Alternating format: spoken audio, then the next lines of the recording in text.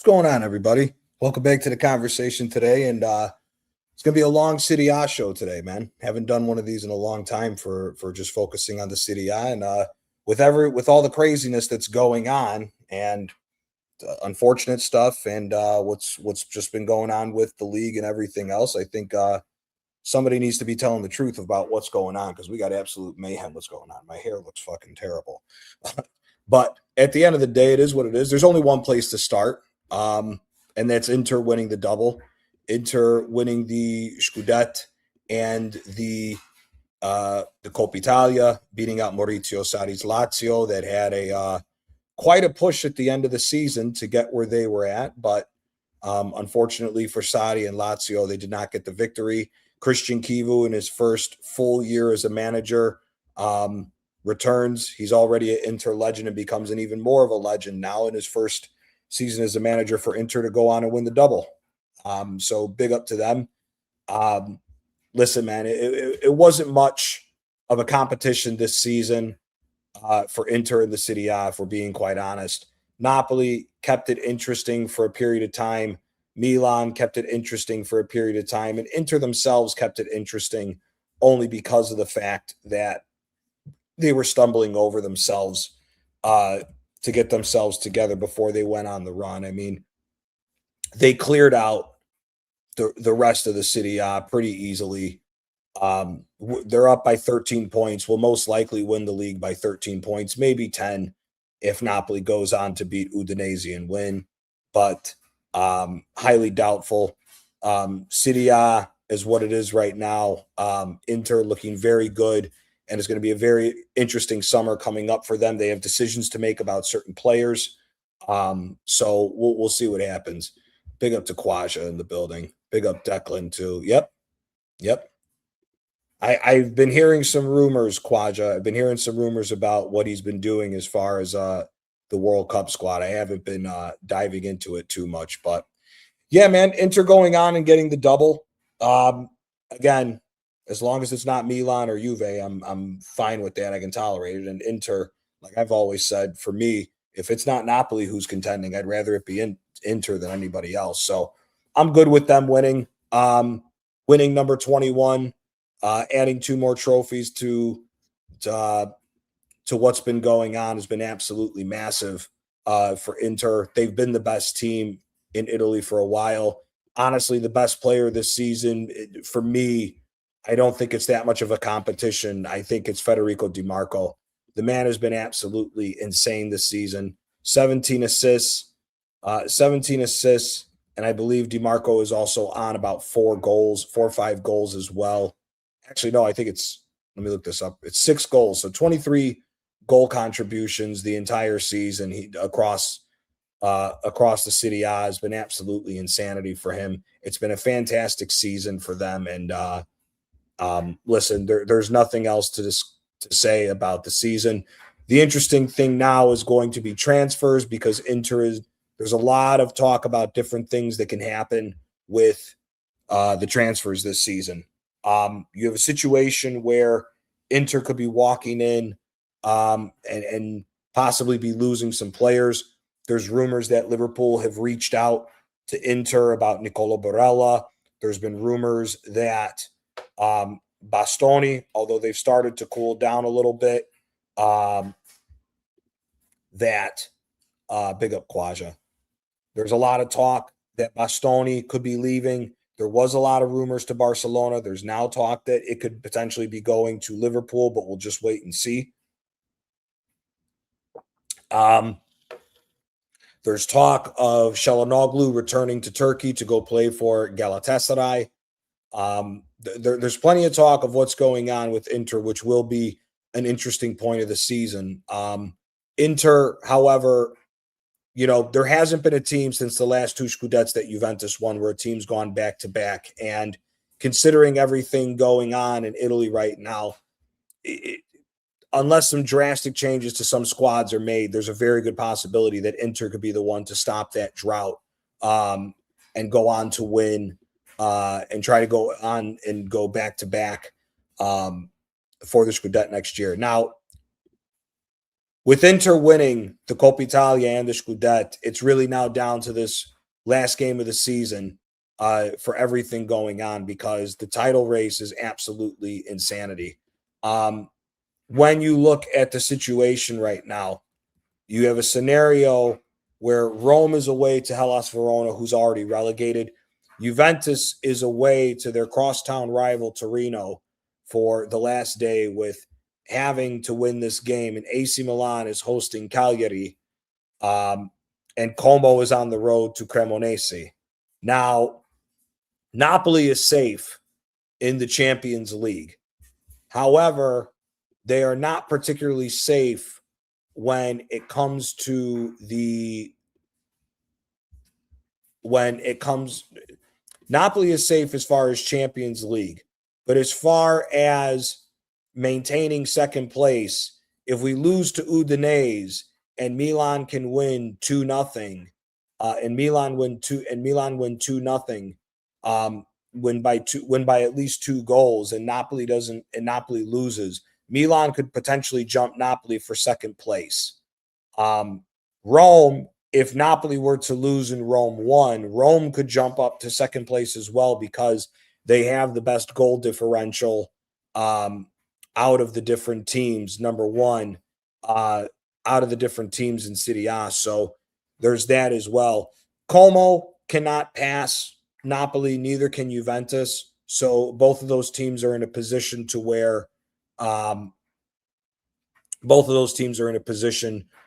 they're fighting, and it looks doubtful. But again, this could be a crazy last day. Now, Juventus need both Como and Rome to lose, and they need to win their game in order to get into the Champions League. AC Milan doesn't really make a difference because Milan is in third right now. Rome, because of the head-to-head against AC Milan, is the reason why they're pushed down in fourth place, even though they have a better goal differential than AC Milan.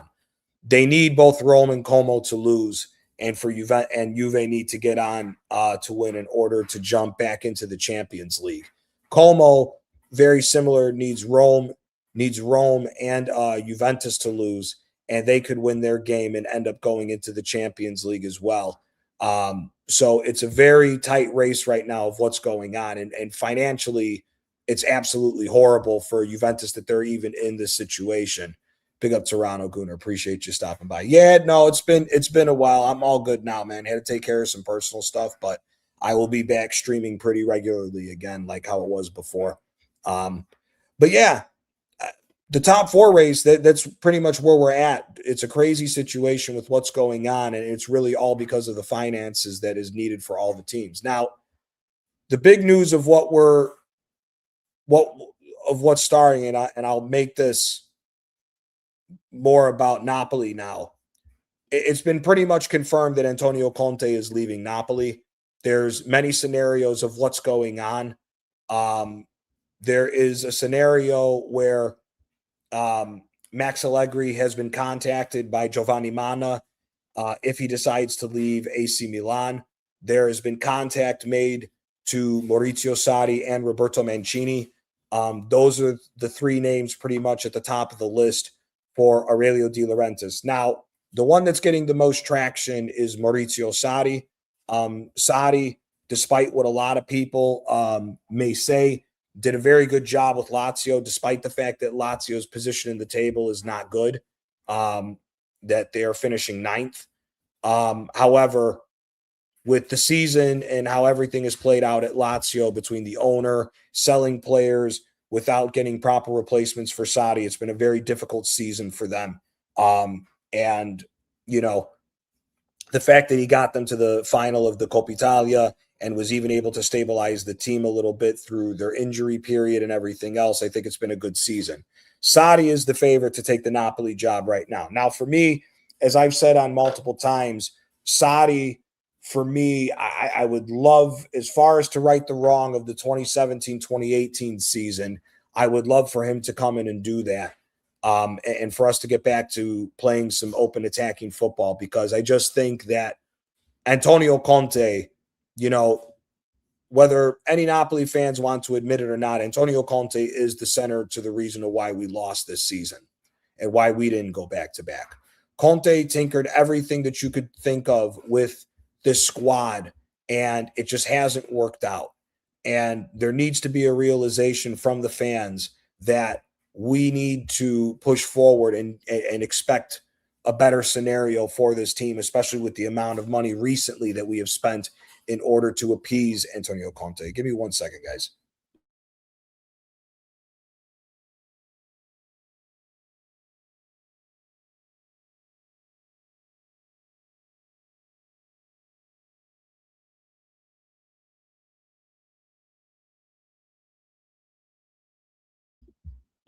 Okay, sorry about that.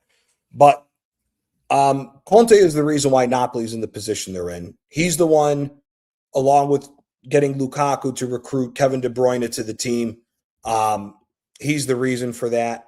When you look at the scenarios of casting out Noah Long, constantly making the decision while he was healthy that Politano was better than David Neres when Politano shouldn't have been starting at all this season. The lack of playing time for Gutierrez, and even trying to play him as an inverted right wing back. There's just too much nonsense going on with what Conte's done, trying to push the 3-4-3 onto this team when it didn't work at the beginning of last season and he had to adjust it. And then all of a sudden we went on to go win the Scudetto. And then by hook or crook, he tried to force it down our throats again. It's just not what is needed right now for this club. And I think at the end of the day, what needs to be looked at is if you go and get the likes of a Sadi or a Mancini, the question needs to be asked, are you going to go for specific players, maybe 2 or 3 at the most, to patch things up, make some changes, and go again and try to go and win the Scudetto? Or are you going to blow the team up? Now, for me, the problem with Sadi is Sadi is potentially going to go to Atalanta. He's holding out to see what's the better scenario for going forward. Would it be Atalanta or would it be Napoli? Now, the concerns for Sadi is that Sadi has been burned at Napoli before. Let's not forget that Aurelio De Laurentiis not doing proper recruitment at the right time in the 2017-2018 season is why we lost that league. That whether anybody wants to agree or not, that was the problem with that scenario. On top of that, there were a lot of words said between De Laurentiis and Sadi after he left Napoli to go to Chelsea and then eventually him take over Juventus. And there needs to be an understanding that those old wounds need to be healed between De Laurentiis, his son, and the rest of the board with Napoli in order for him to come back. Now, Cristiano Giuntoli, the former sporting director of Napoli that helped build what we say in Napoli is the Sadismo period of the 3 years of Sadi. Giuntoli is now the sporting director at Atalanta and is part of the reason why Sadi is intrigued with the possibly taking over that team. And again, this will affect another topic that we'll get into, which is the eventual, as it happens every year, the merry-go-round of coaches in the Serie A. Now, to stick with Napoli here, there's a lot of situations that needs to be looked at and attended to as far as what you're going to do as a team. Now, the big rumor is that Rasmus Højlund pretty much has a deal in place with Napoli that he will be a permanent signing. The thing Napoli is trying to figure out about is how the payment will go through, because total package between the loan fee and everything else, Napoli will likely spend about 50 million with Manchester United to get him. I personally think we shouldn't. I think we should be paying the 5 million loan fee and send him back to United. And if there's a small fee that we have to pay for not purchasing him, I would do that, because for me, Rasmus Højlund is not the answer for this team. He's come in, he's had some games good, a lot of games not that good. He's put up only 11 goals. I don't think somebody who's scored only 11 goals is worth 50 million. Now, you can argue the formation changes and how Conte's wanted this team to play for majority of the season is part of the reason why we're not scoring enough goals under Højlund. But we had the same problem the season prior. and we lost Lukaku for the entirety of this season pretty much, and we got rid of Giacomo Raspadori, who was a very big part of the second half push after we sold Vada to PSG. So at the end of the day, whether anybody likes it or not, there's a lot of decisions that need to be made. For me, looking into this, Lukaku, De Bruyne, and Politano are the first three players that need to be shown the door at this club. After that, then you need to start making decisions. Now, for me, I would tell Milinkovic-Savic to fuck off, and I would tell Alex Meret that we're going to sell you as well, because Milinkovic-Savic didn't do anything special for me for this season for me to say that he should be the goalkeeper for Napoli going forward. I think from all the hype that everybody was saying, and from what I've seen both at him at Torino and now a year at Napoli, I'm not believing in this hype with him. If it was up to me, I'd rather go to Cagliari and bring the youngster that we sold to them, Ilya Caprile, to Napoli and be the new starter, and give one of the younger Italian players a start over Milinkovic-Savic. Meret, who we know is a bozo at times. Yes, we've won 2 Scudettes with him, but I don't know if I'm ready to try to bring him back into the graces and have him starting again, for me personally. The other talking point with Napoli is you have to figure out a way to offload Lorenzo Luca, because he's just an absolute terrible player.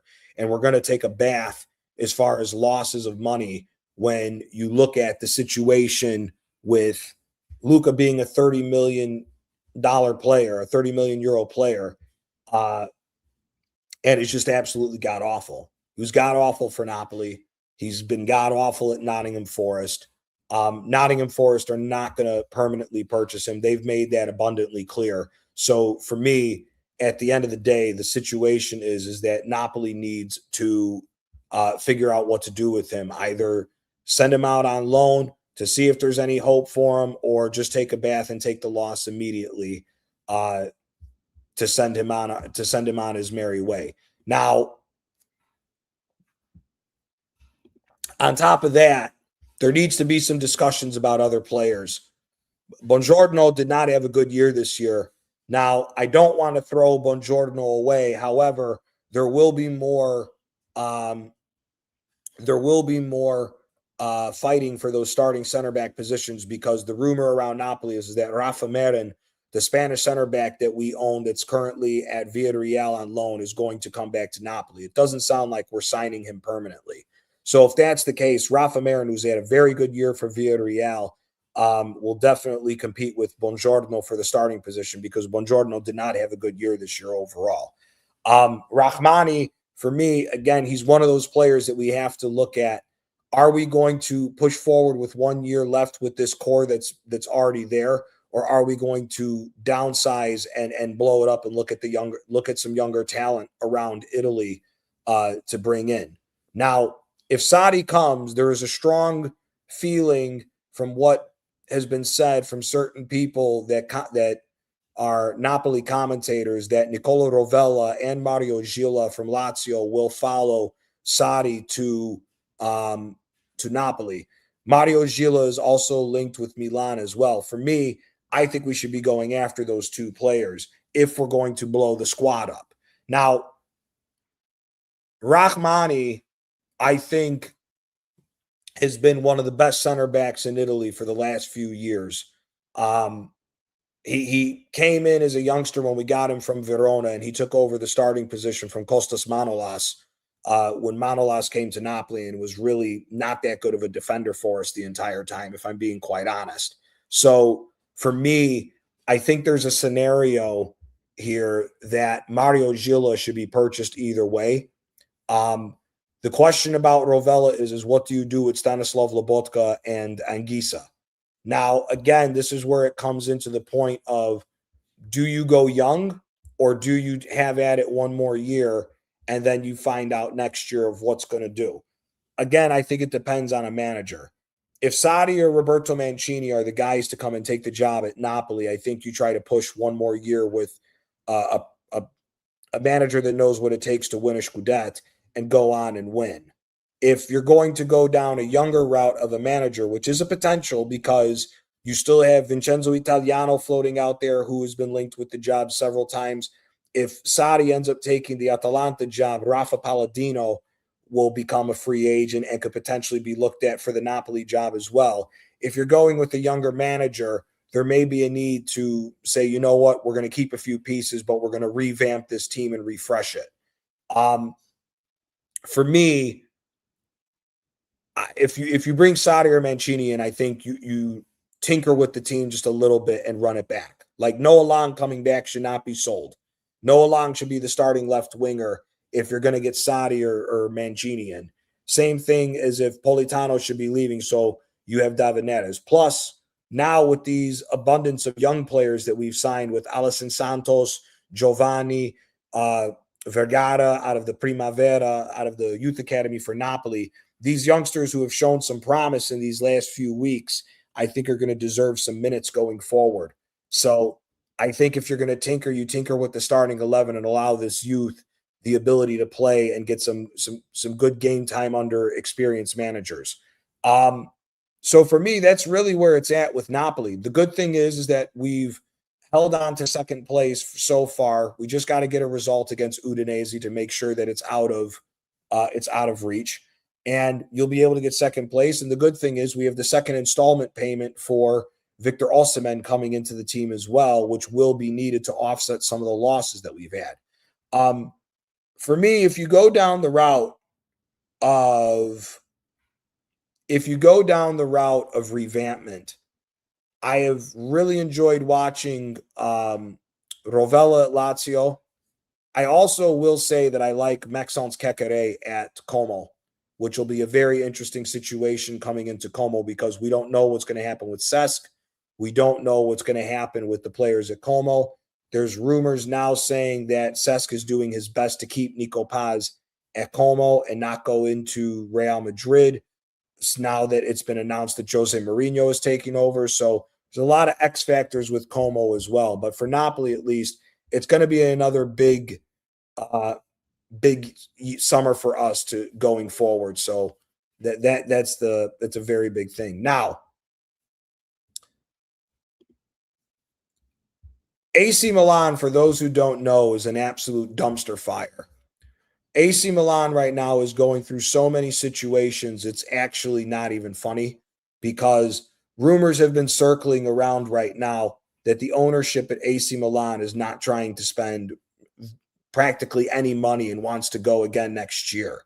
And there's been heavy talk that because this is where the rumblings are going of how AC Milan is going to go about doing their business in the summer, that Max Allegri is going to leave. So much so that there's been talk now coming out that Max Allegri and Conte are possibly the two favorites to take over the Italian national team, which is an unfortunate situation as well. But Giorgio Furlani, the CEO of Milan, is most likely stepping down because of the absolute nonsense of what's going on with this team. AC Milan has extended the contract of Mike Maignan and Rafael Leao. They have not been able to cash in on any big money. And last season, falling out of Europe has been a real detriment to this club's finances, to where Milan is looking very shaky coming into this season. Allegri, people were trying to tell everybody that two false nines of Pulisic and Rafael Leao was not going to do the job for AC Milan this year. It just wasn't. And the fact of the matter is, at the end of the day, is there hasn't been the problem with AC Milan is there is no goals in this team. They're so low on scoring goals, it's not even funny. Even as bad as Napoli have been, because Napoli have only scored 57 goals this year, AC Milan has scored 52 goals. And the problem, when you look at what's going on with the Serie A as far as the no goals with AC Milan and everything else for that, they need some money to go out and buy a striker, and they just don't have it. There is a conversation going on right now because it's been rumors on multiple areas, both Sky Italia, from Di Marzio and others, that AC Milan is not trying to spend more than 40 million in this transfer window coming up. And that's just not enough for this team, I think, to try to get back into a Scudetto race. I just don't think this team is good enough to do it if you don't go out and get a top goal scorer. Now, there's been rumors that AC Milan wants to talk to Robert Lewandowski to come in for possibly a year or two, since Luka Modric had such a good year at 40 years old. We will see. But if AC Milan try to go again with the Santiago Jimenez or Christian Pulisic as a false nine or Rafael Leao as a false nine, it's just not going to work. It's just not going to work. And there's a lot of conversations that they may have to sell some players as well. Big up Jim. Big up Jim every time, my guy. Yeah, I'll be waiting to go get a new kit as well. I'll be waiting till after the Champions League in case Arsenal wins so I can get that gold star. But, you know, Milan, there's just so many problems going on. Pavlovic, the center back, has had a very good year. He's linked to come to England, as well as Fikayo Tomori. Tomori, unfortunately, was left off of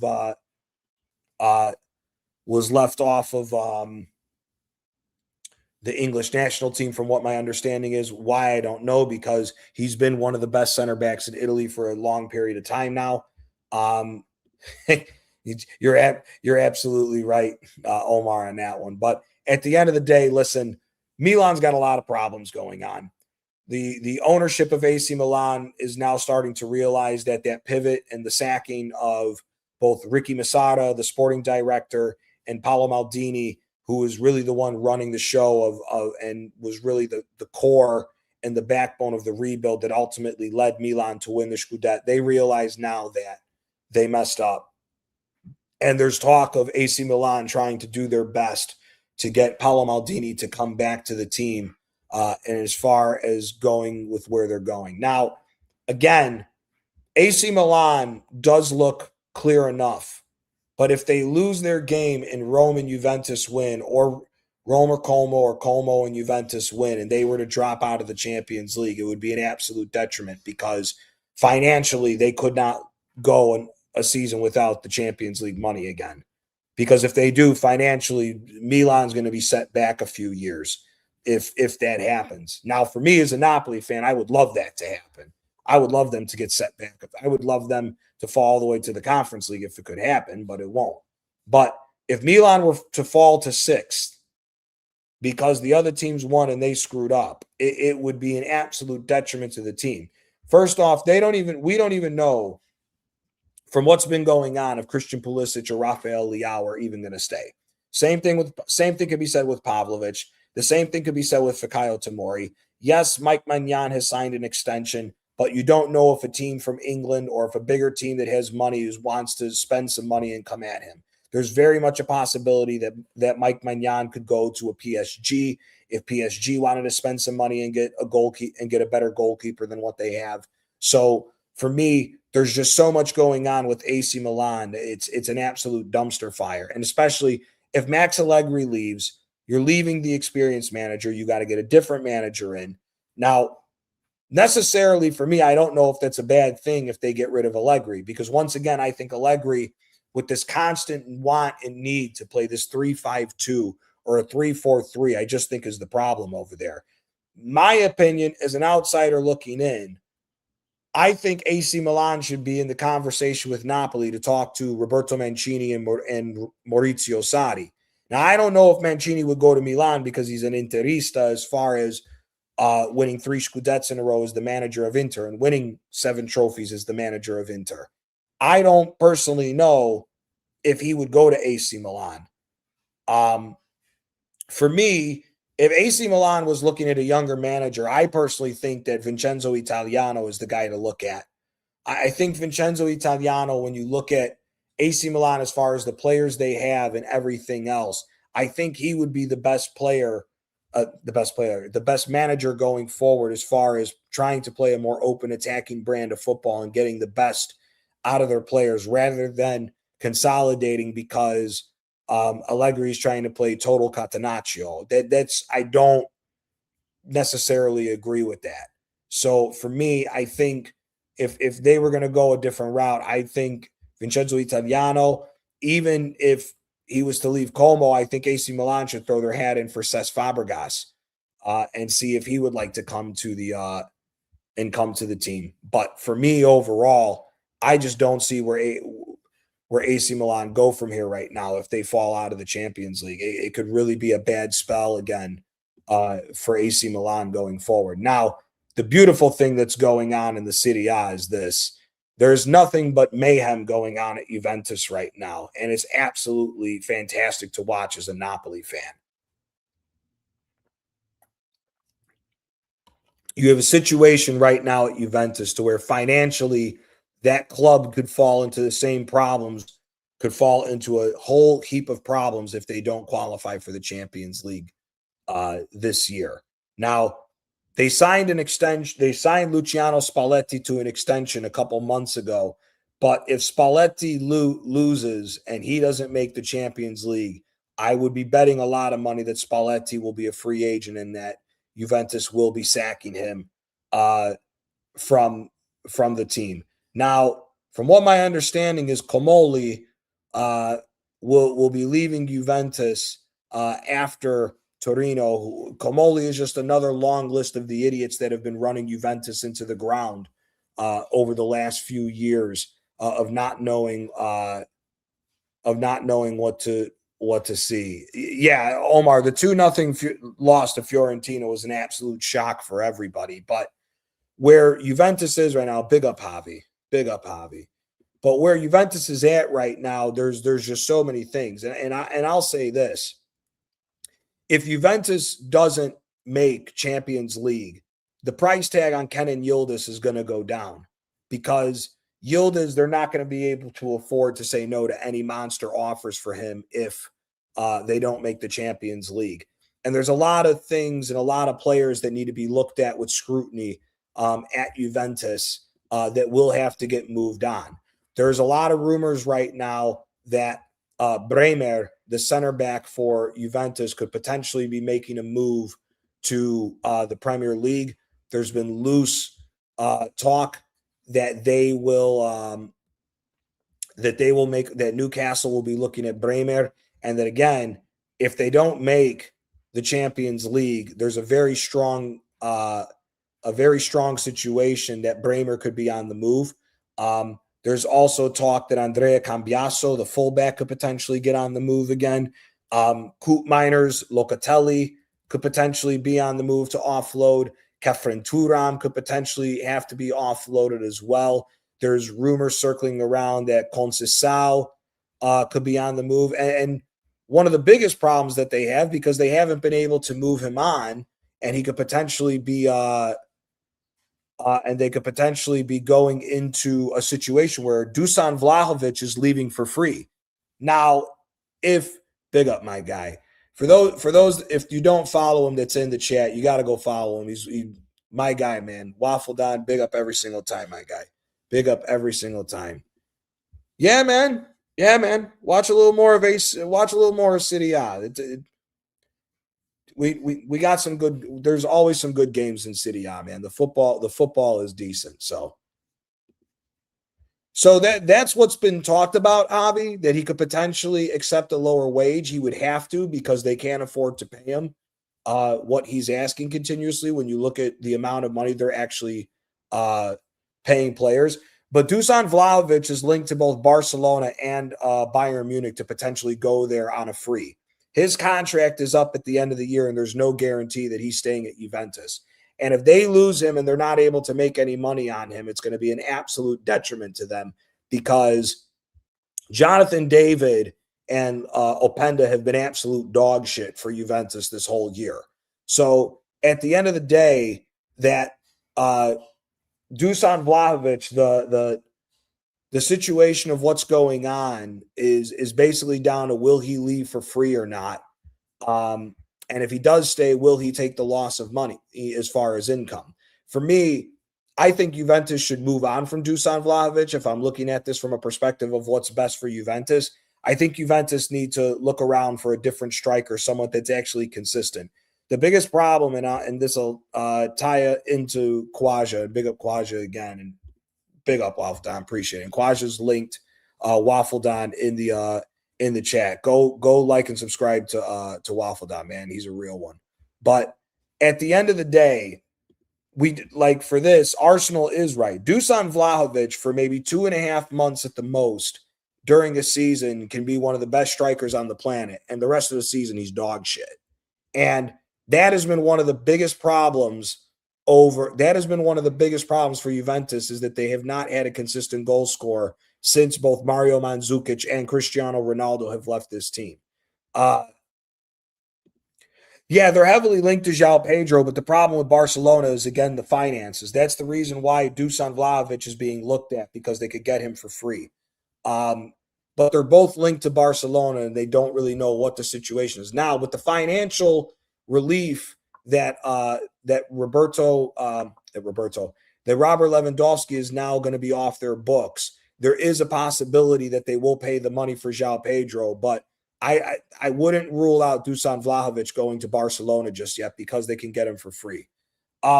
When you look at the situation as far as Juventus is concerned, the problem is that there's still money owed on Chico Conceição, and they would need to sell him for major money in order so that they could clear off their books of what they owed for him, which is why I say, if Juventus don't make Champions League, I would almost put a lot of money on it if I was going to bet that Kenan Yildiz will not be in a Juventus jersey next year. Yildiz is going to be worth too much money, and because of the financial problems that Juventus is still dealing with, I don't know if they'll be able to say no if a big offer comes in for Yildiz. Who that would be, I don't know. There's been strong link to Kenan Yildiz from Arsenal since the winter transfer season. But at the end of the day, I don't really know if it's a scenario to that degree that that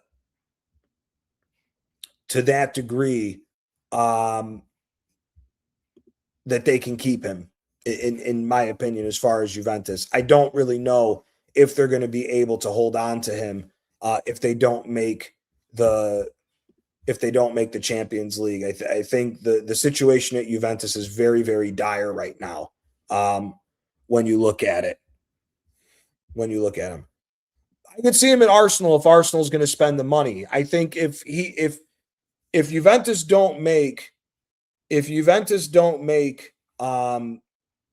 the Champions League, if they don't make the Champions League, I could see him at Arsenal if the price tag comes down.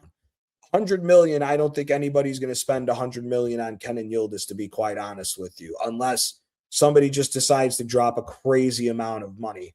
For me, I think the only way that you see him leaving them is if they don't make the Champions League, because I just don't see anybody shelling out 100 or 110 million for him, like what people have said that's what Juventus are going to want if they make the Champions League. If he's in the 60 to 70 era, or not era, 60 to 70 range, because they don't make it and they have to take a loss on it, I could see Yildiz leaving for that. But I don't see him leaving for 100+ million if they make Champions League. I just don't see it. It's the same thing with Chico Conceição. Chico Conceição is barely paid off. They would need to get at least 50 million in order to sell him. So we'll see what ends up happening with that as well. They dropped long before Pavel Nedved left.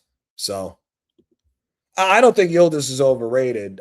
Maybe to the level at the Premier League, he could be overrated because he's only been playing in Serie A. But Yildiz is one of the best players in the Serie A. I don't think he's overrated. I think he is definitely a talent and a quality player. The problem with Trossard, Omar, is too much money. Trossard is going to have to take a loss of payment as far as what he's making a week if he's going to be able to go there. So I don't know if Trossard will go to Italy. I see Trossard more so either going to the Bundesliga or Spain if and when he leaves Arsenal. I don't really know where I could see Trossard going, to be quite honest, in Italy, just because of his just because of the financial side of everything. Yeah, I'm a Cal. My bad, man. I had to take care of some personal stuff that was going on this last month, so I've been gone for a month. But I'll be back streaming more regularly now. Now that I've taken care of some stuff, so we'll see what ends up happening uh, as far as that. Yeah, I mean, listen, Chico Conceição, I think same thing. Unless they're going to get big money, I don't see them selling him. The guys that I see Juventus trying to push out is Coop Miners and Locatelli. Um, One thing for me, I think for me, if Locatelli becomes available and I'm Napoli and it's not a crazy amount of money, I'd go get him off of Juventus. I think Manuel Locatelli has been played out of position the entire time at Juventus. He's not a number six. He's not a holding regista style player. He's a box to box midfielder. That's what got him to the Italian national team when he was playing at Lazio. So for me, I think Locatelli has been played out of position the entire time he's been to Juventus, and I would take him at Napoli in my personal opinion. Um, but the thing is with Juventus is like I said, no Champions League money. They're going to be in a world of hurt.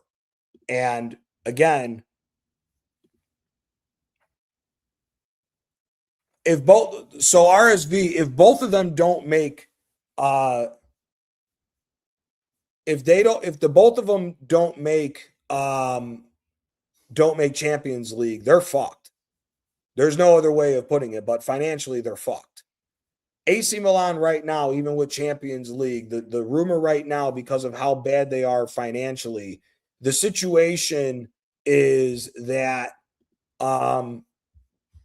AC Milan may only have a budget of 40 million to spend.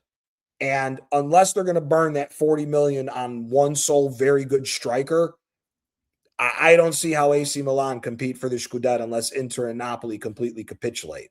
Juventus are in such bad financial situation right now that if they don't make the Champions League, it would be an absolute horrible situation to where, like I said, guys who you would think would be players that they want to build the future for to eventually get back to winning Scudettos.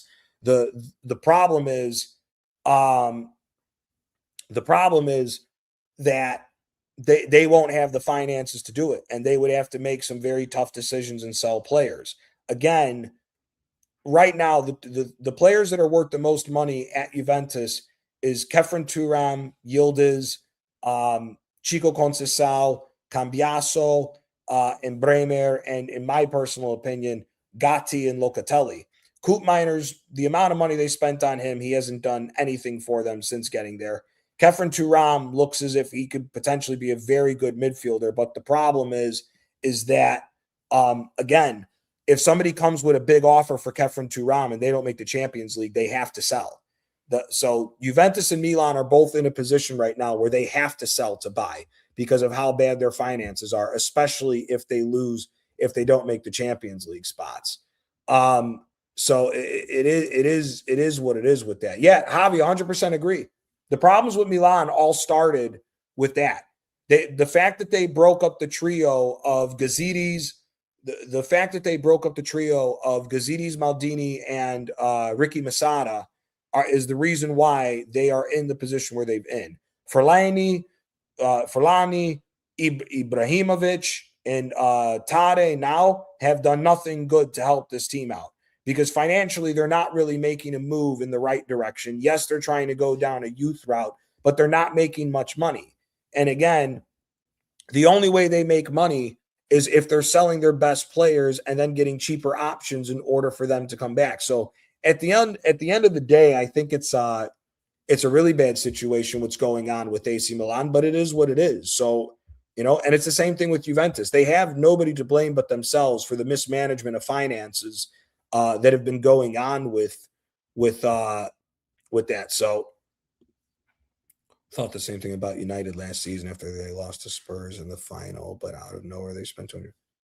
No, because the problem is that the problem is with that RSV. Juventus does bring in a lot of money. They are a very successful team still. They still bring in a lot of money. The problem is that Juventus is in so much debt.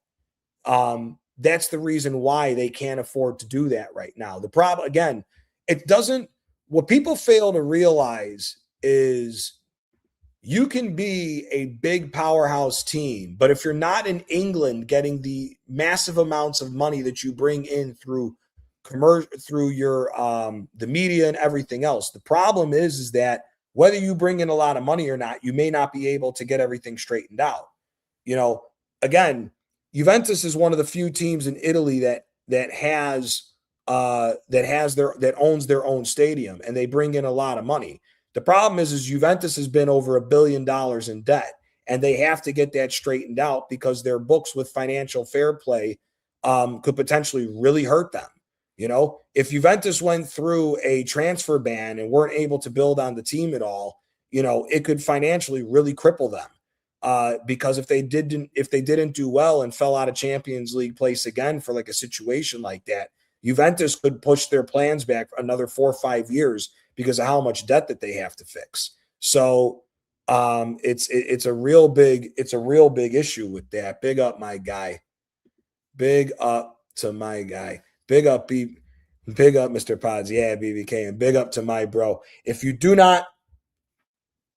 not subscribed to this guy, he's one of the realest, man. This is my guy. And we have one of my favorite shows on YouTube in the Around the Leagues where we just talk everything sports, both football in Europe and American football and all the sports just across the board. Anything that you can think of with the United States sports, with the American sports and everything else. We talk everything. And I'm really hoping your Knicks are doing well, man. Really hope your Knicks are doing well for you. It's going to be interesting because these Spurs are looking serious. And big up Mr. Pads. Big up Mr. Pads. No, not Daniele Massato. It's Ricky Masada. He used to play for to play for AC Milan back in the day. So United's debt is serviceable because of the amount of money that the Premier League gives them. When you're getting 50 million pounds at the beginning of the year at every single team added into your revenue stream, plus depending on where you finish and everything else, it's a very big difference than the minimal amount of money that you're getting from the Serie A. Again, the winners in England get a lot more money. In Italy, your prize money is only 25 million euros. It's not a lot of money in Italy when it comes to that. That's the reason why the debt is such a bigger issue for the big Italian clubs than what they are in England. In England, they can continue to push, kick the can down the road. Whereas in Italy, the problem is because of how strict FFP is getting with the Italian clubs, they have to straighten their situation out.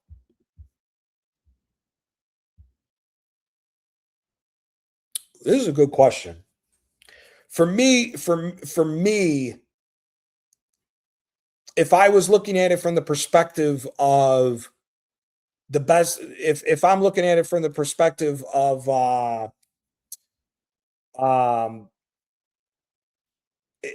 man, that's a tough question because it all depends on where I'm looking at. See, for me, I actually would like to see Kenan Yildiz at Arsenal because I think there's a player there where I think he can continue to get better.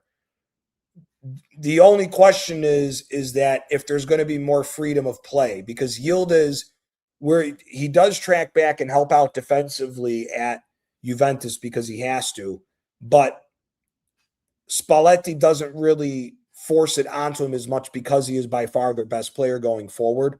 So I don't know if that would clash with Arteta's style of play. Personally, I think he's a good player. I think I would also say as well, Dumfries from Inter at the right back position. I think because he's getting older, I think he would be a good facilitator as a secondary right back for Timber. The left back position to me is still open, and me personally, I would. There's two guys for me now that I'm thinking about it. After the season that Federico DiMarco just had for Inter, I think DiMarco would be really interesting at Arsenal as a left back. He just had 23 goal contributions. He had 17 assists as a left back for Inter Milan. Now, obviously, he plays as a left wing back in their 3-5-2 system, but I think DeMarco would be very interesting on that left back side because he's another player who's very good with free kicks, taking direct free kicks as well. And he's also somebody that can get into the mix as far as scoring, and he is still decent enough defensively to where I think he would work out. So I would say Federico DeMarco and Yildiz would be the two guys that I would be looking at. No, DeMarco's 27, so I would give him a 3-4 year contract, Javi. I'd give him a 3-4 year contract. That left back position has been so wide open. With that, it's just a lot going on. So I honestly don't know. And you know what? I'll throw this. This will be a little bit of a curveball. A backup left winger who's a veteran, who's a good left winger, but he's a veteran, where I would say you get him for only 2 years to see, but he's a very good player in my opinion. I would sign Mattia Zaccagni, the captain of Lazio. I would sign him to be the backup left winger for a couple years at Arsenal if you're going to get rid of both. Trossard and what's it called? Martinelli. So I think that would be one way that I would look at as well for that. I think that could potentially work. Now, I'm trying to think of any other players. Now here, actually, the other one that I would look at, but now we're linked to Krupi from Bournemouth, and I don't know how much that would be. But another player that I would be interested at Arsenal as well would be Nico Paz. I think Nico Paz could give Eze a run for his money in that number 10, in that number 10 position, or even as a super sub. So Krupi, we'll see how that goes going forward as far as that. But I do think that Paz would be a good option to look at. I'm trying to think of midfielders that could potentially do well for Arsenal. I think one person I want to stress maybe because I don't know. A guy who I think that could play alongside Declan Rice from Italy, I want to say would be Barella. And that's somebody else who I would look at too. Because, as much as I love Miles Lewis Skelly, I think Skelly should be given some more minutes in that midfield, because I think we look much better and more fluid with him there next to Rice. But I think in a situation, I think I would like to see Barella and Rice together in that midfield. That would be somebody else I would look at too. Would be Nicola Barella to go to Arsenal. So there's a decent amount of players. See, the guy I think you guys need right now, Omar, is Mario Gila, the center back from Lazio. You guys need help with that defense. You guys need help. You guys need help at that defense, in my opinion. I would take Mario, especially because he graduated from the Madrid Academy. I would be looking at him. But yeah, there's just so much going on. Now, Javi, I know you put this in the chat a little bit earlier. For me, I said this at the beginning, but I'll be honest with you. Conte, who we're talking to Maurizio Sarri. There's rumor that we are talking to Roberto Mancini.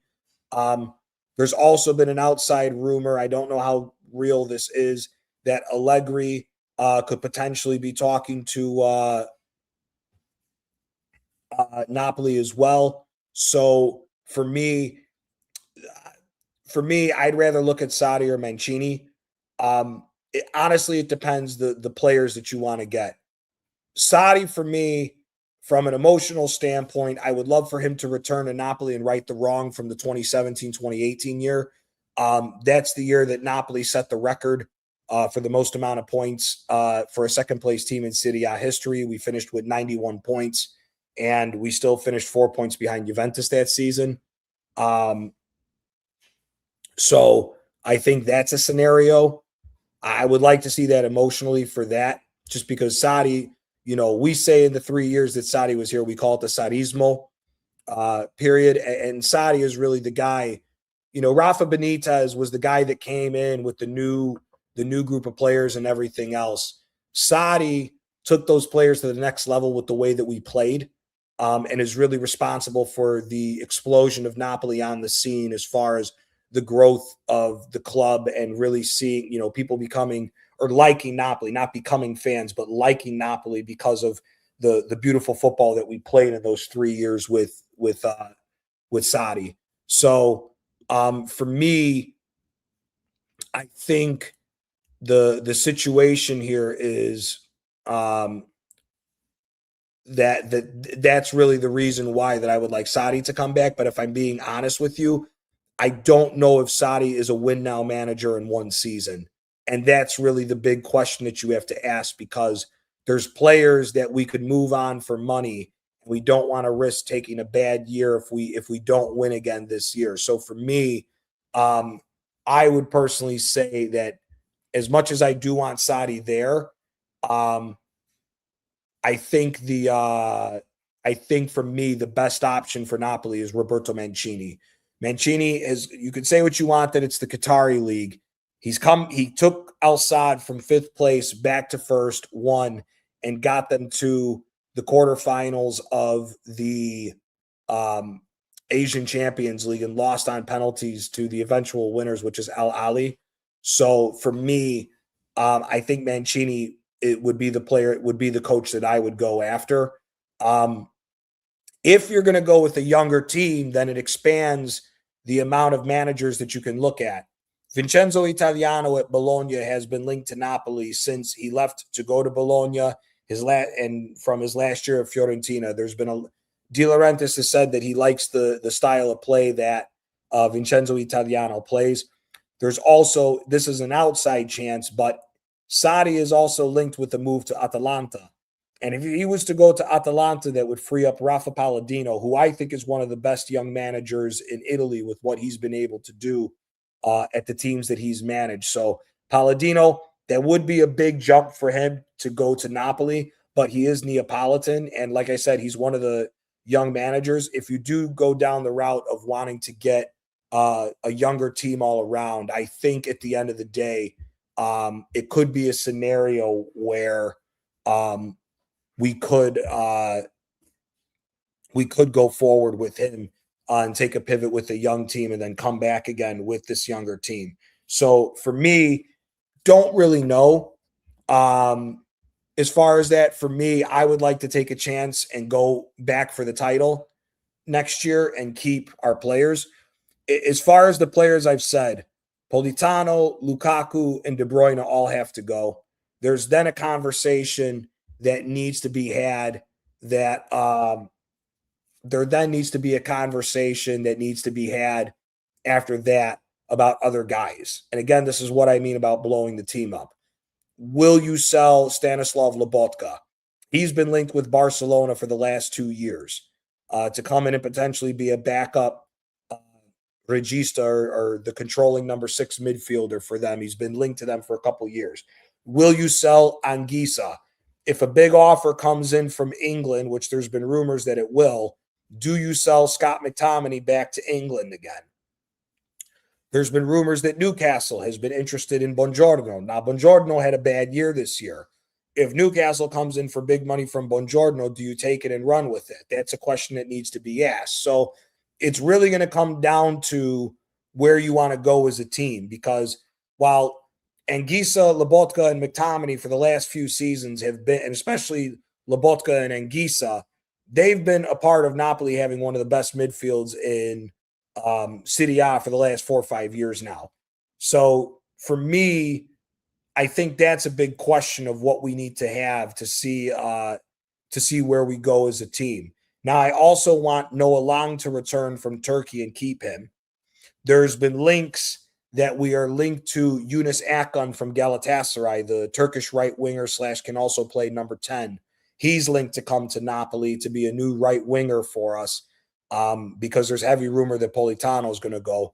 The main thing that's also for me is I think you need to look at a better striker option than Rasmus Højlund. Højlund's going to cost you 50 million, and I don't think only 11 goals in the Serie A is good enough for 11 million for 50 million euros, in my opinion.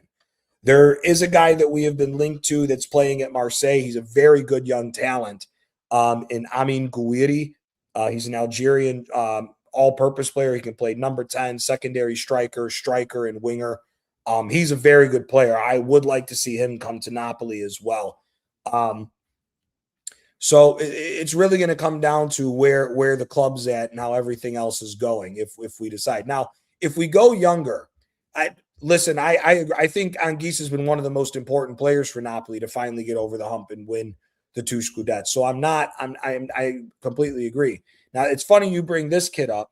Rovella is linked to Napoli. Now, Rovella for me is one of the best young defensive midfielders in Italy. I think him, Samuel Ricci, and others are some very good young defensive midfielders. If you get rid of Stanislav Lobotka, I would go to Lazio and buy Rovella easily. The kid is a very good defensive midfielder. I think he can come in and do a very good job there. Now, there's 2 other guys that I would look at if you let go of Anguissa. There's another Scotsman at Bologna, Lewis Ferguson, who is one of the co-captains of that team, who I think could do very well at Napoli to be the replacement for Anguissa. Another person besides that, he would cost you a ton of money if Rome even wanted to sell him, would be Kone. The young Frenchman Kone in the midfield is an absolute workhorse, and I think he would be very good for Napoli in that. Amakel, I would love to bring Giacomo Raspadori back. I think he's been one of the reasons why we've had this fall off this year from going from winning the Scudetto as we did last season to the fall off that we had this year. I think we made a huge mistake of letting Giacomo Raspadori go and now him going to Atalanta. So that's a big question as well. We need goal scorers. So there's a lot to do with the entire thing right now at Napoli for that. So that's really a big thing right now with that. So Napoli is up in the air for me. Like I said, it depends which route you go. My personal opinion, go get Roberto Mancini, make a few changes to the team. We got some good youngsters. This Alisson Santos, young Brazilian kid we got, looks really good. Giovanni, the Brazilian striker we got, looks pretty good. Vergara, the product of the Primavera out of the Napoli Youth Academy, looks very good. I'd like to see him get some good minutes again next year. So there's a lot of things that we got to figure out with Napoli, with the teams and everything else going on. So suppose Kepa was to get sold, who would you bring in as a second choice keeper? Any decent ones in Italy? There's plenty of them. An older guy who's a veteran who's on Lecce. His name is Vladimiro. I can't believe now I'm forgetting his name. I think it's Vladimiro Falcone is his name. Very good goalkeeper. He's been one of the reasons why Lecce's even been able to stay up in the Serie A, if I'm being quite honest with you. Lecce is fighting a relegation battle right now with Cremonese, and the only reason why they haven't been dropped is because of their goalkeeper. Vladimiro Falcone, he's 31 years old. He's a very serviceable goalkeeper. Another one who I said I would like to see Napoli bring back is the youngster that came out of our youth academy. His name is Ilya Caprile. Is Ilya Caprile that we sold to Cagliari. So for me, I think Ilya Caprile is somebody that I would like to see come back. And if he didn't come back to Napoli, I think Caprile would be a very good backup choice for Arsenal for David Raya with that scenario. Big up my guy, Nat. Nat, I'll send you the link here in a sec. But yeah, I think Kepa, I think there's plenty of good goalkeepers in Italy. And here, even a guy who could contend for a first spot, because I think, if Donnarumma was to get an injury, I think he's the replacement for Donnarumma. He's the secondary striker. Carnesecchi at Atalanta is a fantastic goalkeeper. Very good shot stopper, decent with his feet for those who like goalkeepers that are good with their feet. But Carnesecchi is a fantastic, fantastic shot-stopping goalkeeper. Absolutely fantastic. See, if Napoli was going to go and spend some big money, he's the goalkeeper that I would go and get over Caprile if you wanted a goalkeeper that can guarantee you victories. Caprile is a youngster that I think has a very bright future. He's only 22 or 23, but I don't know if he's ready to go on and win a Scudetto straight off. Carnesecchi's ready to go and win a Scudetto straight off. Handanovic retired, Amakel. Handanovic retired from Inter. I think Handanovic is actually working in the front office now with Inter, if I'm not mistaken, because he was there for so many years. Best squad, I think maybe Spain. For me, I think Spain. But I think France isn't that far off, if I'm being honest with you. Whoever wins the World Cup final will be, whoever wins the Western Conference final will win the NBA championship. It's mostly been Western Conference teams. Well, on an NBA tip, RSV, I don't know. The Knicks got a decent team. I do think the Knicks struggle in the paint. I think they will struggle to stop Wembanyama. I do think the Spurs team is playing some damn good ball, and I'm pretty shocked that they're doing what they're doing to the Thunder because of how young they are. But listen, Wembanyama, the Spurs have been a mainstay in the NBA, are one of the cornerstone franchises. So I wouldn't be surprised if the Spurs went on and win. I would be surprised. I take that back just because of the youth. Because in basketball, a lot of the times the young kids got to learn to lose first before they win. But if Wembanyama drags that team to go on and win, it shows he's the next big one he's the next big player and big star that should be the main face of the NBA. I could see Pep going to AC Milan if they got their finances straightened out. One of the interesting things I would say about this AFC, especially right now because they're the best team going forward financially, I wouldn't say that it'd be crazy out of the realm if Pep landed at Inter Milan, because Inter right now financially is the best out of Italy. Yes, they're dealing with their debt problems, but Inter's turnover rate right now, as far as revenue, has shot through the roof because of how many trophies they've been winning over the last few years. You look at what Simone Inzaghi did. You look at Conte. Excuse me. You go back to Conte. Conte won the Scudetto. And then you look at the amount of trophies that they've won. And really the main person behind it is the brain, who I think is the best sporting director in all of football, is Beppe Marotta. You know, Marotta is really the architect that led Juventus down that path for all those Scudettos and all the trophies they won in that 9-year period. So I think it's safe to say that Juventus that Inter is pretty much the favorite. I mean, they've won 7 major trophies now. I mean, no, they've won more. They've won 9 major trophies. I'm sorry. They've won 9 major trophies since Beppe Marotta has gotten here. And Marotta took over Inter in 2018. So he's won 9 trophies in 8 years as the sporting director for this team. They've won 3 Scudettos. They've won multiple Coppa Italia. So for me, I'm not sure right now if Pep would go to any other team. I think the financial problems and the uncertainty of Juventus and AC Milan would really put off Pep. In my opinion, I think Pep, if he was to go to any club, I think it would be Inter. If he was, especially now because Inter and AC Milan have co-bought the San Siro and are going to co-buy and build a new San Siro.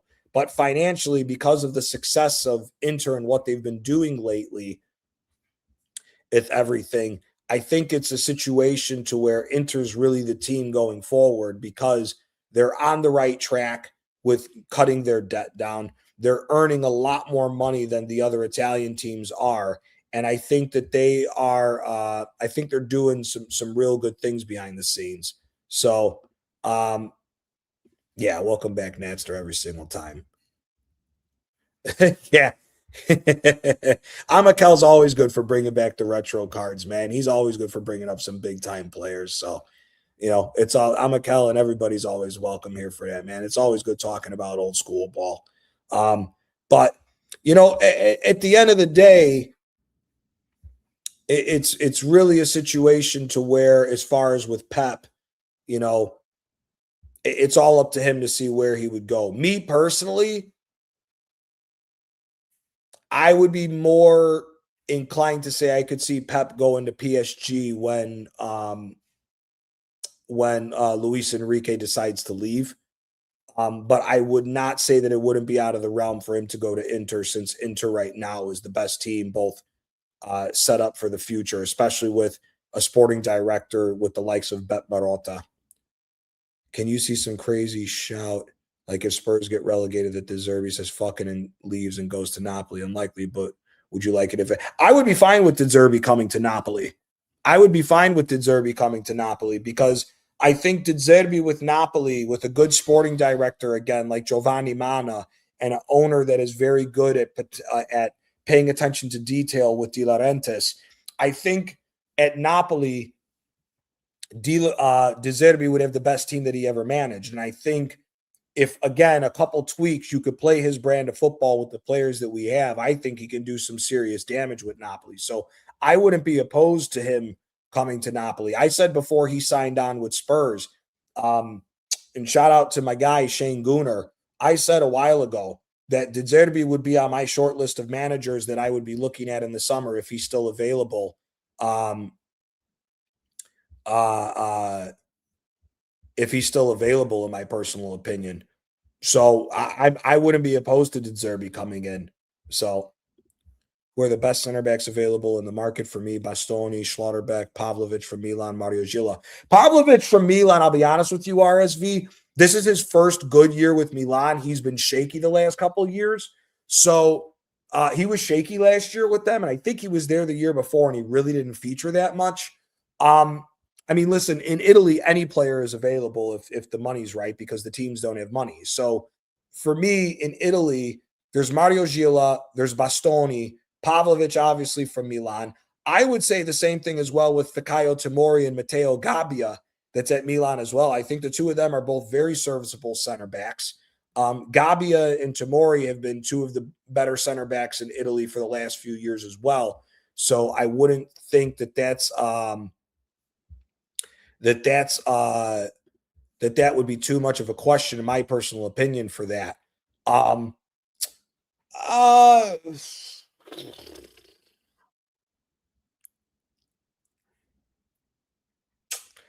There's another question I think to be asked about Benjamin Pavard, because Pavard, I don't know if Marseille is going to trigger the clause for him to become a permanent purchase there.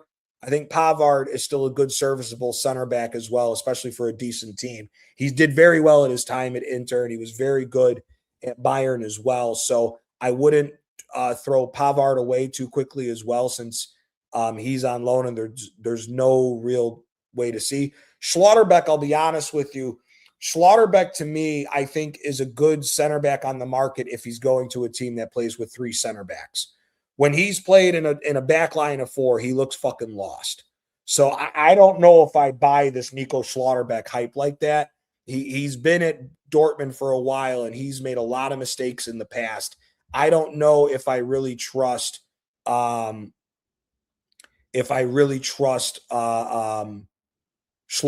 just yet, in my personal opinion. Bremer as well, the Brazilian defender from Juventus. Again, he would be on the market if Juventus don't make the Champions League. So he would be somebody that's a very good center back as well that would be on the market. So for me, I think there's more than just those guys. Bastoni, here's the thing with Bastoni. Unless he's leaving for a big team like Liverpool, he's been linked to. Barcelona, he's been linked to. There's been outside talk now that he's been linked to Manchester City, at least from what Di Marzio has said. So Bastoni could be, but again, you got to come with 80 million euros to talk to Inter at least to get Bastoni. So I don't know if Barcelona can handle that right now with their financial situation.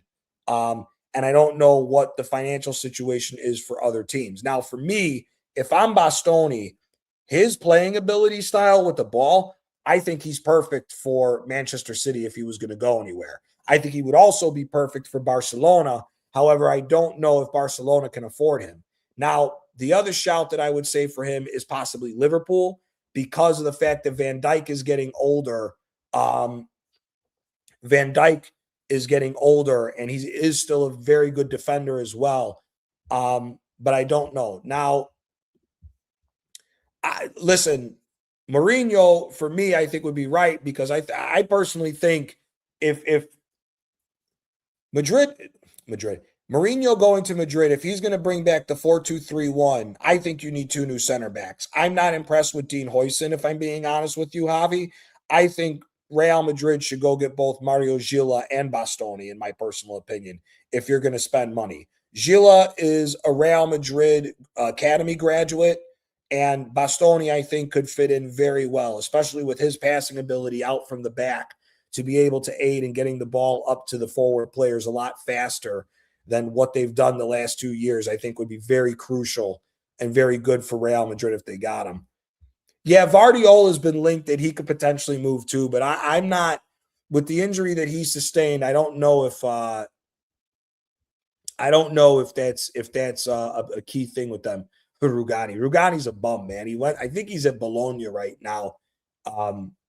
I think he may still be at Bologna, but he's a bum. He's never lived up to the expectations of what was asked for him. So Spurs are the best lineage of foreign players in the NBA history, from Mount and Tony Parker to Victor. Yeah, they do. But there's a lot of foreign players now that's been around to other teams as well. So I think it's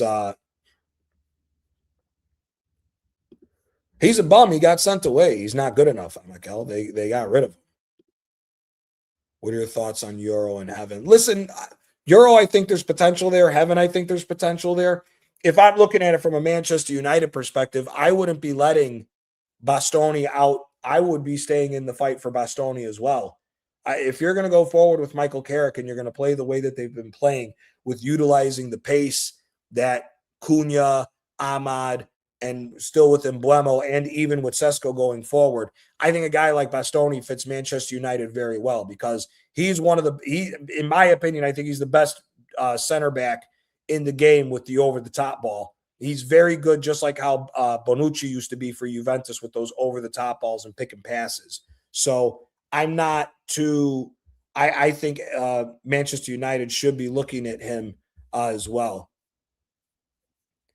I wouldn't take anybody from Spurs for Arsenal. For Napoli, I would honestly, in a world where this could happen, if you were to consolidate and let Gutierrez and Spinazzola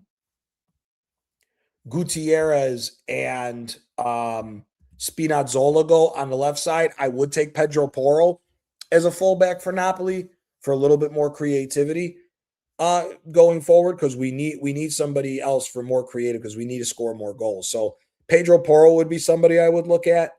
Other than that, not really. Maybe Vicario, because a change of scenery with Napoli would be good for him. But that's about it. For West Ham, I like that Somerville kid. I'm not going to lie to you, Javi. I like Somerville for both Arsenal and Napoli, if I'm being quite honest with you.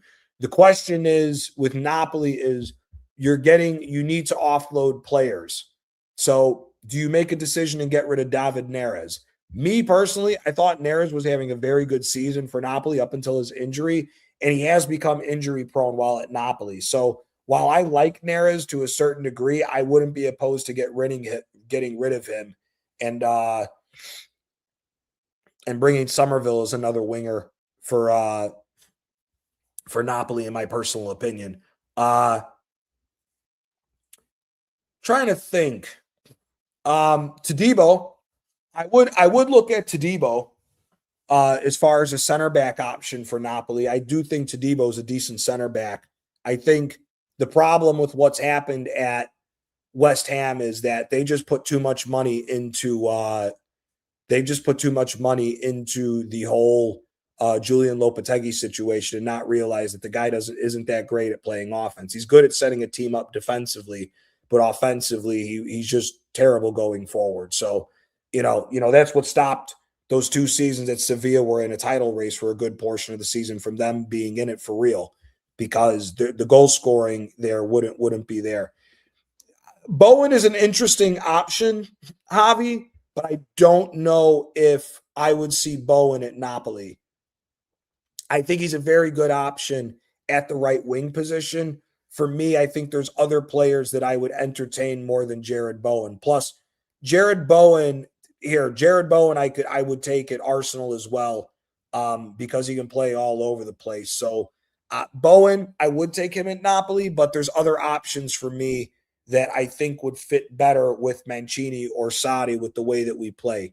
Bowen is not going to be able, the way Bowen plays, I think is suited for a different team in Italy. Like Jared Bowen for me, I think would work way better if he went to AC Milan. Like if you had a situation at AC Milan where you played a 4-2-3-1, you had Pulisic at the 10, Rafael Leao back at the left wing, and Bowen at the right wing. I think that fits him way more if he was to come to Italy in that perspective. Yeah, Mateus Fernandez is somebody I would look at, but we're going to be priced out. That's why I'm not even entertaining that. And it's also kind of the reason why I'm not looking at Bowen, is because he's going to cost too much. Somerville's a young kid to where you could work out a deal with West Ham, who's going to need money, because I think West Ham's the team that's getting relegated, if I'm being quite honest with you. So, Gold Tapes, appreciate you stopping by. I don't think I've ever seen your name in my chat before, Gold Tapes. Appreciate you stopping by. Do you have an opinion on who should be Casemiro's replacement at Manchester United? Listen, there's so many options that you could look at. There's so many options that you can look at, in my personal opinion. I do think that Fernandez kid at West Ham is somebody who should be looked at. It all depends which direction you want to go. For me, if you're going to be building with a young kid to build up that young team, I think you should be looking at Elliot Anderson or Adam Wharton for Manchester United, in my personal opinion, if you're going to go strictly just in England. Anywhere else, again, you have to look. I think the 2 young Italian kids, Samuel Ricci and Nicolo Rovella, are both very good players and could play that position. I just don't know if they're going to need a year to get used to the Premier League or if they'll go right in. I think Rovella would be more ready to go into the Premier League than Ricci, in my personal opinion. It's just, again, will he have any? I think he'll have a little struggle at the beginning for United, so I just don't know. My guy, TJ Warren. Yes, we are champs, brother. I'm still on cloud 9 that Arsenal won. And a big up to you, my guy. Appreciate you stopping by for the conversation.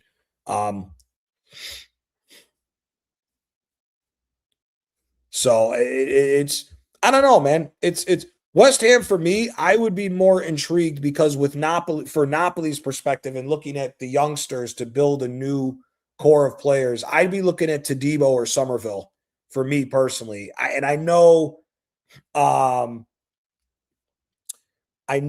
that Bowen and everything else, but again, I'm being realistic on money. I don't think we could afford Jared Bowen, in my personal opinion. So that's the reason why that would be the reason why I would stay away from him. Wilfred Boney, you're a classic, Amikel. You're a classic for that. Noah Long needs to come back to a permanent stay at Napoli. I don't think we should be letting him go, in my personal opinion. That's another thing, in my opinion, that's to the long laundry list of the fuck ups of Antonio Conte this year with Conte this year, to why we're in the situation that we're in with Napoli. So for me, I don't know, man. I personally would not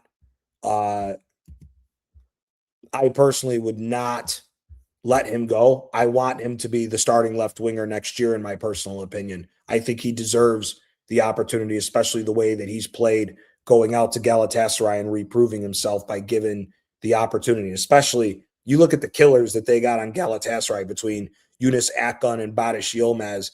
The fact that he became a starter continuously with those guys on the team, I think, is absolutely fantastic. So Samuel Chukwueze's man. He's okay. I would not say uh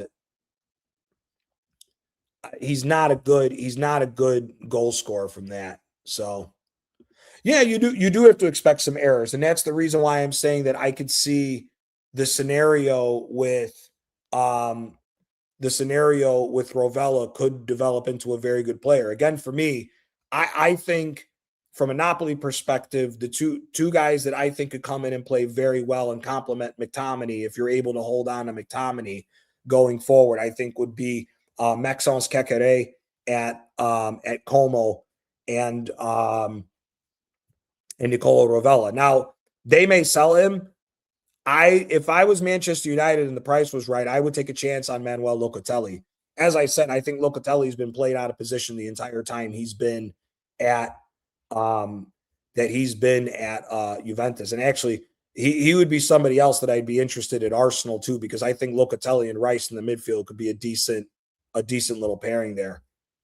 I know you may have some Italian bias, but I think Tonali is overrated. Bruno G for me is far important than Tonali for Newcastle, and him being out is the main reason why they have struggled this season. Listen, I think Bruno G and Tonali are the two most important players on that team. I think the biggest problem with Newcastle, if I'm being honest with you, is actually the situation of I can't believe I'm forgetting the guy's name, Joelinton. I think Joelinton's a waste of space. I think they should be getting rid of Joelinton and getting another midfielder to get in there. Like if Newcastle had money, you know, to go real quick into England, if Newcastle had money, I would be looking at a serviceable other midfielder to go in there with Bruno G and Tonali. I think Joelinton's the weak link in that midfield, in my personal opinion. Now, Tonali, for me, where I disagree with you is, again, Tonali's playing out of position as well. He's not a defensive midfielder. This is what people don't understand. When AC Milan won the Scudetto and Tonali was balling out, he was a number 8. He wasn't a 6. Okay? He was going forward and going on goal and scoring goals. It was Frank Kessie that was the defensive midfielder doing all the work there. And Tonali was playing off of Benacer. So for me, I think one of the other problems is that, once again, he's playing out of position. I don't think Eddie Howe is putting him in the proper position, which is why I think Tonali has games where he looks like a fantastic player, and then he's games where he's off. If you have Tonali more in the number 8 to show his offensive capabilities of going forward, I think you get a much better player out of Tonali than that. So for me, I think that's the reason why Joelinton's the problem. If I was, like, for example, just to throw this out, if Newcastle had money, and let's say that Aston Villa has money they can't spend and they may have to sell some players. If I'm Newcastle, I'm getting rid of that fucking bum Joelinton in a heartbeat, and I'm going to get either Onana or Kamara from Aston Villa and putting them in the number 6, and then having Bruno G and Tonali as my two midfielders going forward. And I think they would ball the hell out if that was the team. So for me, I think that's a bigger key, in my personal opinion. You think Michele will get a couple coins in the summer to do his thing and sign some solid young players? I've seen something about a kid at Red Star being heavily linked. Listen, I think Michele is going to be finding youngsters and diamonds in the rough for Arsenal for the foreseeable future. This guy is one of the best scouts in the world. I mean, again, all the talent that you've seen at Napoli, majority of it has come under his tutelage and picking players out. So for me, I think Arsenal would be crazy not to do that, to have Michele there and everything else. So I think he will be given some money to do some proper scouting and getting some good talent together for Arsenal. He's done it consistently on a shoestring budget at Napoli. So I wouldn't be surprised if Arsenal's going to give that to him. So if no big money teams go. Yeah, listen, if it was a cut rate offer, I would take Bowen at Napoli in a heartbeat. But the problem is that I just don't see that happening. There's the English tax. English players always cost more money. So that'd be the big question for me if that would come in. Listen, never say never, because Milan's been good for stupid situations this entire time, RSV. That's why they really haven't been in the title race. this season as compared to Napoli and AC Milan. Um, so for me, I'm looking at it from a situation of listen, if the both of them left, it would be fantastic because if both of them missed the Champions League financially, it would cripple those two fucking teams. And it would give the opportunity for one, Como to grow. It would also give as much as their arrival as well. I don't hate them anywhere near as much as I hate Milan and Juve. But Rome has been missing Champions League for a very long time, and it would desperately help that club out because they got financial stuff going on as well where they would need the money. So I think it would be great for the Serie A if you saw Rome and Como continue to go up. Now, again, the problem with if they were to get hurt financially, it hurts the league more because those are the two of the three biggest teams. I mean, Juventus is the biggest team, and AC Milan, you can argue as far as worldwide fan base, has a bigger fan base than Inter. So, it is what it is. It's a double-edged sword with that, but I don't know.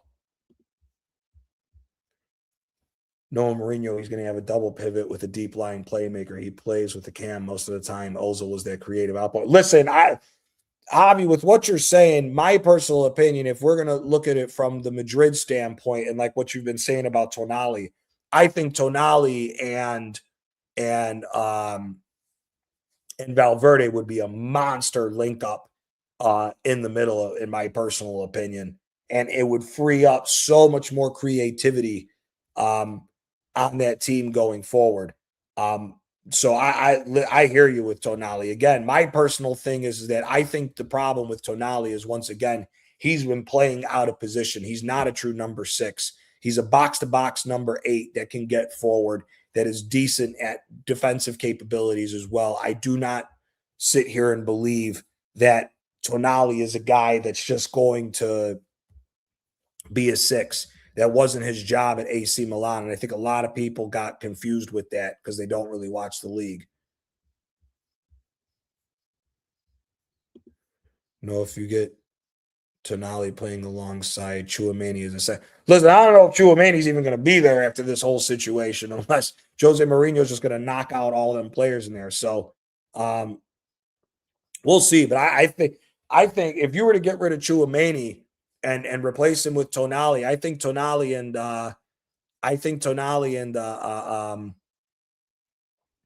what's it called? I think Tonali and Valverde together would be absolutely fucking showtime for Real Madrid to have those two guys together as their two box-to-box players. I really do. I really do.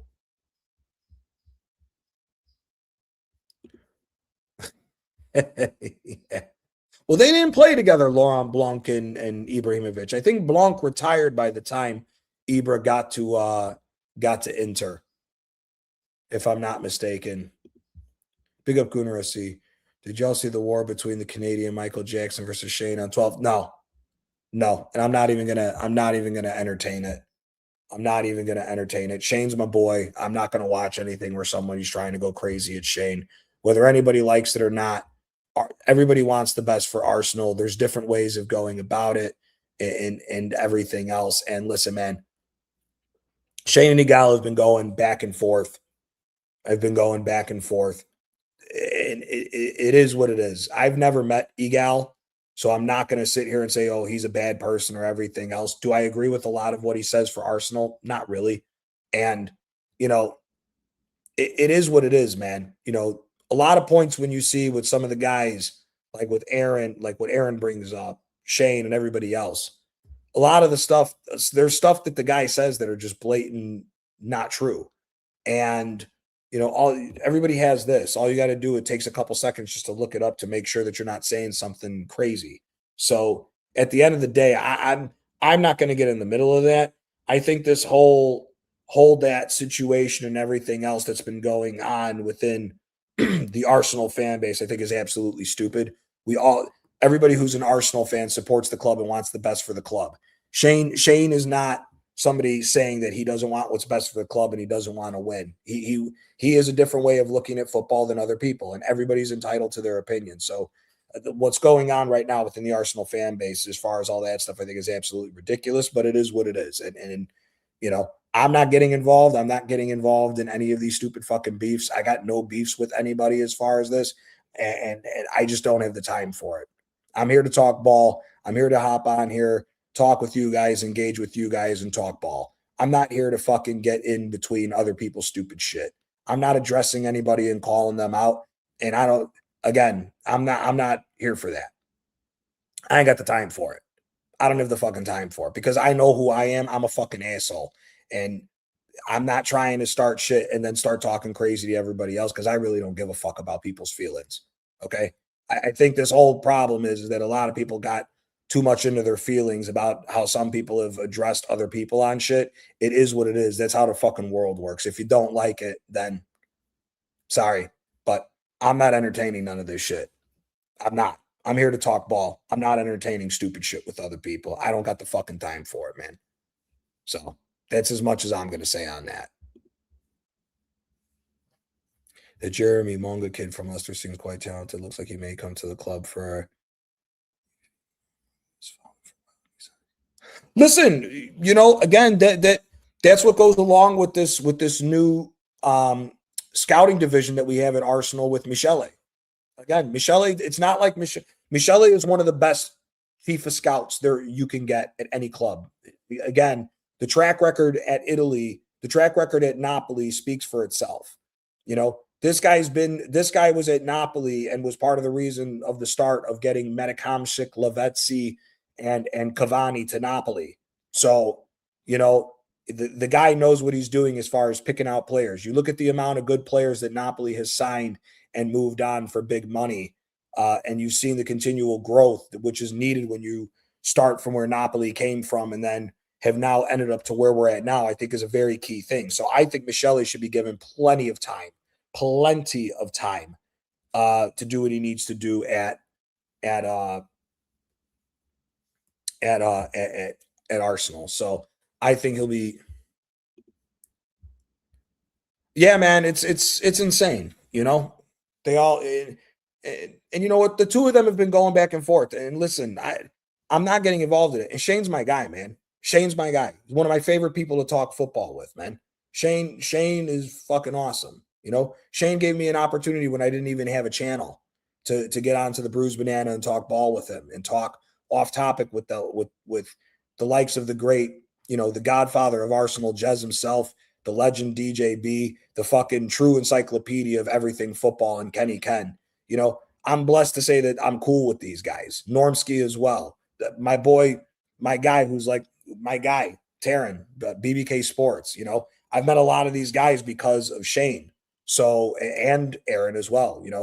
Normsky, Shane, and Aaron are the three guys that really opened the path for me and showed me the path to what to do to get into this YouTube space. So I'm not going to get involved in this shit, especially not, entertain the nonsense because I don't care what the situation is. Those are all my guys.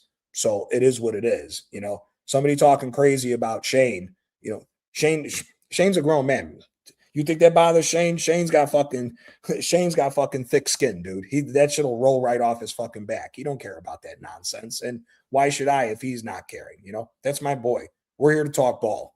We're not here to get involved in people's feelings and all that other crap. We're here to talk ball. So that's how I feel about the whole Arsenal battle from within. I think it's absolute nonsense. So Ederson from Atalanta is a very good defensive midfielder, RSV. Now, to who is I think it was Gold Tapes that was asking about Manchester United. Ederson, to me, I think would be a very good signing for Manchester United as a defensive midfielder because he's good on the ball. He's a scrappy guy too. He's got that rough edge about him that I think Manchester United desperately needs in the middle of the park. I think he would be very good, very, very good for them as well. Was I a fan of Arshavin? I thought he had some decent times, but no, I was a bigger fan of the likes of Kleb and Nasri than Arshavin, in my personal opinion.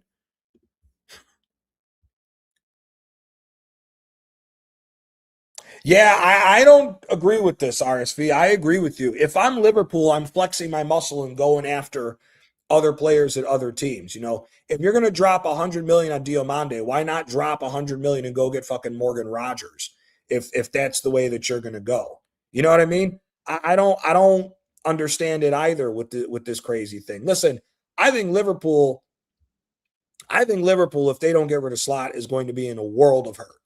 I think they're going to be in a world of hurt. Now, people could say whatever they want. I've been beating this drum since I've been hopping on YouTube with Aaron and Shane.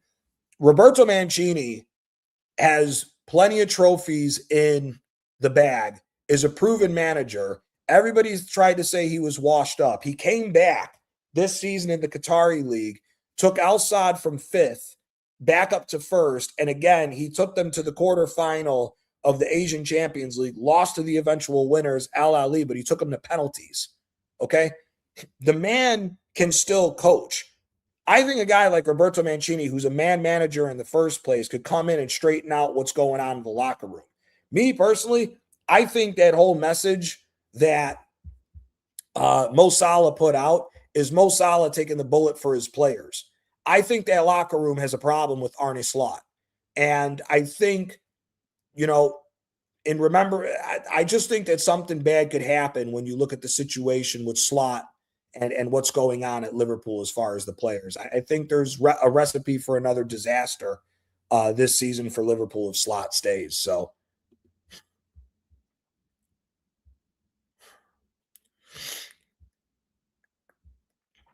yeah, no, I've seen small snippets of Toure. I think he looks good.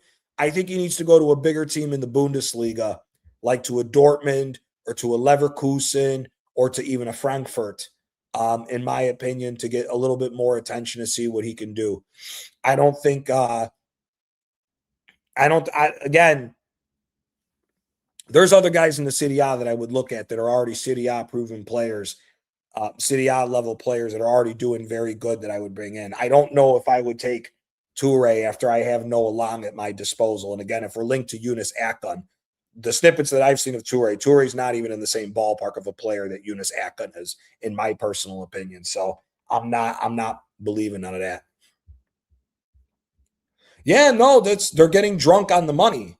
And I don't see what they're doing with that. Another 100 million they're going to blow on one player with everything that happened last season, I think is a bit ridiculous, in my personal opinion. But it is what it is. Yeah, the Ed Woodward era was absolutely insanity. It was awesome though, being an Arsenal fan, because I couldn't stand. I can't stand them motherfuckers at United. Napoli needing a forward. Would you give Dovbyk from Roma a chance at that? Listen, I would take Dovbyk in a heartbeat. The problem, once again, is the amount of money that they spent to get him from Girona is going to be a lot of money. When you consider if Napoli, me personally, I would go get Dovbyk if you tell Højlund to go fuck himself. If you're going to end up spending the 45 million euros on Højlund, I think it's a disaster, because for me, Dovbyk for me is a much better striker than Højlund.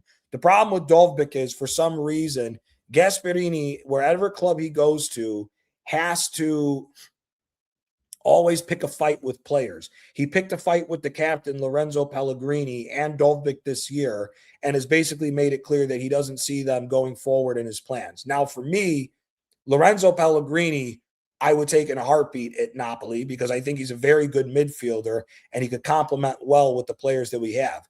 Dovbyk would be fantastic of a buy because he's a finisher. And the fact that you would have the link-up play of him and his former left back at Girona that was getting him goals, that was getting assists to him a lot of the time, was Gutierrez. So for me, I would love Dovbyk at Napoli. And to be honest with you, as an Arsenal fan, I would take him as a backup striker to Gyökeres, because I don't want Havertz to stay at Arsenal either. So for me, I think Dovbyk would be a very good signing for both a Napoli or an Arsenal. But if Dovbyk was to come to Napoli, he walks in as the new striker. And I would welcome that with open arms, in my personal opinion, as far as that. So I don't know. I don't know. That's that's the thing as far as that. It looks like United, under the new Ineos ownership group, have actually bought well, with a proper plan, with a solid sporting director and recruitment team. Yeah, but you know what the thing is, though, RSV, everybody that's a United fan and who's been talking about United are all getting ahead of themselves. They've only been playing one game a week. We're going to see where this Ineos plan really is coming into this season, now that they're going to be playing multiple times a week because of getting into the Champions League. I'm not too, everybody's talking, oh, United could potentially be challenging for the title next year. Listen, if they do, I'd be shocked because they need to spend an ungodly amount of money in the summer if they want to do that, in my personal opinion. I don't think that, there's been, and shout out to Mark. He's in the chat from time to time. He's a Manchester United fan. Mark was saying to me, behind the scenes texting that there's a potential that they're going to spend 300 million. They're going to need to if they want to be in the running for the title, because if they're coming out here and just spending a measly 100 million, 150 million, that's not enough to take on all these new games that they're going to be playing this season with European ball, that they're just magically going to go off and win. I don't see that for me. Okay. Unless this 300 million pound war chest that they're talking about is going to kick in, if that really happens, then there's a possibility that United and Ineos are showing the ways forward with the ways forward for United. But if they're not spending that much money, I'm not buying this whole scenario that Manchester United is magically going to jump into the title race this year. I'm not buying that whatsoever, if I'm being quite honest with you. A bum Jude Bellingham and a wash Jordan Henderson in 2026. You must be talking about the English national team. Listen, man, I haven't seen it yet, Kwaja. I was going to do my research on this and have a call-in show probably next week about all this stuff once the season's over and everything else. So we'll see what ends up happening as far as that. Aldair was lit at Rome, and Zambrotta Amikel was one of my favorite fullbacks ever. So, yeah, it looks similar under Ollie. It was good for the honeymoon period. Then they crashed. Ollie became a meme. Ollie at the wheel, remember? Yeah, exactly. It's not only that, but again, the other thing is that Ineos doesn't control Manchester United. This is the problem that everybody looks at. Ineos is an investment minority ownership of Manchester United. Now, if the Glazers, if they have enough money to drop 300 million without the Glazers' help, then God bless to them. And I hope, it is what it is. But I hope it doesn't happen. One, because I'm an Arsenal fan, but I just don't see it happening. I really don't. Because there's so many other problems going on at that club. You have the stadium's fucking leaking. You got all these other problems that are going on. The issue is, at the end of the day, when you look at United, is that, again, they've put themselves in a position where, yes, they've looked good, but again, people are forgetting that they've only played one game a week. Coming into next season, depending on the amount of recruitment, that could all change now that they're playing multiple games a week. So I need to see other things happen before I start saying that, yeah, United's a threat for the title. I'm not believing that just yet. I'm not believing that just yet. Yeah, the fact that Jordan Henderson's going to the World Cup again is an absolute joke. But you know what? Brentford did, considering the situation, Brentford overachieved like a son of a bitch this year. So, and he did have a decent year with them. So it is what it is, man. It's a whole thing over there. Even if Spurs stay up, they're still screwed because they can't attract top players like United signing Emblemo Cunha-Sesko after finishing bottom half. Chelsea signed Caicedo after finishing. No, 100%. 100%. And listen, I think Spurs, the problem is Spurs can attract those players, RSV. The problem is they choose not to because the ownership group does not want to spend a crazy amount of money as far as the salary. They just started doing it this year with certain players, but then you look at the nonsense of what they're doing. They got I think it's Conor Gallagher's on £200,000 a week. If you can offer £200,000 a week, I don't think Conor Gallagher is a player that deserves that much money, if I'm being quite honest with you. So again, it comes to a situation of being smart with money. If our Spurs choose to be cheap and look at just for profit and don't pump money back into the team like that. Now, they've spent, to the credit of Spurs, they have spent a crazy amount of money. But part of the problem with that team is just that they've gotten it wrong on so many things, and they've just made one mistake after another, where some success and some finishes have put like a band-aid and have covered the cracks, but they're just not that good. So it is what it is. They need to open up the checkbook and start spending more money. Yes, yes, Gold Tapes, I can. I speak. My proper Italian is not that good. I speak the Neapolitan dialect much better than the proper Italian. But yes, I can. I do understand it. Yeah, listen, Javi, don't get me started on that. I listen. He's played well to get to earn his way back in. I think that was more the Brazilian FA getting involved with Carlo Ancelotti's team than Ancelotti choosing him, because I don't think Ancelotti really wanted to take Neymar. But what do you know? I honestly don't know. Spurs can attract needle movers. They actually wanted Embuemo and Eze, but both rejected them last summer. United, in particular, lost to Spurs in the final and finished bottom half. And no, yeah, but RSV again. Needle movers need to be paid properly, and if you're not going to pay players properly, then automatically you're not going to be able to attract those players. So it is what it is with that. You know.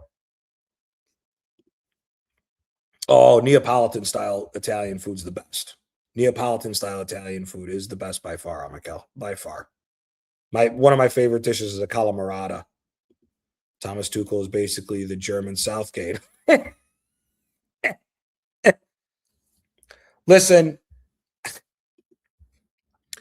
I, even if England takes their so-called best team, do you really think that they're beating Spain or France? Because I don't. I don't. I think Harry Kane has gone to the next level with his team. I think Harry Kane has ascended into an even better player than what he was when he was at Spurs at Bayern Munich. However, the supporting cast, Cole Palmer has not been that good this season. Phil Foden has been out of form for 18 months, going on 2 years. You know, do you really think Morgan Rogers is going to? Do you really think that Morgan Rogers will take the weight of England on his back to be able to take it to the next level as young as he is? Me personally, I think Morgan Rogers, based off form the last 2 seasons, he's better than Cole Palmer and Phil Foden. He's been on form the last 2 seasons and has done a lot more with Aston Villa while those guys have been drowning in bad form. So for me, I just don't know if England. I think England's players get overhyped, in my personal opinion. Like for me, Jude Bellingham should not be on the national team. I don't think Jude Bellingham's that good. I think Jude Bellingham had a fantastic first half of a season with Real Madrid, and since then he's been a bozo as far as letting the fame and the ego get to his head because he's at Real Madrid. That's just my personal opinion, So I don't know.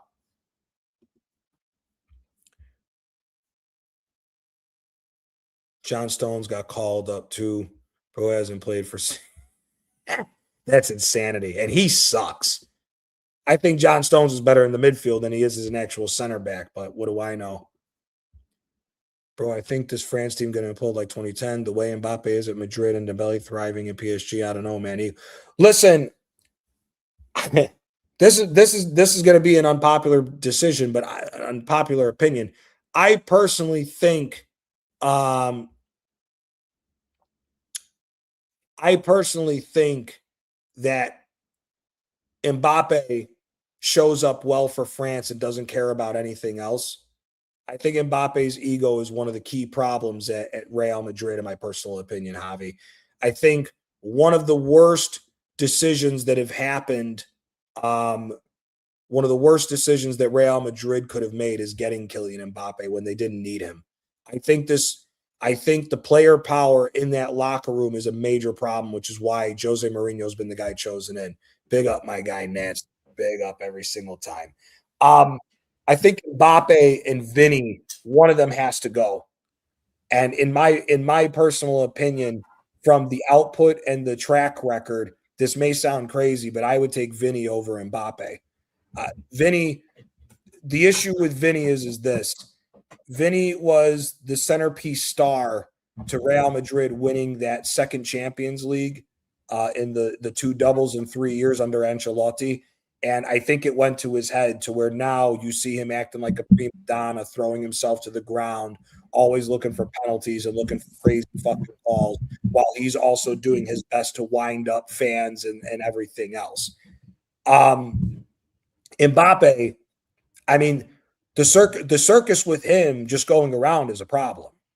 I mean, again, the thing that speaks the loudest about Mbappe is PSG. PSG has gone from Hollywood nonsense bullshit every year to why they wouldn't win the Champions League to now PSG could potentially become a back-to-back Champions League winning side, which would be unfucking believable for their team. Because you talk to anybody that watched football 4 years ago and you told them that PSG would win back-to-back Champions Leagues, that's not it. Nobody would have thought that would happen. Now, and being the favorites as well.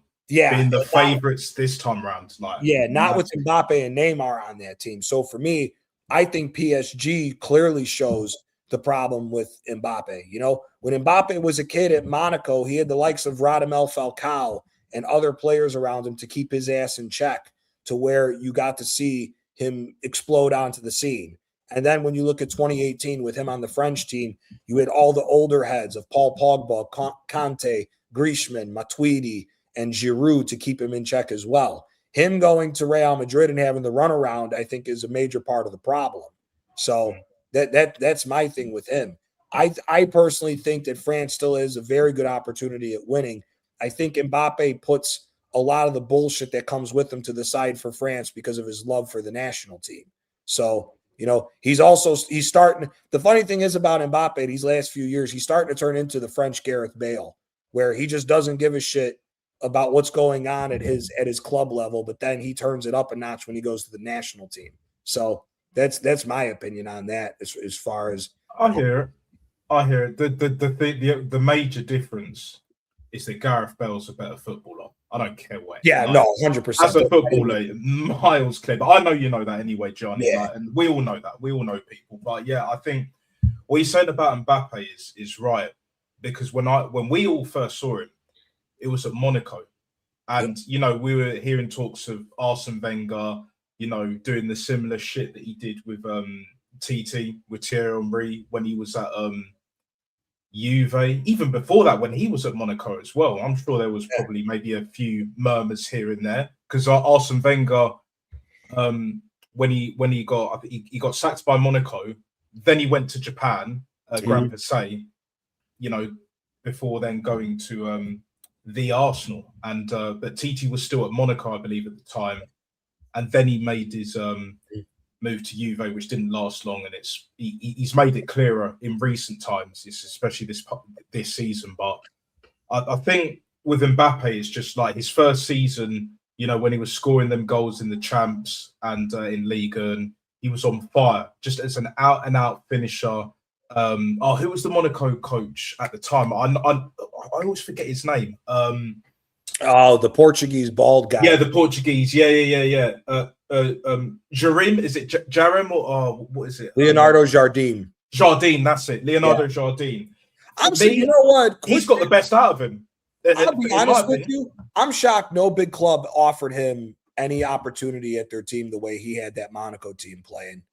Oh, 100%. You look 100%. At that Monaco team, didn't they make semifinals of the Champions League, or they lose in the quarters? No, they got to the semis. I think that was the season where Juve lost to Madrid. Yeah. Juve Madrid. In Cardiff as well. Yeah. In Cardiff. Cardiff's actually a great city, I'm not going to lie. Cardiff is like, but great stadium as well. I know it's more for the rugby, but still, like it's when Cristiano done his thing. Mandzukic scored a wicked goal. Yeah, that have to be. Well, that bicycle kick was mad, but Real Madrid just doing. So real quick, just to finish up on what we've had so far with going on, because I got to get into this now, especially the Natsters here. You know, everybody likes to talk about us Italians causing problems and everything else, and we got scandals galore going on in Serie A right now. The first one I want to dive into is this. I don't know if you guys have seen it, but Teo Hernandez right now is under investigation in Italy for a laughing gas scandal mixed with prostitution. Apparently, what some of the rumors are that's coming out of the Italian media is Teo Hernandez, one of the reasons why he pushed for the move to Saudi is to get away from the investigations from the Italian authorities. Apparently, he is at the center of a scandal of running of being a part of a prostitution ring where prostitutes and football players in Italy were getting high on the laughing gas drug and fucking around with prostitutes behind the scenes. Now, there has been rumors and links that this is organized crime that Teo Hernandez is tied to with this. There hasn't been any come out from where it is, if it's the Camorra, if it's the 'Ndrangheta, if it's the Sicilian mafia, but there is ties to organized crime from what the understanding is with the prostitution. So much so that it sort of ties into this other scandal that's been tied onto it, which has been the big prostitution scandal that's going on in Italy. Yes, Leal, you'd be very surprised that a lot of some of the players, Calafiori is involved in this. Calafiori is a known perpetrator of being involved with this. There has been talk that Calafiori, on times where he's off and returns to Italy, was fucking around with these guys and getting involved with this prostitution scandal that's going on. They've said that there's over 70 players across many different leagues that have been involved in this prostitution ring that's going on behind the scenes. They said Bastoni is a part of it. They said Calafiori. Rafael Leao is one of the guys that are involved in it. There's also been talks that it travels up even to the ranks of some of the other players, like potentially maybe even Lautaro Martinez, but they don't really know exactly all the players yet. But there is a belief from what the Italian authorities were saying is that 70 players across the Bundesliga, the Premier League, La Liga, and Serie A are all involved in this large-scale, high-end prostitution ring that was being ran, along with these laughing gas parties that Teo Hernandez was throwing on about. So it's warming up as far as all that. Now, there's no talk as far as crackdowns on the players as far as with the prostitution. It is what it is as far as all that. It seems like the only player that's actually getting looked to maybe getting charged is Teo Hernandez, because he's involved. He's actually physically involved with getting from what it sounds like, getting players introduced with prostitutes and everything else. So he may be the only player that, it does sound like Teo. He is a fucking party. So basically, he's not an associate. Before you carry on, he's not an associate. He's actually in there, and then he's bringing it on everyone else in by association. He's basically the liaison. He's basically the guy that knows. He's the player that's cool with all the players, and basically is the liaison between the players and whoever is technically the pimps that are running the prostitution ring and getting the prostitutes to meet with the certain players that maybe the players are interested in the girls. Yes, several players, a lot of the Milan players have been linked.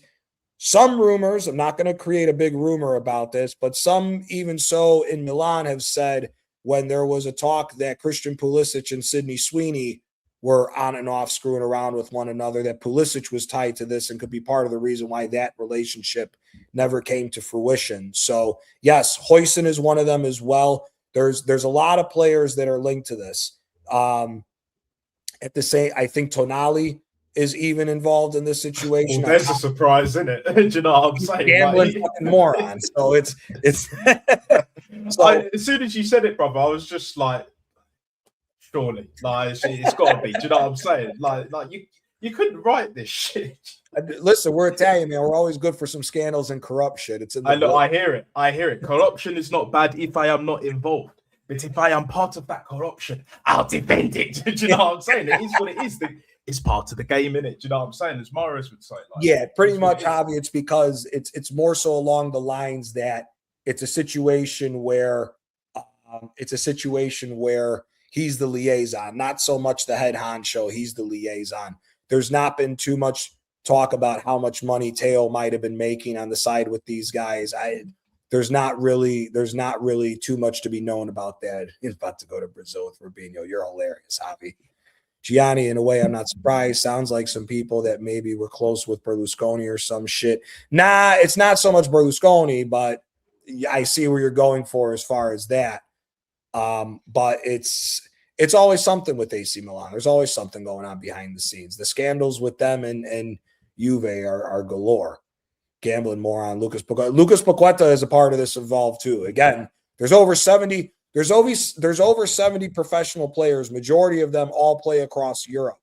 And from what it was sounding like is basically Teo Hernandez were throwing parties, or again was the liaison and a promoter, if you want to say, to these crazy parties that were getting thrown in Milan, and these guys were traveling to Milan to meet these prostitutes and get high on the laughing gas and parties. So that's pretty much where it comes to as far as this scenario. There hasn't been too much.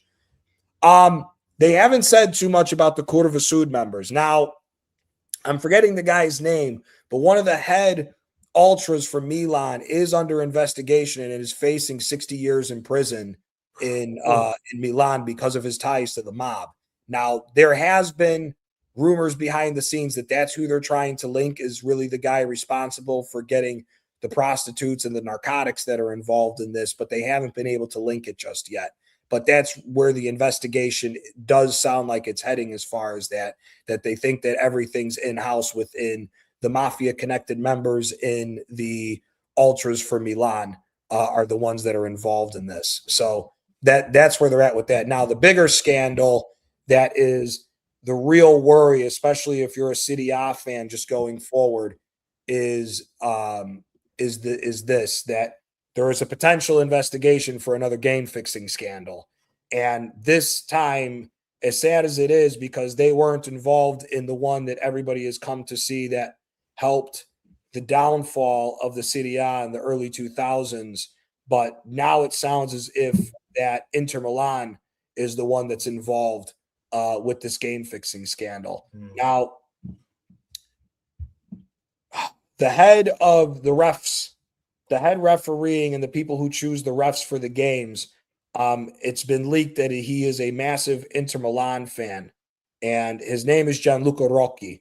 Many of you would know who he is if you've seen him, because he's been a referee that's always involved in the big summer tournaments, whether it's in the Euros or the World Cup. He is involved in that, and he's been the head of the Italian referees for the last few years. So much so that there are a lot of parallels to the Calciopoli scandal, to where he has been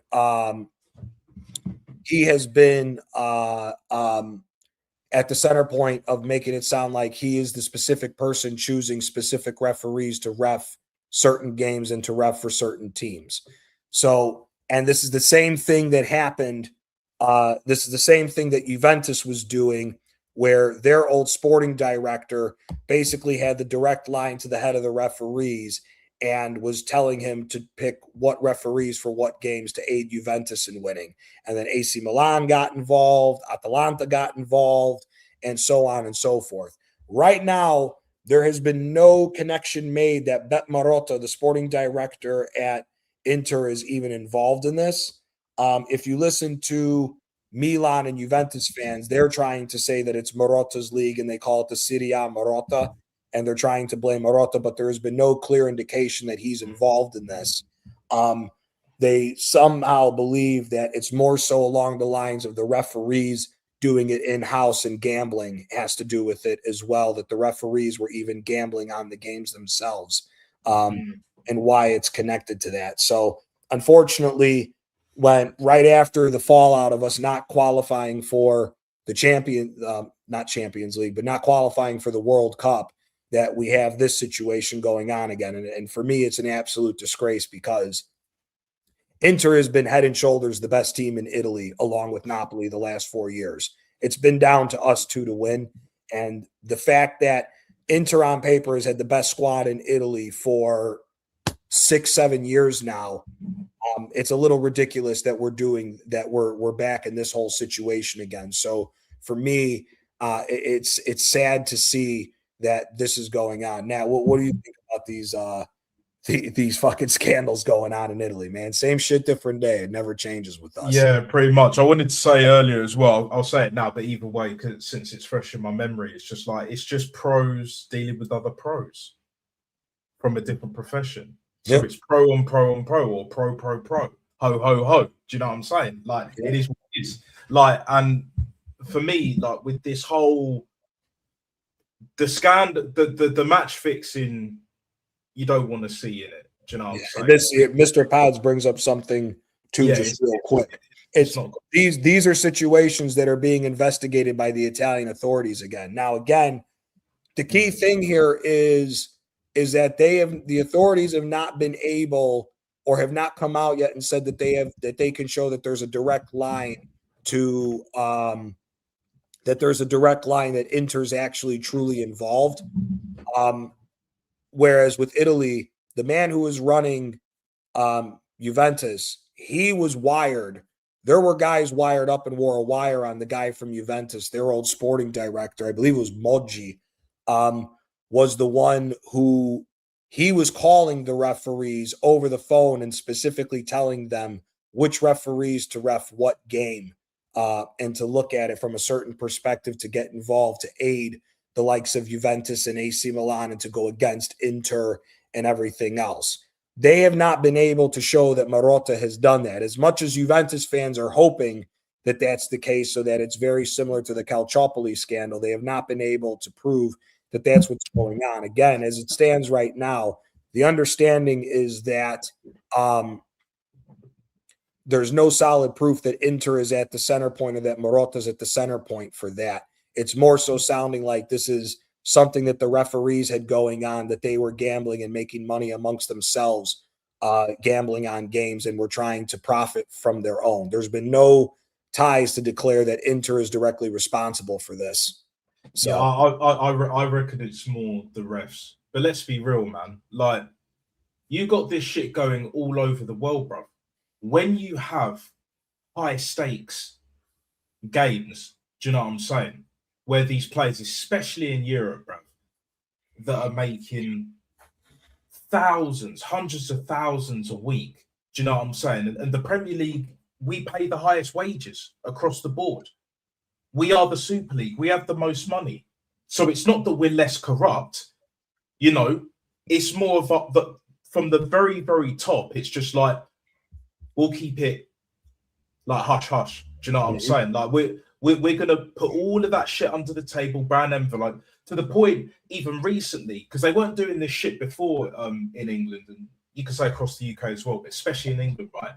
They're basically telling you that, look, we do this shit, innit?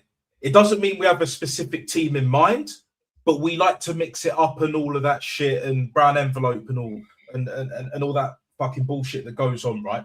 They're telling you to your face, we do this shit, and they're laughing at most of these fucking spastics, right? Yeah, that just see what they believe on the TV, don't question nada. Do you know what I'm saying? Can't think for their fucking selves, and that's it, bro. Do you know what I'm saying? Yep. The only difference between, in this case, England and Italy is that we fully accept it across the board, but it's very hush hush. Whereas yours is more out in the open, and there's a lot of not cognitive dissonance, but like, you know, there's certain agendas, you know, conflating views here and there. Like, they're not all aligned as one with the same goal in mind. Whereas in England, they're all corrupt.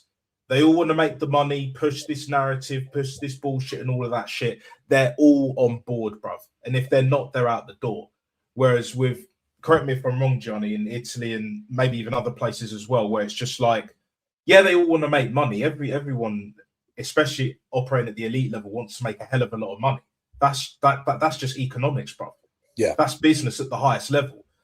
But at the same time, it's more of a case where, you know, a certain group of people at the top have certain views, and then there's another group, however much it is, right? However many people there are, where, no, we don't think we should do it this way. I think we should do it that way specifically. And they just can't, do you know what I'm saying? They can't align. And it's just basically like, well, you've got certain sides doing this, that, and the third, which is probably why you're hearing now another match fixing scandal, because either someone sang like a canary, or they just got caught lacking in it. So they didn't say anything, but they were just, you know, they just got caught up in it. They got that black SUV, whatever, rock up and shit. It's like, we need to talk to you. Do you know what I'm saying? Like, or as we say over here, a word. We need a word. Do you know what I'm saying? Like it's one of them ones, isn't it? They don't fuck about, bruv. Wherever it is in the world, but just certain places just do things differently. Like every country has its own unique tradition. Well, all of them did at one point until it either separated or whether other shit happened, war and all sorts. But yeah, like I just think it's just you guys do things differently. We do things differently. It's not that you're more corrupt than us and vice versa.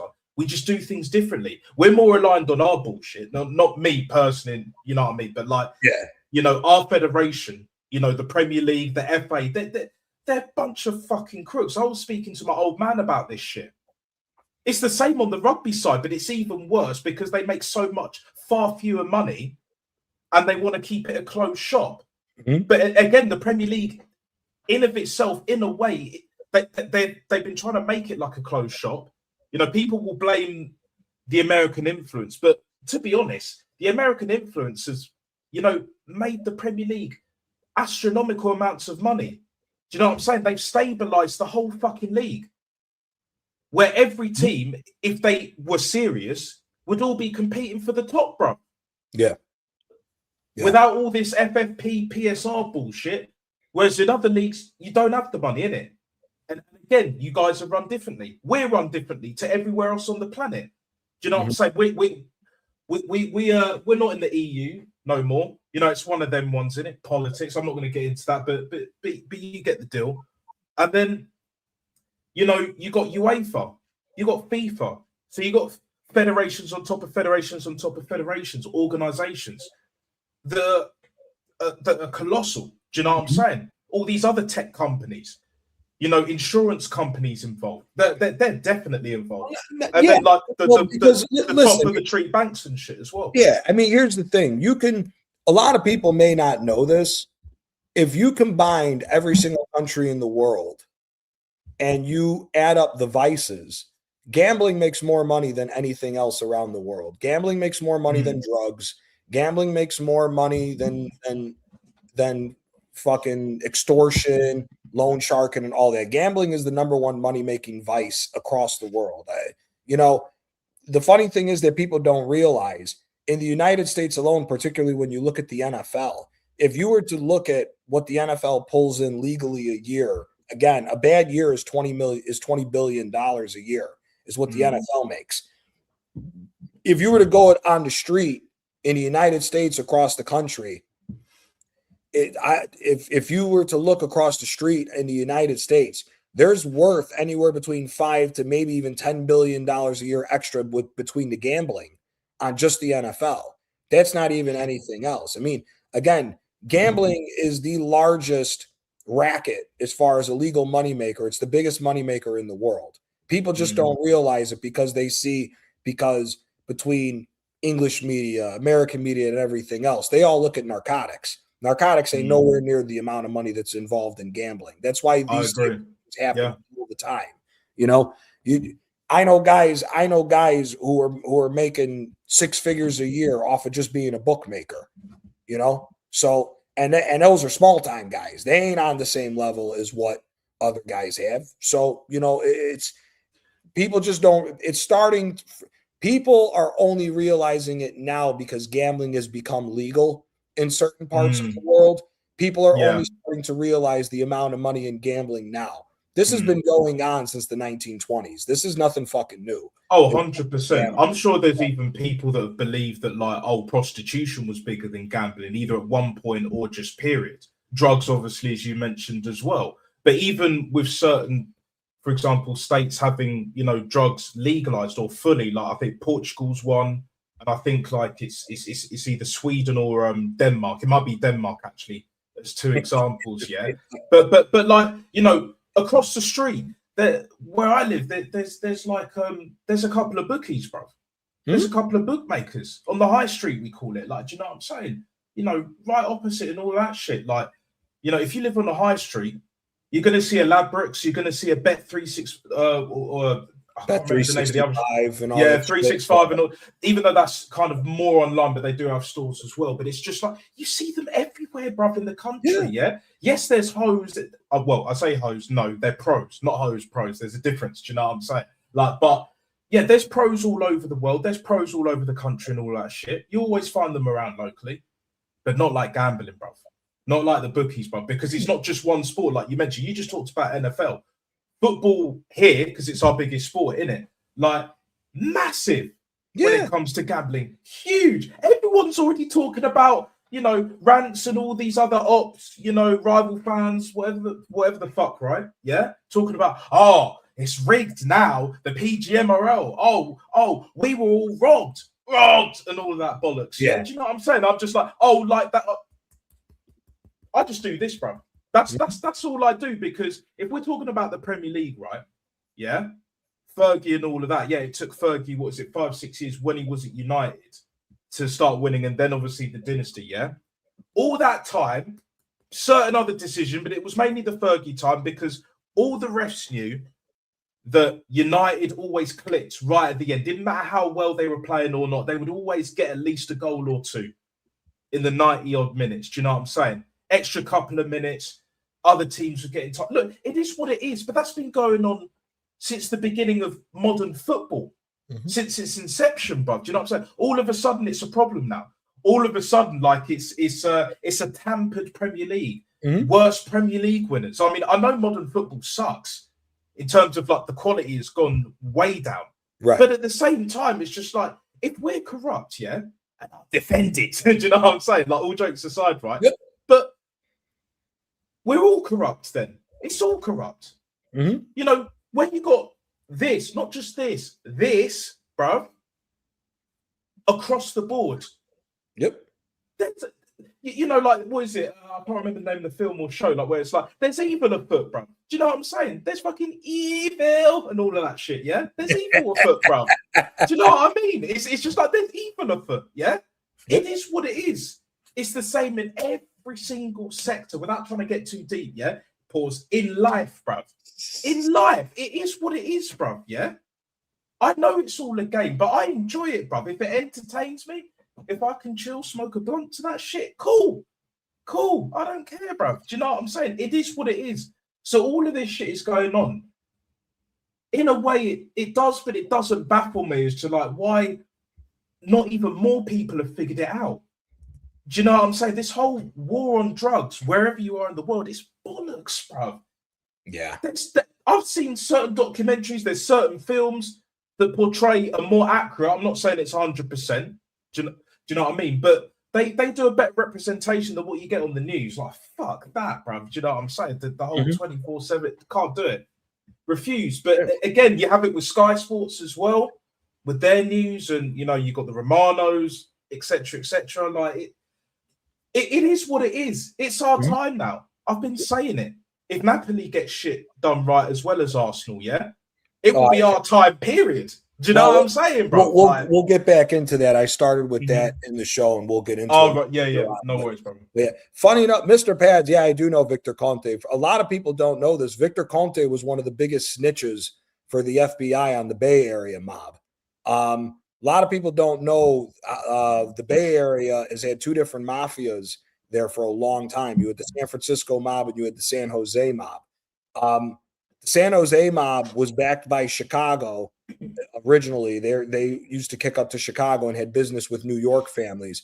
And they were the guys that gave the money to Conte to start up the whole Balco situation that led to the cream that used to hide the human growth hormones and everything for the steroid using baseball players back in the day. So yeah, I do know about that. And then your other question about this, it's not Joe Testa. His name was Joe Testa. Testa, I do know this because Testa is originally from the big up Lee and all the Raiders coming over. Big up my guy Lee every single time. So Joe Testa, yeah, he was blown up in a car bomb. Well, Tesna, yeah, but the other guy I think you might be talking about is Testa. He was killed in a car bomb in Florida at his country club. And the bomb was so powerful that he shot out of the car over 100 feet. He had ties to the Chicago mob. He had ties to the Chicago mob and was a restaurant owner and a millionaire for building motorhomes. And he had ties to some of the guys out in Sydney as well. Are they related? I don't know. Testa, I think, got blown away in 2015 when he got car bombed by the Chicago mob guys down in Florida. So 2015, bro. Jesus, man. Like, that's not even that. Like, it's only 10 years ago, bro. Just over 10 years ago. Brother, the Chicago mob is the most powerful mob still to this day in the country, and it'll never change because New York. The problem is with New York is New York's getting, the old guys in New York are getting pushed out by the Albanians and the Italians that are coming over the boat. The foreign Italian mafias are pushing the five families around so much to where the five families had to let all the grease balls in to even allow them to continue going on with what's been going on over there. Chicago hasn't had to do anything because Chicago knew how to get corporate before everybody else tried to get corporate. I mean, they still think to this day that the Chicago outfit's generating over $1 billion a year in revenue, which is way more money than what the New York guys, Philadelphia, Boston, and everybody else that you could think of. They're not even anywhere close, and that's the thing, to what you said with the vices and why people haven't smartened up to it. In America, what people don't realize is this. Marijuana, the legalization of marijuana and the legalization of gambling have not changed anything on the street. If anything, it's made the shit on the street even more rampant. I know guys that are bookmakers that are making more money now that they legalized gambling than what it was before. Everybody said that the bookmakers in America, like the mob, would die as soon as they legalized gambling. It hasn't. It's been actually quite the opposite. Whereas with like the whole, sorry to cut you off, Johnny, but like the pros thing, the prostitution rings and all of that, you see now most of it is like OnlyFans. Most of it's online, other sites. I've seen a clip. Big up Guns, big up Antonio as well. I've seen a clip of a stripper basically talking about a story where one of her colleagues was crying because they couldn't make any money on the night. Do you know what I'm saying? And I'm just like, well, we're in 2026, bruv. You got to adapt in it. But that's meant to be one of, or the drug trafficking and all of that shit, is meant to be above gambling. Like I knew fairly early on that gambling is no fucking joke, bro. Do you know what I'm saying? It will get you like that, and it's number one. It's numero uno compared to anything else. If you keep doing that, it's never gonna stop, bro. Never gonna stop. All the others, depending on your situation, depending on the individual, it could take a lot of time or not as much time. But you could probably kick the habit in the end, either way. Do you know what I mean? But gambling is different. And you Antonio, message me on Instagram. I'm on your Instagram. Just look me up on Instagram and message me. I'll send you the link for you to hop on, because we are talking about, we will be getting back into Napoli real quick. So if you want to hop on for that, you're more than welcome, brother. Do you think all major sports are rigged? To a certain degree, yes. There's too much. 100%. There's too much money. Yeah, ridiculous. Everybody, even the rugby's rigged. The rugby's rigged. Like, I watched the Bath game. It was the semi-finals of the Champions Cup, basically the Champions League equivalent in football, but in rugby, right? My team Bath were playing Bordeaux, innit? Bordeaux are like the best. They're basically like the PSG of European rugby. Do you know what I'm saying? They'll win the champs this year on the rugby side. But there were certain decisions, bro, that just looked hella off, bro. You know what I'm saying? I don't watch rugby as regularly as I used to. But to answer your question, who put the question in? Was it RSV or was it or Mr. Paz? Yeah. So to answer your question, even rugby that doesn't even make nowhere near a tenth of what football makes across the board, is rigged to a degree. Do you know what I'm saying? Especially when it comes to World Cups, the Lions Tours, which is basically our Olympics, but more just very elite, super elite, bruv. It's like UK against either Australia, South Africa, or New Zealand, but it makes a lot of money. Even during COVID, it made a lot of money, compared to other shit in rugby. But the point I'm making is ultimately it's all corrupt one way or the other, innit? Whether it's the refs, whether it's the organisation, both of them, and then the players, the managers, coaches, whatever, officials get involved. You know, the refs and that. Like, it is what it is. It's part of the game, innit? You know, like if you ain't got the leverage, bruv, like you ain't trying to get to the top. Do you know what I'm saying? You're not trying to be the best of the best. Fergie did it. There have been other managers and all of that that took advantage of the leverage. I'm not saying it was them solely or personally or they were directly involved, but I'm talking about the influence, bro. Do you know what I'm saying? You think Don Carlo don't have influence still to this day? Oh yeah. Even being at Brazil and that, he could go anywhere on the planet, bro, if he really wanted to. And let's say, for argument's sake, I know this is slightly off topic, but Arteta decided to walk, or he had cancer or some shit. You know, not that I would wish it on him. You know, like either way, but. And then Don Carlo just strolls in. Do you know what I'm saying? You think he wouldn't have influence? You think there wouldn't be players that would want to play for him and all that shit? You know, decide games or whatever else, like have that edge. It is what it is. It's all included, you know, and the gambling is a massive part of that, bro. Massive part of it. And it always will be, man. It's that's not going to change. You will never. A lot of other shit is not going to change, bro. It is what it is. You will never stop gambling. Gambling is one of the oldest vices to the world. Now, to what DG said here, it is the worst vice for me. I think gambling addiction is the worst addiction to have. I've seen so many crazy shit as far as guys doing craziness on gambling. And I know guys that have money that don't give a shit and love to throw away money. So it's a scenario of, you know, it just is what it is. You know, I know guys here. I live in a gambling neighborhood. Plenty of guys in my neighborhood and my buddies gamble. I know one guy, he makes over $4 million a year. He's gambling at least $15,000 a weekend on all the football games combined. There's 16 weeks of football. So just through the first 10, he's gambling over $150,000 of his money a year.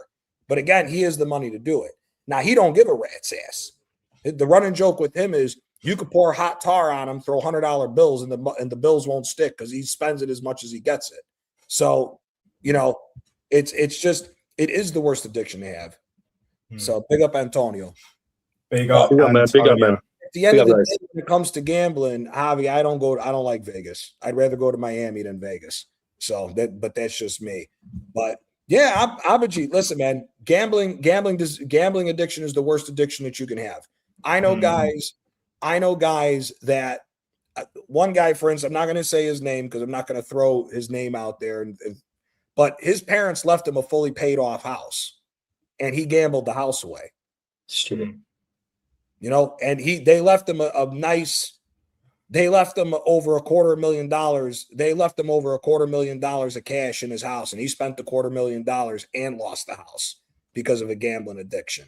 You know, if I had to guess what his home value was and add it together, he probably burned over $750,000 gambling. So that's what I'm saying here. It's the worst addiction that you can have when it comes to that. I've seen craziness when it comes to, okay, that makes sense, Javi. If you live in gambling pays the bills. I hear you with that. But no, man, it's a crazy situation. And again, like I said, the gambling addiction is the worst thing that you can have. You know, these guys, I don't know if it's the same thing going on in Europe, but like in America, all these young kids, the teenagers, they're doing these $5 20-leg fucking parlays, thinking that the $5 one day God's gonna answer their prayer, and all of a sudden $5 is going to make $1,000. I'm sorry. The reason why the bookmaker is still in business over 1,000 years is because the house always wins. Once you figure that out, you stop fucking gambling. So at the end of the day, it is what it is. But to get back to what we were talking about, Antonio, what have you made of this whole talk of another game fixing scandal coming down the pipe in Serie A? Because this whole situation with the referees, you know, like I was telling Nat, in the Calciopoli scandal with Juventus, the problem was the sporting director of Juventus was holding a conference call every fucking week with the referees, and he was choosing which referees were going to ref what game. Yeah, I've read about that, yeah.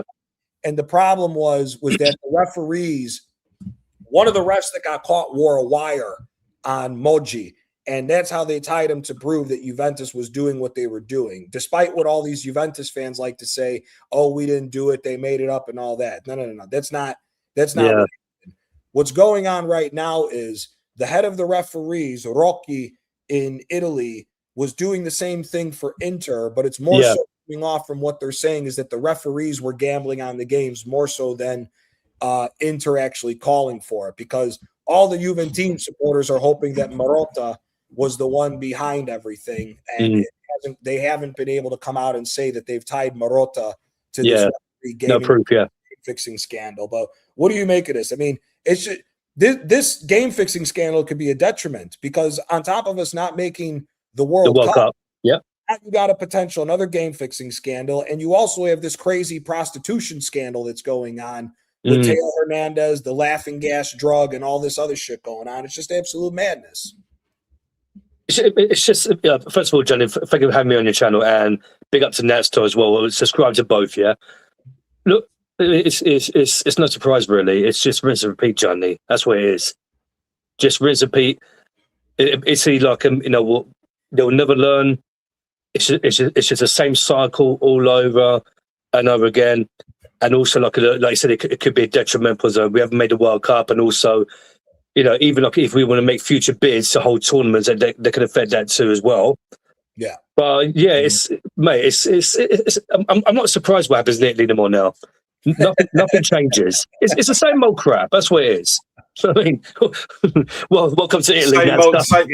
Same old Italia, bro. Do you know what I'm saying? The only thing that's changing is the rugby team. I'm gonna be real. The only thing in Italy that's changing is the rugby team, bro. Because I remember when they first and the played in Europe. Team. And the baseball team. Yeah, I need to check that out. Do you know what I'm saying? But on the rugby side, because I know you used to play the game, as you guys are aware. Like, that team wasn't the same as it was 20 years ago, bro. As a whole, it's different. They didn't know what rugby was in Italy 20 years ago. Yeah, exactly. It's different. They had a few class players like the Troncons, Dominguez, etc., the Bergamasco brothers and that, but now it's just different. They all play professionally. Like, they all play for, not just professionally, but also like play for top teams and all of that shit growing up. Whereas like Italia football, with its bullshit federation, it's just like, it's going backwards. The only way you can get into a World Cup at this point is by hosting the damn thing. You got to host it. Exactly. You know what I'm saying? Because obviously you have the facilities, across the board, like even the North and Low, have some more games in the South. But the problem is hosting a World Cup in Italy, like there's going to be a need as well as a want for more games, like not just in Napoli, but other places in the South as well. Like, there's already tension, like what you've alluded to, Johnny, about this topic. Like it's, do you know what I'm saying? When is it going to happen? And by that time, will shit remotely get solved? The divide, could they come to some kind of agreement, even if it's not fully resolved? At least put it for the World Cup, like what we did with the homeless in the Olympics. Yeah, we got a homeless crisis and all that. Oh, just ship them down to fucking Brighton. Yeah. Big up Suge, bruv. Do you know what I'm saying? Just send the homeless to fucking Brighton. Send them to the South Coast. It might be one of them ones, innit? Just like give you guys a couple of bucks here and there or whatever, and just smile and be happy about it. And you get the notoriety, you get the tourism, you get this, that, other kickbacks or whatever. A few extra sponsorships. Like it is what it is. Like that's just life, innit? But I just think. The way I see the world moving, especially in Europe and what I've seen in England as well, it's just there's a lot of advancements. Not to cut across you. The other no worries, man. Not only is this going to affect the Serie A, but here's the other problem: is Sheffield from UEFA gave all the Italians an ultimatum. You either get these stadiums in order, money, or we're going to get stripped of the Euros, because we're supposed to host the 2030 Euros with Turkey. And if we don't get the stadiums in order, do you know how much money the Serie A will miss out if we lose that fucking? A lot. We're already working with pennies to begin with, So it's the problem is the chicken's got to come home to roost soon with all this shit with Italy if they're going to. It has to. Yeah. And the problem is it doesn't look like it's going to change. No, it won't. The Italian FA's already come out and said that the two guys they're looking at for the coaches is either going to be Conte and Allegri. What the fuck are we doing with this again? We're going to go again with another defensive 3-5-2 for this national team? Again, what are we going to Like we're going to expect something different now just because we're bringing young kids in. It's bullshit. So, that's the thing. And you can't, in this day and age in football, it's not like how it was in the 90s. And these old idiots in Italy haven't figured this the fuck out yet. The money's not going to come back to you because it's Italy and we're reminiscing of old Italian 90s. That ain't happening. You got to start straightening shit out. No, we're closing that stuff. Yeah. Those times aren't coming back. Even the Premier League 90s era, which obviously doesn't compare to Serie A and La Liga in the, even the early noughties and all that shit, early to mid noughties, like they're not coming back. It's modern football. It is what it is. You have to evolve one way or the other. Even if you want to keep the traditional no nonsense, hard to beat at the back, but you still have quality in midfield. You still have quality in midfield. Yeah. Just a different generation. Where you're lacking is up front because the goalkeeper's solid and the defense is, Let's run through this here. If it was up to me, right? I'd be playing a 4-2-3-1, be doing the same thing that fucking Mancini did, or a 4-3-3. If you actually look at the proper squad of what you have, yes, we're not Spain, we're not France, we're not even potentially England, although from what I've been seeing in the chat, this team that Tuchel's put together is a fucking shit show. So at the end of the day, if that's what you're putting out there, yeah, you may not be France, you may not be Argentina, you may not be fucking what's it called? Some of these other bigger teams, or even Portugal at this point, but we still have a good fucking team. Yeah. If we're all healthy with the starting 11 and you put the proper players out there, again, your back line would be Bastoni, and in my personal opinion, to pair up next to him would either be Mancini or Buongiorno. Now, Buongiorno had a bad season this year at Napoli. He wasn't as good as what he was the previous, but you have serviceable other players like Mancini or Gatti. Calafiori should have never started that game. Never. And to be honest with you, he shouldn't even be on the fucking national team, whether anybody wants to hear it or not, because especially after the season he just had, there's not a better left back, not only just Italian, but there's not that many better left backs than DiMarco with what he did with Inter. I think he's the best in the world, definitely the best in Europe in terms of that position. 6 goals and 17 assists as a wing back. That is fucking insane. Insane. Mad. And he's got tech and if he had his shooting boots on, he might have tech. Scored 10 fucking goals with But he's got that tech, man. Do you know what I'm saying? He's got the fundamentals and then some. He's got the touch. He can dribble. Obviously, we all know he can whip a ball in and that. Like, and that's the thing. It's not even his role, but if he touched up on his finishing, like what you're saying to a younger Lamine Yamal, innit?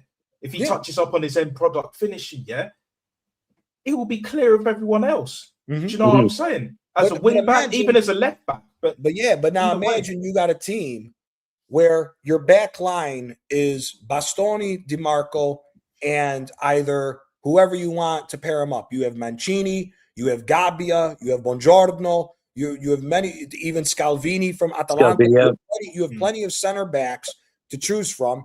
And then, again, if it was going right now, if he wasn't hurt, you would have Di Lorenzo, Lorenzo was the starting right back when we won the Euros. So he's been the captain of Napoli for 2 Scudettes. So your back line isn't bad. You have Gigi Donnarumma as the goalkeeper, who's still one of the best goalkeepers in the world. Doesn't matter what anybody says. And you have that guy at Atalanta as well. Carnesecchi is a fucking Carnesecchi. Yeah. Imagine having Carnesecchi as backup. Yeah. Donnarumma as well. That's mad. That's better than the young kid. The young kid at Cagliari that came out of the Napoli Youth Academy, Ilya Caprile. He's only 22. He's a damn good fucking keeper too. So you have it there. But then you look at the midfield. You have Tonali, you have Barella, you have Locatelli, but again, play them in their proper positions. Again, for me, if you're going to play a defensive midfielder out of those 3, it's got to be Barella. He's a better Locatelli for me has been shit on by so many people because Juventus has played him in the wrong position the whole time he's been there. What made Locatelli look like a star at Sassuolo was being a box-to-box number 8 that could drop in and be a 6 when you have to and play balls over the top and link the play. But he's so much better as a number 8 going box-to-box than he is just being a 6. And that's the reason why I think they screwed up. But then that's your midfield, is those 3. Your front 3, then the only question is your striker. But you have Esposito now, who's come up from Inter that would be your striker, and you could have Berardi on the right and Zaccagni on the left. We're better than most teams. Again, it goes back down to the politics that we don't pick the best fucking players for the team because of the politics behind the scenes. Politano is out. He's out. Well, En la Pastora, bro. En la In La Pastora, yeah, exactly. And that's a good segue to go into this. Listen, for me, Antonio, I don't know how you feel about it. Nat, I don't know how you feel about it. I was jumping for joy when the news came out that Conte's leaving Napoli. Yeah, I was as well. This whole fucking season has been ran into the ground because this dumb fuck fucked everything up this year. But for me, he always does, though. He always does. Yes. And the sad thing is that we have an opportunity now. Again, like I said, the two guys that are the main ones that Napoli's talking to is Mancini and Sarri. Now, Sarri is not convinced just yet. The former sporting director from Napoli, Giuntoli, is taking over Atalanta, and there has been hope for Atalanta's side that Sarri would choose Atalanta over Napoli. Right, yeah. I personally am not bothered by either one of those two guys. But my opinion is this. If you're going to blow this team up, sell players to get money now and not try to wait too long before they're not worth anything, then I think if you're going to get Mancini, you have to get guys that are ready to win now rather than development players. If you're going to go down the route of younger players and maybe take a season off from winning again, then you expand your search then for coaches, because I do think Italiano needs to get to a better club. I personally think Italiano is better fit for Milan for their players. But I do think Italiano would be good at Napoli. I also think if Sarri goes to Atalanta, I would entertain Rafa Palladino coming to Napoli as well. Because I think he is I think he's one of the best young managers in Italy. And also I would look at Cesc. The only reason why I'm cautious on Cesc after Sarri and Mancini is because I don't know if Cesc is ready to win now. I think he's still a development coach. Yeah, I think he is. Yeah, I think it's too soon, because you see how long it took with Arteta. Yeah, given $1 billion. Do you know what I'm saying? Fair play to Cesc. He hasn't had anywhere near as much money. You know what we're talking about in 6 years. 1 billion plus is astronomical. So in comparison, it's minuscule. But I think it's too soon in terms of win now. For me, my standards, obviously with Napoli it's different. We had this conversation before about what it will take for Napoli to actually be a big club, period, to start in Italy, and then like in Europe, obviously in Europe, at least one. That's in 5 years. If you go on to win 3 Scudettes in 5 years, as uncomfortable it is, we got to start talking about this may be a better golden period for Napoli than what it was with Maradona. Because it's not our fault that Maradona sold that 3rd Scudetto to Milan because of the whole problem that he had with being fucked up and listening to the mob and everything else at the time. Shame in it, man. Yeah. But you have to seriously consider it. That's why, for me, Mancini and Sarri are the top 2 guys. I think Sarri can win now if you get him proper players. Yes. Yeah. That's going to be the key. He even won at Chelsea, bro. He won the League Cup as well as the Europa League. Yep. Had Hazard not missed that. And no one expected them to win the League Cup, and then they didn't. But then Europa League, like I was still on the fence at the time, because I was like, look, we haven't been in a European final for years, bro. Yeah. It may seem like we're the favourites, on song. We got the king of Europa League, Unai Emery, Mr. Good Evening himself. But it's just like, it's Chelsea, bro. They got the pedigree. Whereas we're at this point now, I know we'll probably get into it a little bit more later, but like, what a difference like a week makes now. We get over the line and do a run it back 94. Do you know what I'm saying? Like you never know, man. You never know. And we've actually, all these players, even the scrubs, have got a taste of winning. Whereas with Napoli, like compared to Arsenal, it's like most of the team already knew anyway with the Scudetto, because you only won it like the year, was it last year or the year before? Last year, last season, 2 seasons prior from that. Yeah, exactly. So you've been winning league. We've been winning league titles. Napoli have been winning league titles. Arsenal haven't. You know what I'm saying? So, you know, it's chalk and cheese. And we've done it with less money. Napoli have done it with far less money. Far less money. My only question is De Sanctis and whoever else is at the top here at Napoli going to be transparent with us fans? Do you know what I'm saying? Is he going to be, you know, like have a clear plan from now since Conte's out the door? Yeah, okay, we're going this route. Yeah. And then we're going to bring, whether it's, let's say for argument's sake, we're going to bring in Sarri. Then we're gonna back him all the way. Do you know what I'm saying? So we can get another Scudetto, do better in Europe, much better in Europe, because it's been a long time as well. What was it, 89 UEFA Cup? Yeah, Diego Maradona won that as well. Stuttgart. Yeah, it was like 5-4 or something like that. Yeah, I even watched back the highlights. It was class. Do you know what I'm saying? Phenomenal final that was, man. Phenomenal final. But football is just not the same, bro. It's just not the same, bro. No, it's not the same. But either way, it's just like it needs to happen now. It's already starting with Arsenal, isn't it? Like Napoli, we've come a long way and all that shit from Maradona days and all that shit that Gianni, you've been expeditiously educating me on and shit. Like, and even you as well, Antonio. But it's just like, I think now's the time, innit? Do you know what I'm saying? Yeah. You know, next level. Michele went from Napoli to Arsenal, so there's still the connection there. Either way, you know, Andrea Berta, you know, being the Don Dada at this moment in time, and especially if he wins that Champions League, I'll give him that officially. He's still mafioso bad boy, but we win the Champions League, it becomes a Don. Don Dada, bro. I won't be Andrea Mafioso bad boy Berta. I'll be like Andrea Don Dada, mate. You know, just Andrea Don Dada, bro. But we shall see, man. But I think in regards to Napoli, like, we've actually got a really good squad. Really good squad. I think we've got a top squad. You know, a bit of fine tuning here and there. Obviously, whether it's Sarri or Mancini or whoever else, they're going to play. I think either one would be good anyway. Either one. Exactly. Different Sarri would be good if we make certain changes. Other players and Sarri would be good with certain changes. Mancini, I think, is better just because he's more proven as far as win now. I think Sarri, you have to make some necessary changes. First, De Bruyne, Lukaku, and Politano are the first three that got to get the fuck out of the club. They got to go. They got to go. The question from there is, do you run it back immediately, or are you going to take a chance on some development players to maybe take a pivot for a year and then push off? If you don't, you have to keep Lobotka, you have to keep Anguissa, you have to keep McTominay, you have to keep that midfield together. Now, me personally, Noah Long has to be starting next year in that left wing position.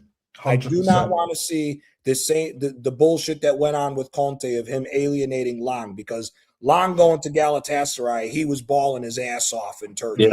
And the fact that he was able to become a permanent starter with the likes of Yunus Akun and Barış Yilmaz on that team as well was very impressive for me. They should have beaten Juve. The question is, David Neres, do you get rid of him? Me personally, I'd get rid of him because he's been here for 2 years. He was injury prone the whole season and wasn't a big difference maker for us to win the Scudetto under Conte. And I think what we need to do is just bin him. We have these youngsters. Vergara, I want to see a lot of minutes in him next year. These two young Brazilian kids, Giovanni and Alisson Santos, look really good. And I want to see them get good minutes as well. Me personally, when it comes to youth players, I think Mancini is just a hair better than Sarri. Sarri is more of a guy that he'll use the youth players if he has to, but he will try to get more solid players just to continue playing his brand of football that are already used to the level. Whereas Mancini, he's been able to get good out of young players. I mean, you've seen all the young players that Inter produced while he was there. On Mario Balotelli. Those guys developed well under world class in terms of like either potential or either just ability alone, like proper. Hey, my guy. But I think when you look at what's going on with Napoli, those guys have to go. Neres, I would throw in there.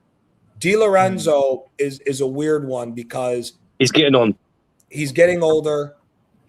I don't think he can go up and down the flanks anymore as a fullback. I think when you look at Mancini, part of the reason why I think I would choose Mancini over Sadi is Mancini will have Di Lorenzo play more as a third center back, which is a big reason why we won the European title with Italy, because he chose to do that with Di Lorenzo. And at his age, I think that's the better fit anyways than to him to continually bombing up and down the pitch, especially when you have the likes of this young kid who I think needs to get more minutes next year in Gutierrez, because Gutierrez and Locke felt like wastes of buys because Conte just wouldn't play them. And like I said, I would have taken him at Arsenal, bro. Miguel Gutierrez, I would have taken him at Arsenal. Yeah. In a heartbeat, bro. We don't have a left back like that. He was Do you know what I'm saying? Toronto. Yeah. It's mad, bro. But again, that was Conte, innit? You know. Yo, side note, speaking of fullbacks, actually, Gian, I wanted to ask you about a fullback because, you know, I don't know if you know Baran. He might chat once. He recommended me a fullback from the Serie A. I looked at him. Looks like a baller. What's his name? Palestra or whatever his name is? Yeah. Yeah, Palestra. Yeah. Palestra. Yeah, he's a good player. Good player. So, whoever gets that guy. There's Palestra, and there's also who's the kid on loan at Brentford from Fiorentina is really good too. That's Italian. Coyote. Oh yeah, that's his name. That's his name.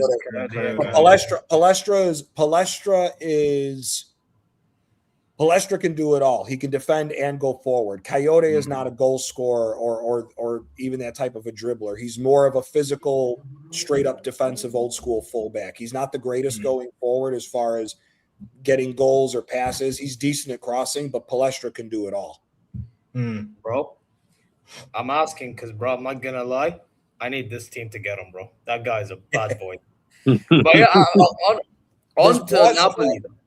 There's Palestra. There's the young kid at Milan too. The left back is good too. Biriaghi, I believe his name is. He's the youngster that a lot of big teams are looking at. He's only like 18 or 20. He's between 18 and 20 years old. He's good too. No, Palestra for you guys, for what you guys need, I think Palestra would be him and Olise together on their right-hand side would absolutely upgrade and a half, bro. Upgrade, but I know it's a Serie A talk, but just quickly, bro, that would be an upgrade, bro. I'm not even gonna cap to you, bro, because that was part of our issues in that PSG game. But on to the Napoli thing. I don't know what's happened to you, man, bro, because it looked like in January you were in an okay situation, if I'm not mistaken. Because I remember I watched the Super Cup, and then we were teetering. We were teetering. I was by the way, in case you guys didn't know, I was at the Super Cup game between AC Milan and Napoli. I remember. You hopped on here afterwards. You're like, I see what you're saying about that guy Politano, right? No, I said actually, funny enough, about Politano, I said that actually after the Frankfurt game in the Champions League, because remember it was in the early kickoff. I'm like, yes. And I'm like, he's dog shit. And I'm like, brother, because I heard some hype on Tutu Calci, and I'm like, what's this Politano offering? No. Brother, like. No. I like those Tuto Calcio guys, but there's some takes that they have on certain. Bro, listen, big up, but brother, I'm like, what does Politano really offer? No, he's like, nothing. Nothing. Does he cross the ball? He's another flavor of the month. Madueke was flavor of the month. You know what the funny thing is about Politano? His best year with Napoli was the year that Gattuso had a full season, and we missed out on the Champions League, and he just happened to choose, and because for some reason, Gattuso didn't like Lozano. He chose Politano over Chucky Lozano. And the next two seasons, when Spalletti walked through the door, you saw Lozano was miles ahead of Politano. Yeah. I don't know why people hype him up. The funny thing is, Politano's best season outside of the one-off year with Napoli is all the way back at Sassuolo, and you got to go back 7 years for that. So, damn, he went to, and the funny thing is, he went to Inter from Sassuolo, and Conte kicked him out. And then it's like, now, why are you acting like this kid's your son at Napoli when he was shit that many years ago when he was in his prime? So that's the thing. Listen, for me, the problem with Napoli is simple. It's Conte. Conte was the biggest problem. Yeah. He screwed the team up. He thought that it was too easy to get a De Bruyne who hasn't played a full season for City in 3-4 years, and just thought he could walk into the Serie A and it was going to work out, and it didn't. And I think there's a lot of decisions, like I said, that need to be made. De Bruyne has to go. Lukaku has to go. Politano has to go. In my opinion, David Neres has to go. And then you have to, and then get rid of both the goalkeepers, in my personal opinion. Milinkovic-Savic didn't do anything special for me to make me think that he should be the permanent goalkeeper for Napoli. And Meret, while he is a 2-time Scudetto winner, Meret has mistakes in him in damn near every game. He does. So and also, he's kind of injury prone as well. Yes. For me, he's made some incredible saves. I'm not going to sit here and say that he hasn't. But he's got so many mistakes in him across the season that he's not worth our time either. So I think those 5 guys need to be pushed out of the door immediately, and you start looking at something else. And the problem again, I'll think of getting another striker in it, because I know I have this feeling that we're just Boylan should not be a permanent signing. I do not want to see Napoli. Yeah, I don't want to see it either. I don't want to see it either. But we definitely need another striker either way. Do you know? Yeah, we do. Yeah. But if Man United shaft us again, bro, do you know? Well, I'll say again, but like shaft us, like it's. Congrats on the league, by the way. I forgot to, mention you to you guys. Poland. It is what it is. The game is part of the game, innit? It's part of the game, innit? Like it is what it is. We needed that title. You saw outside the Emirates, bro. I'll just say this year. You saw outside the Emirates, bro. Just like that, bro. Chelsea weren't doing that shit. Man City definitely weren't doing that shit. Just in London alone, Arsenal is massive, bro. Massive. Do you know what I'm saying? But yeah, I'm not gonna. That's the only thing I need you, man, winning, bro. Otherwise, the agenda is gonna start agendaing, and I can't see that, bro. I can't. I've already started seeing them, by the way. They're crazy, bro. I'm seeing. You know what? If we win the Champions League, this city will just go mad. Yeah, they will. Yeah, but forget that, bro. The social media will go mad too, bro. I'm gonna start seeing that team being compared to like the better Champions League winning teams, bro. Yeah, trouble-winning teams. No, we don't want to see that, bro. I can't lie, bro. Yeah. I just don't want this manager to revert back to type. No Zubimendi, no Odegaard, no Havertz. Just don't do it. Yeah. Don't start them. None of them. They can't. They can't start. Bring Timber back, and just stink. I'm not sure if Timber will be on time though. Nesta. I'm not sure if he'll be fit on time. Timber. I don't know. I think maybe just for the final, maybe even if it's like Marino is probably supposed to coming back as well. Marino. I don't know. Yeah, but he'll come off the bench. He won't start. He's definitely not starting. He's definitely not starting. Yeah, you think you're better off starting off Gyökeres in that final? Yes. He has to start. He has to. Yeah. But just period.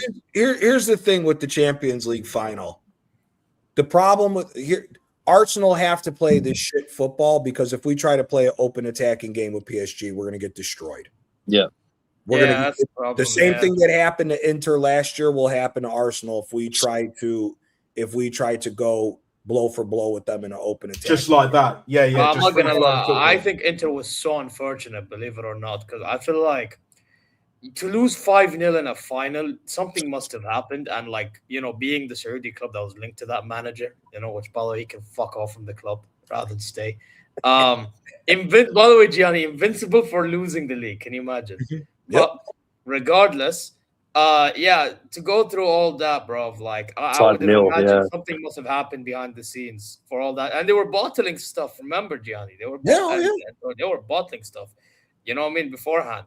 The sad thing is with Inter last season, and you look at this season, they lost to a Napoli team that did not score that many fucking goals. I think that's what crippled Inter more than anything else, was the fact that they gave up. Inter scored 85 goals this year, and they've given up the same amount of goals as they did last year. They scored 6 more goals so far than they did last year. Napoli only scored 59 goals last year. The difference was we only gave up 27 goals. Yeah. So defense was way better last year than this year. We've given up 9 more goals this season, and we've scored a similar amount. That's what I think broke them. The fact that Inter plays better open attacking football than we did last year in particular. And the fact that we just were able, again, Antonio, you remember that run, them last 10 games of the season when we won the Scudetto, the wins that we were getting were either 1-0 or maybe 2-1. Yeah. We were we weren't blowing teams out. No. We get one goal, sit back and defend and then attack when we could. I think that's what, and the fact that they lost the Coppa Italia too. They bottled trouble. Yeah, but I think those bottlings they done domestically was down to whatever was going on behind the scenes, in my opinion. Because by the way, yes, I remember, by the way, at the time, his family was in Riyadh, right? Yeah, and like January they were looking for around March, April, around that time. Okay, March, okay. And when Bayern, funny enough, my European club played Inter Milan in San Siro when we drew 2-2. Our president at the time, Fahad bin Nafel, was at San Siro. He was in Milan negotiating a deal with Inzaghi to go to Bayern. No. The president. Oh, the president of Hilal. Hilal, yes. To go to, yes. So what I'm trying to tell you, bro, I think with Inter Milan, I know people want to say, oh, PSG outplayed them, and that's fine. I understand PSG was brilliant, but to lose 5-0 can't just be one of those that's, quality. I think it's also mentality, bro. Agreed. Inter Milan was miles off it. You can tell when there were some attacks PSG had, and I just saw Inter Milan players just jogging. They weren't even running, bro. I'm like, what are you doing in a Champions League final? That's pathetic. You know what I mean? Their heads was gone. What made it even worse is PSG scored early. Yeah. Yeah. Now you PSG scored early. Yeah, we can't afford to do that shit. No. We definitely no. can't afford to do that shit. But I don't think that will happen. It's over with. No, Yeah, with you, man. I think it's over with. By the way, I would not be shocked if you score first, but somehow they score some mad goal, and that's when they go right. And then I don't I think they'll riot like that in terms of scoreline. They'll have most of the ball. They'll have most of the chances. They'll play us off the park. If they score, they'll definitely play us off. I think they will run. Unless they score first early. Unless they score early and first as well. Yeah. So in the first 5 minutes, then it's done. Yeah, but then scores within the first 10. You know what? But if we hang on in there, then for me it's a different game because Arteta is going to park that bus because that's the only thing he knows how to do. He knows how to set up a defense. He knows how to stink out the gap. He don't give a fuck. He's going to do that, bro. Regardless of what team he picks, he will do that. He knows he's not going to get any of the ball or most of the ball.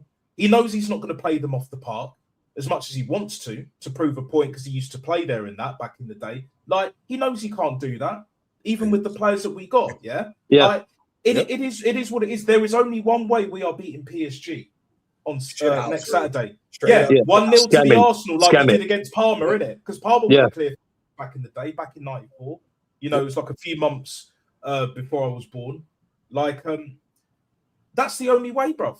Arteta is more like Graham than he is fucking Arsene Wenger. If you want to make that comparison at Arsenal, when it comes to Arsenal managers, Arteta's more like George Graham than he is fucking Arsene Wenger. And George Graham don't even have a statue, bro, and he should. Yeah, he should. But the thing is, that's the guys here. What is it is that this season, what won us the league was our defense, not exactly our attack. Yeah.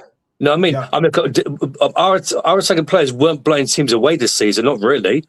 If you think about it, Trossard, look, with the attack that we've got, we should have been scoring more goals. Eze should be scoring more. Trossard, Saka, Gyökeres. But we weren't doing that.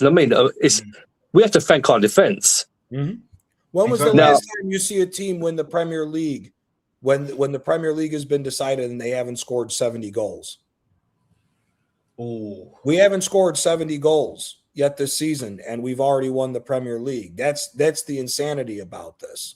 But that's probably a sad indictment of how the league is now. But that's the thing. We haven't even scored 70 goals, and we won the 70. No, we've only scored 69 goals. We're on pace. I think I was talking with Shane about it. I think we're actually on pace to be the second worst offense to win the Premier League. I think the only team that scored less goals than one was Leicester. Wow.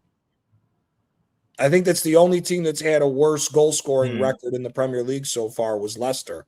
Which is why he needs to switch it up, bruv. That's why he has to switch up next season. We know he can play attacking football. That's the thing. Yeah, we saw it in 22, 23. Yeah. He's got over that PTSD. He's got over that shell shock now of getting over the line. Now I want to see him play attacking football, but not run these players into the Bomber Clark ground, bro. Yeah. Rest, rotate, and get rid of them fucking bums, bro. Them fucking scrubs. Get rid of all them cunts. Do you know what I'm saying? And bring in elite level world class players. That's what we need, bro. Is it true that Eze supposedly spoke to Arteta, spoke to him about running players into the ground? Is that true, or is that rumours? That's a rumor. I haven't seen it confirmed that he stood up to him in practice. That's a rumor. Yeah, that's I don't. So I'm not so. You're not convincing enough. I'm not convinced personally about I am. that. Eze looks like the one that would have the balls to fucking say something. Yeah, but you know what the problem is? If he did that, it would start causing a little rift in the dressing room and all that shit. Because I think Arteta is a bit stubborn. You know what? Unless he spoke to him in private. True, but at the same time, I think that would be the only way that he would do it. Here's the reason why I kind of believe. Oh, no, not in front of everyone. No. Yeah. Okay, no, maybe he did it maybe in a respectful way or something, but that's about it. I think he did, because if you look at since we lost the City game, we've played a different brand of football. If you look at since he took Zubimendi out and Miles Lewis-Skelly became the midfielder, the fluidity of the team looks 10 times better, because Skelly is actually a midfielder that can pick the ball up, dribble, and run around and go further up, but to allow the offensive players to get the ball in better positions. You know, Trossard and Saka aren't barely in the other team's half and are touchline wingers and have nowhere to pass the ball. They're higher up the pitch and in better positions now because we've allowed Lewis-Skelly to have more fluidity. Same thing with our number 10 position. Eze has been able to go further up the pitch. Yep. Odegaard, he's still shit, but at the same time, at the end of the day, he's looked better going into what the role that was for Skelly, because of him being able to pass the ball and being more of a fluid player than trying to be the playing it more full, bro. Exactly. If you give the ball away a few times, it is what it is. But my issue is, if he played like this every fucking week or every time he started, right, it wouldn't look anywhere near as bad. But because that wasn't the case, it's just like, even if the manager's being more defensive, it's like at the same time, you know, there were countless times to play the ball forward, the diags and all of that shit. Yeah. Do you know? Yeah, Ebery Eze, man like Eberiche Eze, bro, grabbed that light bulb and broke that motherfucker. Do you know what I'm saying? Like, it is what it is. Yeah. And he probably said that, you know, off to the side. Can I have a word on the side and all that shit? Yeah. Let's take this shit private. Yeah. That's the way to do it. I would do it like that. I would definitely do it like that. If that is true, that's how it went down. I don't see it going any other way because he's a smart brother as well. He's not going to throw his toys out the pram. The thing that Arteta needs to realise in front of everyone else, he ain't that kind of guy. Man. Yeah, I don't see it. The thing that Arteta needs to realise is that Eze and Odegaard together doesn't work. No, that doesn't work either. It doesn't work. Yeah, that don't work either. He was trying to slip it in. Do you know what I'm saying? Slide it doesn't work. DMs kind of bullshit, bro. It don't work. It ain't happening, bro. Yeah. It ain't happening. You're far better off face to face dealing with that shit head on. Yeah. Do you know what I'm saying? Which is what you got to do in the final. Start Skelly in that fucking exactly. Final. Exactly. And if he doesn't, then he's a next level cunt. I swear. I agree. I think you need to have Skelly and Rice next to each other in the final. And have Eze at 10. And then I also think that you need to start Hincapié over Calafiori, because it's 100%. My worry is if you start Calafiori and he starts doing that whole crazy floating, it goes all out front. Dembele, Doué, and VAR are going to rip it. If he tries to remotely do the sweet Prince shit, bro, same. And that's the thing about the right hand side. I don't want. If Jurrien Timber's not better than 75%, don't start him, because he won't be fit. We saw what happened last year when he wasn't fit and tried stopping Vara. He couldn't. Oh, he got destroyed. So and that's the thing. You have to be shithousery. You have to be shithousery because of the fucking. You have to do shithousery because of the fact that if you're going to be starting Mosquera at right back because of the injury, same thing. You have to play defensive and help that kid out, because if not, Vara's in the form of his life. He'll rip that fucking kid's head off with the way he's playing right now. that kid'll be in bad fucking. And guys. even Doué's done well as well. Do you know what I'm Yeah. saying? He's not at the level of He's Cavra, turned of his whole course. career around the way he's scoring goals right now. His He's finishing way more effective, bro. We know yeah. he's got the skills, but Yeah. like you're trying to do that CR7 shit. Do you know what I'm saying? When he started, and it's just like we love to see that, but you have to have end product. Ronaldinho, Zizou, all these best players, even the likes of Robinho and them man there. Do you know what I'm saying? Neymar had it in him, but he just didn't want to. Mentally just didn't have it. He clocked out ages after that trouble with Barca. He clocked out in it. But this is what I'm talking about. These are the levels, bro. Reno, you're funny, but Calafiori is the biggest piece of shit. Classic. That's classic. But you know what? What is that? Fuck the Montreal Canadiens, Reno. What was that other bit? The Canadian team when the fucking what means Nasta? Noisy Doc is like you can't touch him. So yeah. Oh right, okay, yeah. Nonsi talk in English. Don't touch him. Leave him alone. As if leave him alone. He's doing well. That kind of thing. Nonsi Doc. Yeah, just leave him. Yeah. Leave him alone. Yeah. Okay. See, I'm learning, guys. I'm learning. See if I'm learning. It's direct. This it's manager direct should find a way to translation. fucking learn right now. It's direct translation means just hands off. That's what. Yeah, hands off. Yeah. Okay, hands off. Yeah. Like back off and all that kind of shit. Yeah. Yeah, but I was gonna quickly say on Calafiori, I don't think he's bad on the ball, but I think defensively he gets caught out a lot. He's not a defender, bro.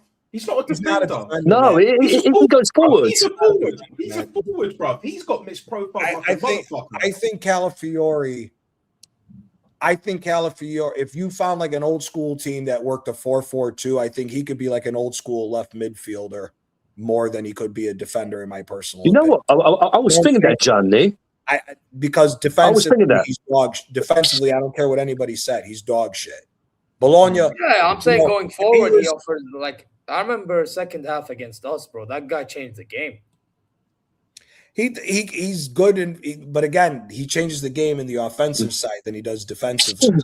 Defensively, here's the problem with him: he cannot beat one-on-one. He will get destroyed.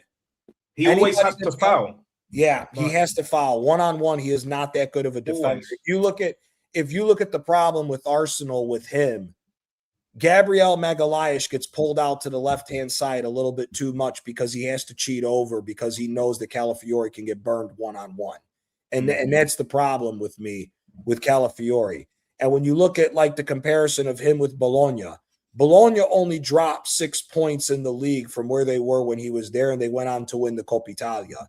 Their defense was more solid once Calafiori left. So for me, I'm not a believer in Calafiori like that. I think he would be a better wing back.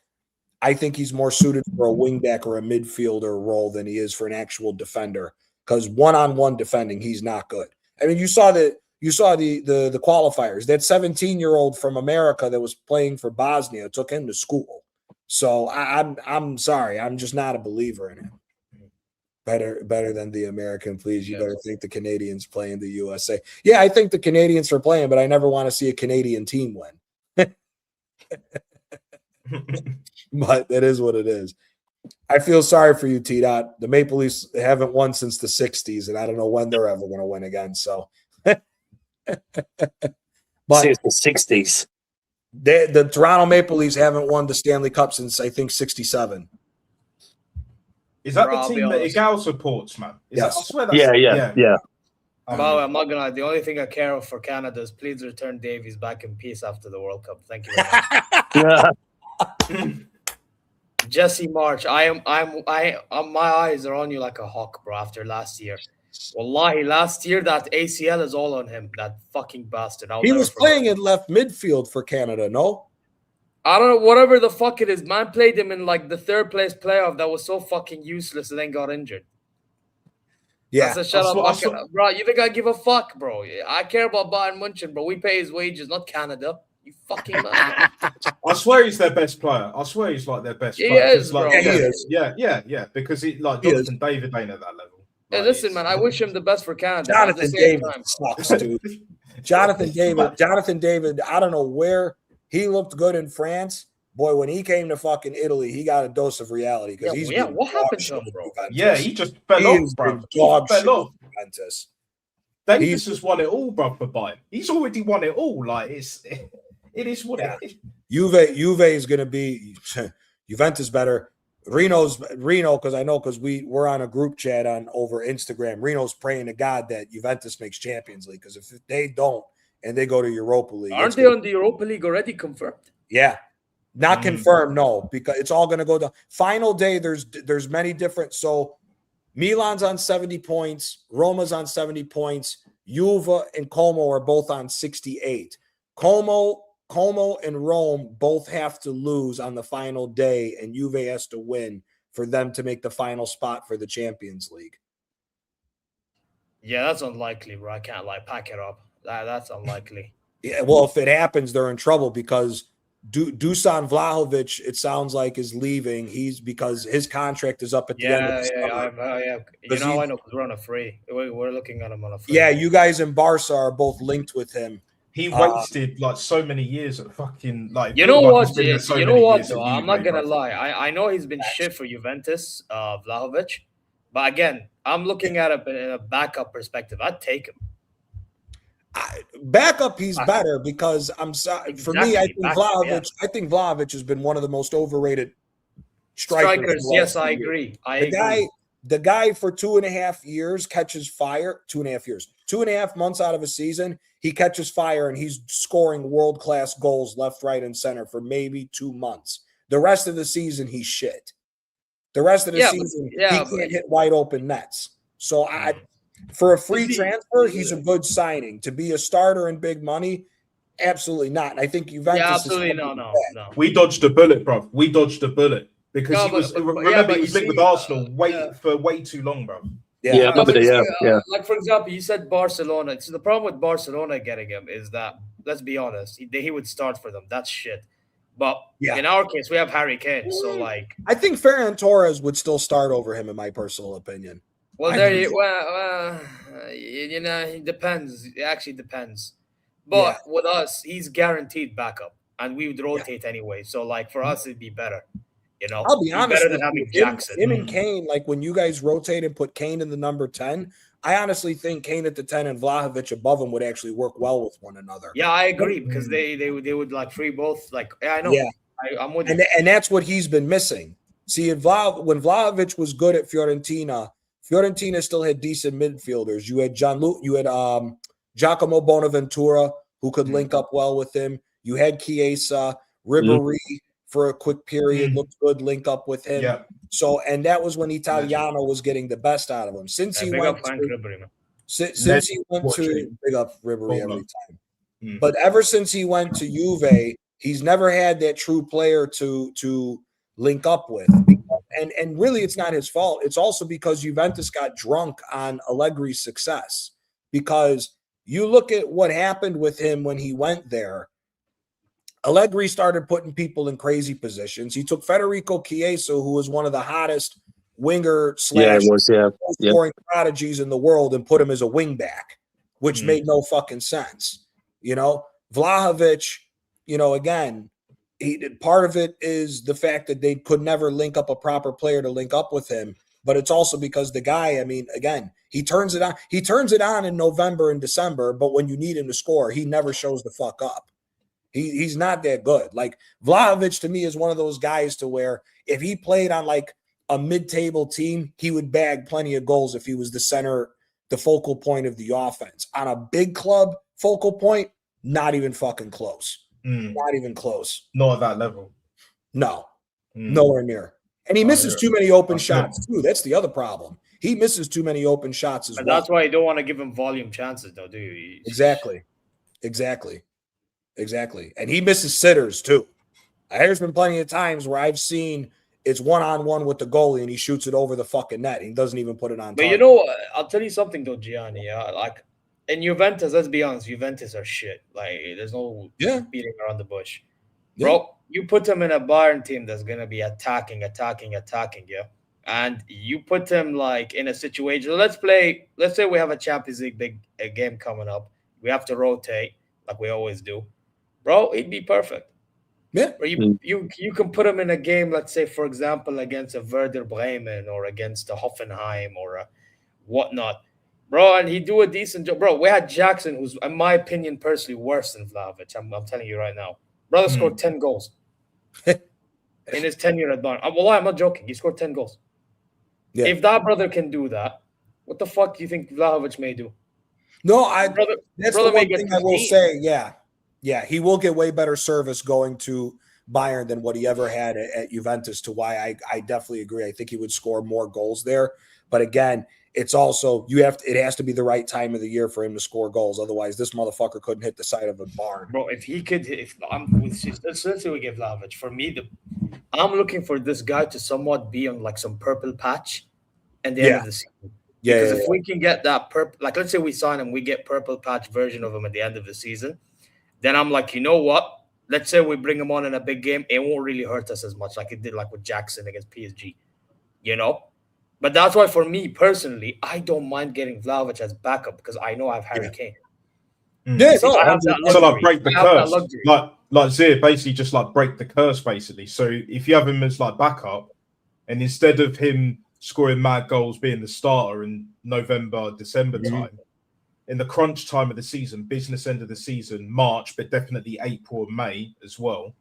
Yeah. Do you know what I'm saying? Bro, because our players have turned up. It ain't been pretty, but our players have turned up. Do you know what I'm saying? Whether it's a goal, little bit of play, whatever. Sometimes you just needs to do that. I'm looking, set it up. Sorry, and then, for me, I'm looking at it because you know what it is. Look at Real Madrid. Like right when they faced us and they in the Bernabeu, who was the guy that scored? Joselu, bro. Yeah, Joselu. You know what I'm saying? So like, PSG have a Gonçalo Ramos, for example. You know, like my point is like a backup striker is not supposed to be the best thing to slice bread. It's supposed to be somebody that can turn up when it's the right timing. Yeah. Yeah, no, 100%. For me, Jackson isn't that guy. I think Vlahovic could be that guy. As a bench player, yeah. Like you said, as a rotation guy and everything, yeah, I agree with that.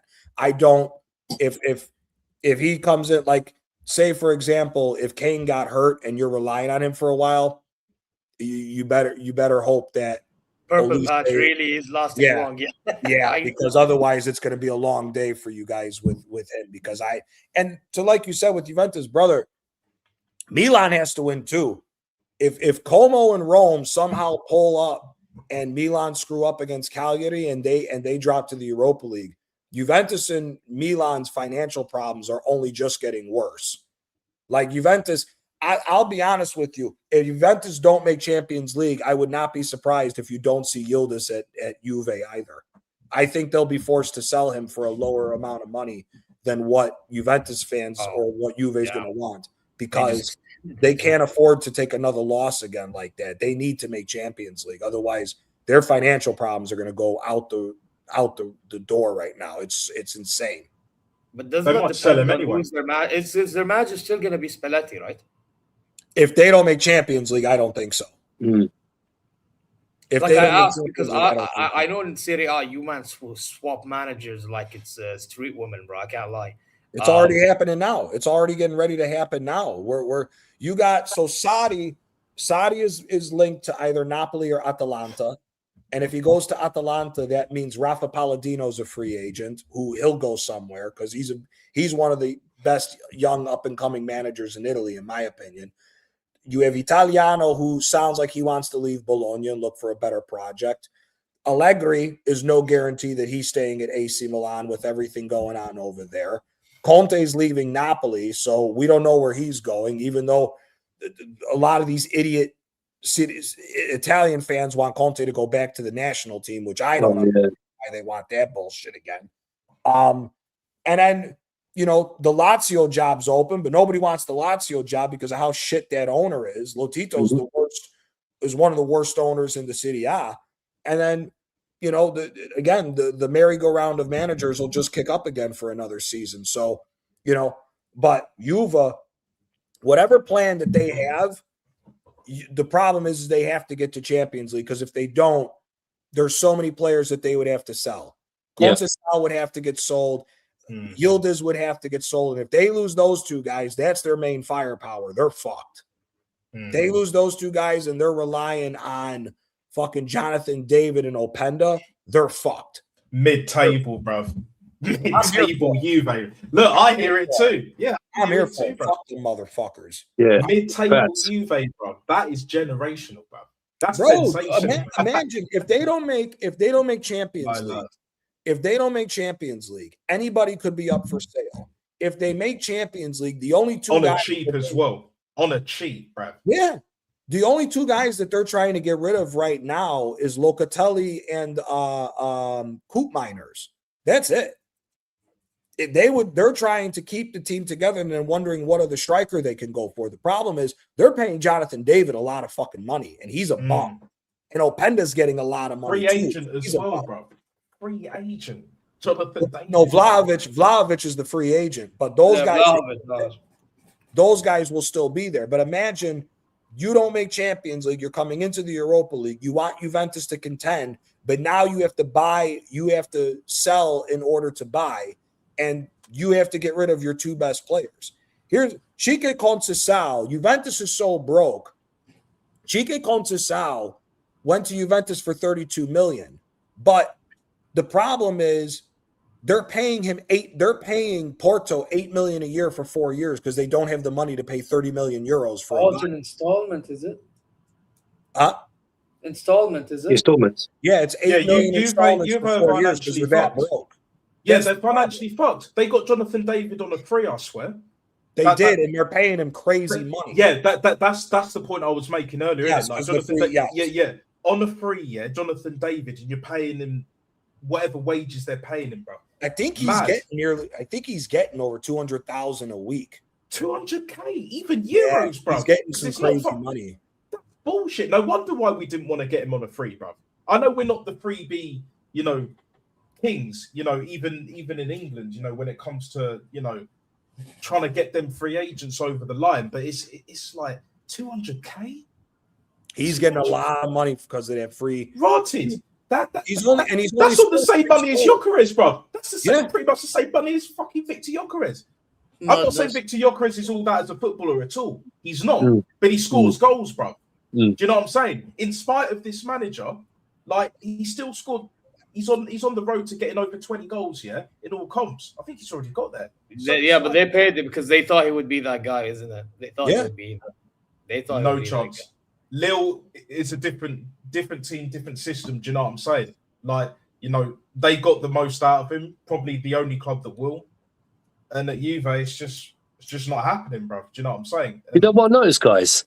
So many teams have got a shit scouting system.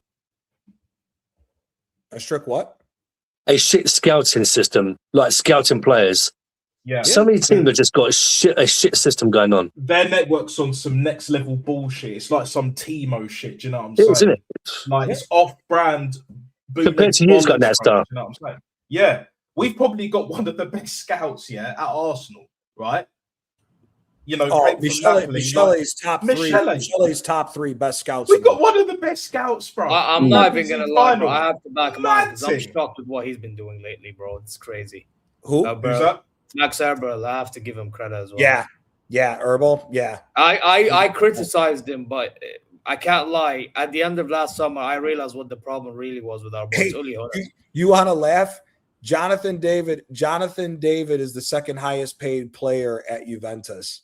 He's 213. Jonathan David's 213,000 euros a week. Here's the even funnier. Dusan Vlahovic is leaving. Vlahovic is getting paid 430,000 euros a week. My days, bro. How he's getting 430,000 euros a week is an absolute disgrace. No wonder Arsenal said no, bro. No wonder Arsenal said no. I thought it was bad at Arsenal, bro, with the high wages. But that's across the board, bro. That's our biggest issue. But when it comes to certain players in certain teams that are supposed to be big teams, top teams, but Juve in this case, ain't moving like it. 430, bro. Ivan Toney getting 400 in Saudi is justifiable, bro.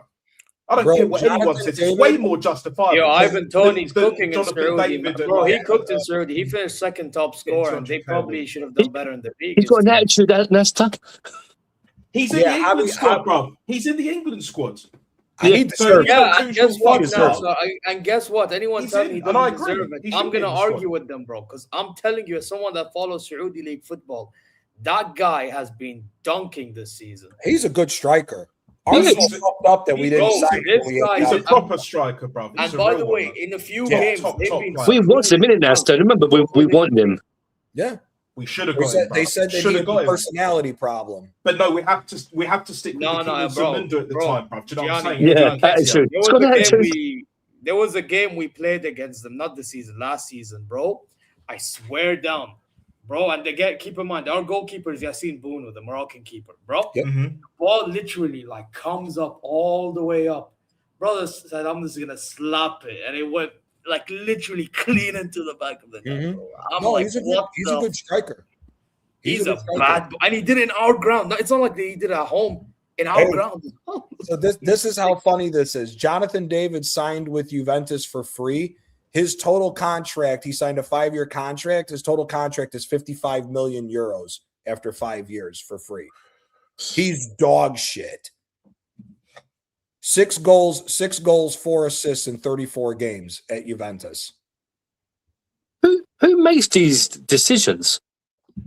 The fucking morons, Agnelli and everybody else that's been running that club into the ground. Listen, long may it continue as far as I give a fuck. No. I agree, but I'm just saying. I honestly, I don't know because I don't understand it either. It doesn't make any sense. How do you have this guy just signed, this guy is getting paid 200,000 euros a week. Locatelli, who for me, like I said, has been played out of position the entire time has been there, is only getting paid 117 and a half. How the hell that's going on, I don't know. Kefren Turam's only getting 70,000 euros a week. Disgrace compared to what the others are getting, man. Here, Disgrace. before Kenan Yildiz gets his next contract, Kenan Yildiz was only getting paid 50,000 euros a week. And Jonathan was getting 200,000. Yeah. How the fuck? What the? My lads. Paisan, Bullshit, Locatelli bro. is terrible because you guys have played him as a 6 when he was never a 6. Let's not get into this. You bought him when you brought that retard Pirlo as a manager, tried playing 4-4-2 to appease Cristiano Ronaldo to still be a left-sided striker. You tried making him a 6. Then Allegri came and tried making him a 6. He's not a 6. When everybody loved him, it's a swallow. When he made the national team and scored goals for the national team, he was box to box. Let's not play revisionist history on this. Especially that game against Switzerland where he scored 2 goals. Exactly. He's box to box.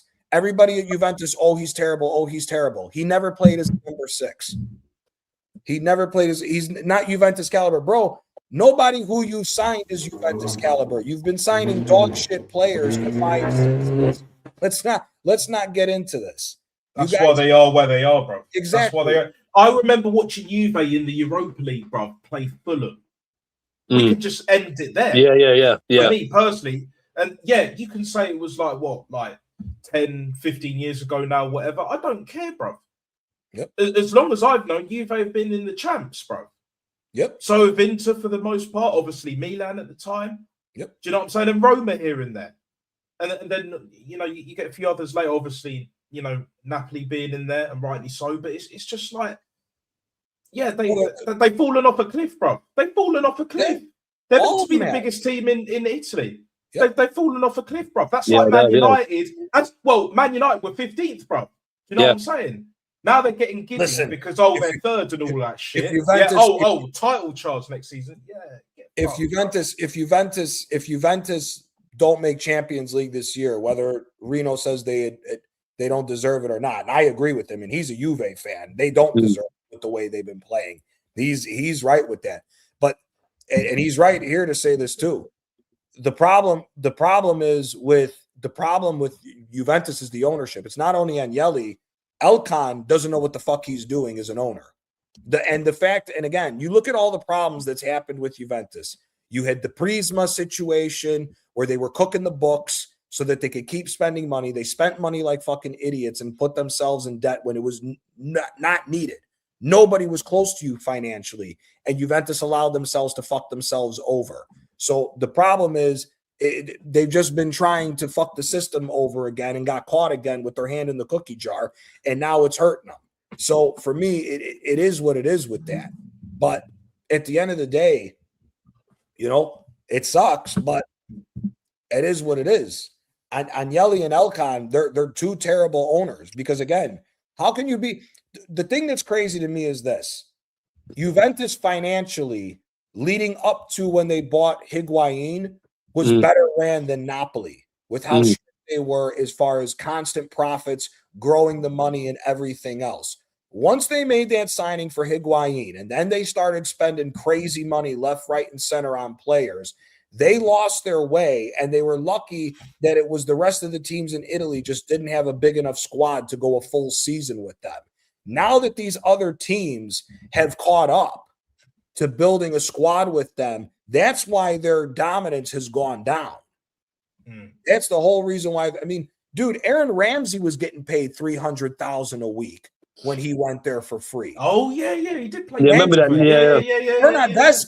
Bernardeschi went there from Fiorentina. I think they paid like $30 million for him, and he was getting like $200,000.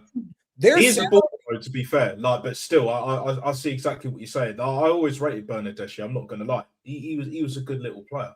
No, that's like, I agree with you on this. It is Elkan that's the bigger problem than Agnelli, and I think the only issue with Agnelli is that Agnelli, the problem is Agnelli oversaw the problems with Paratici when they were cooking the books and got caught with that money scam. That's also a big problem as well with them. So the thing is the finances have gone south, and Agnelli oversaw that. So he's a part of it. But yes, the bigger problem is Elkan.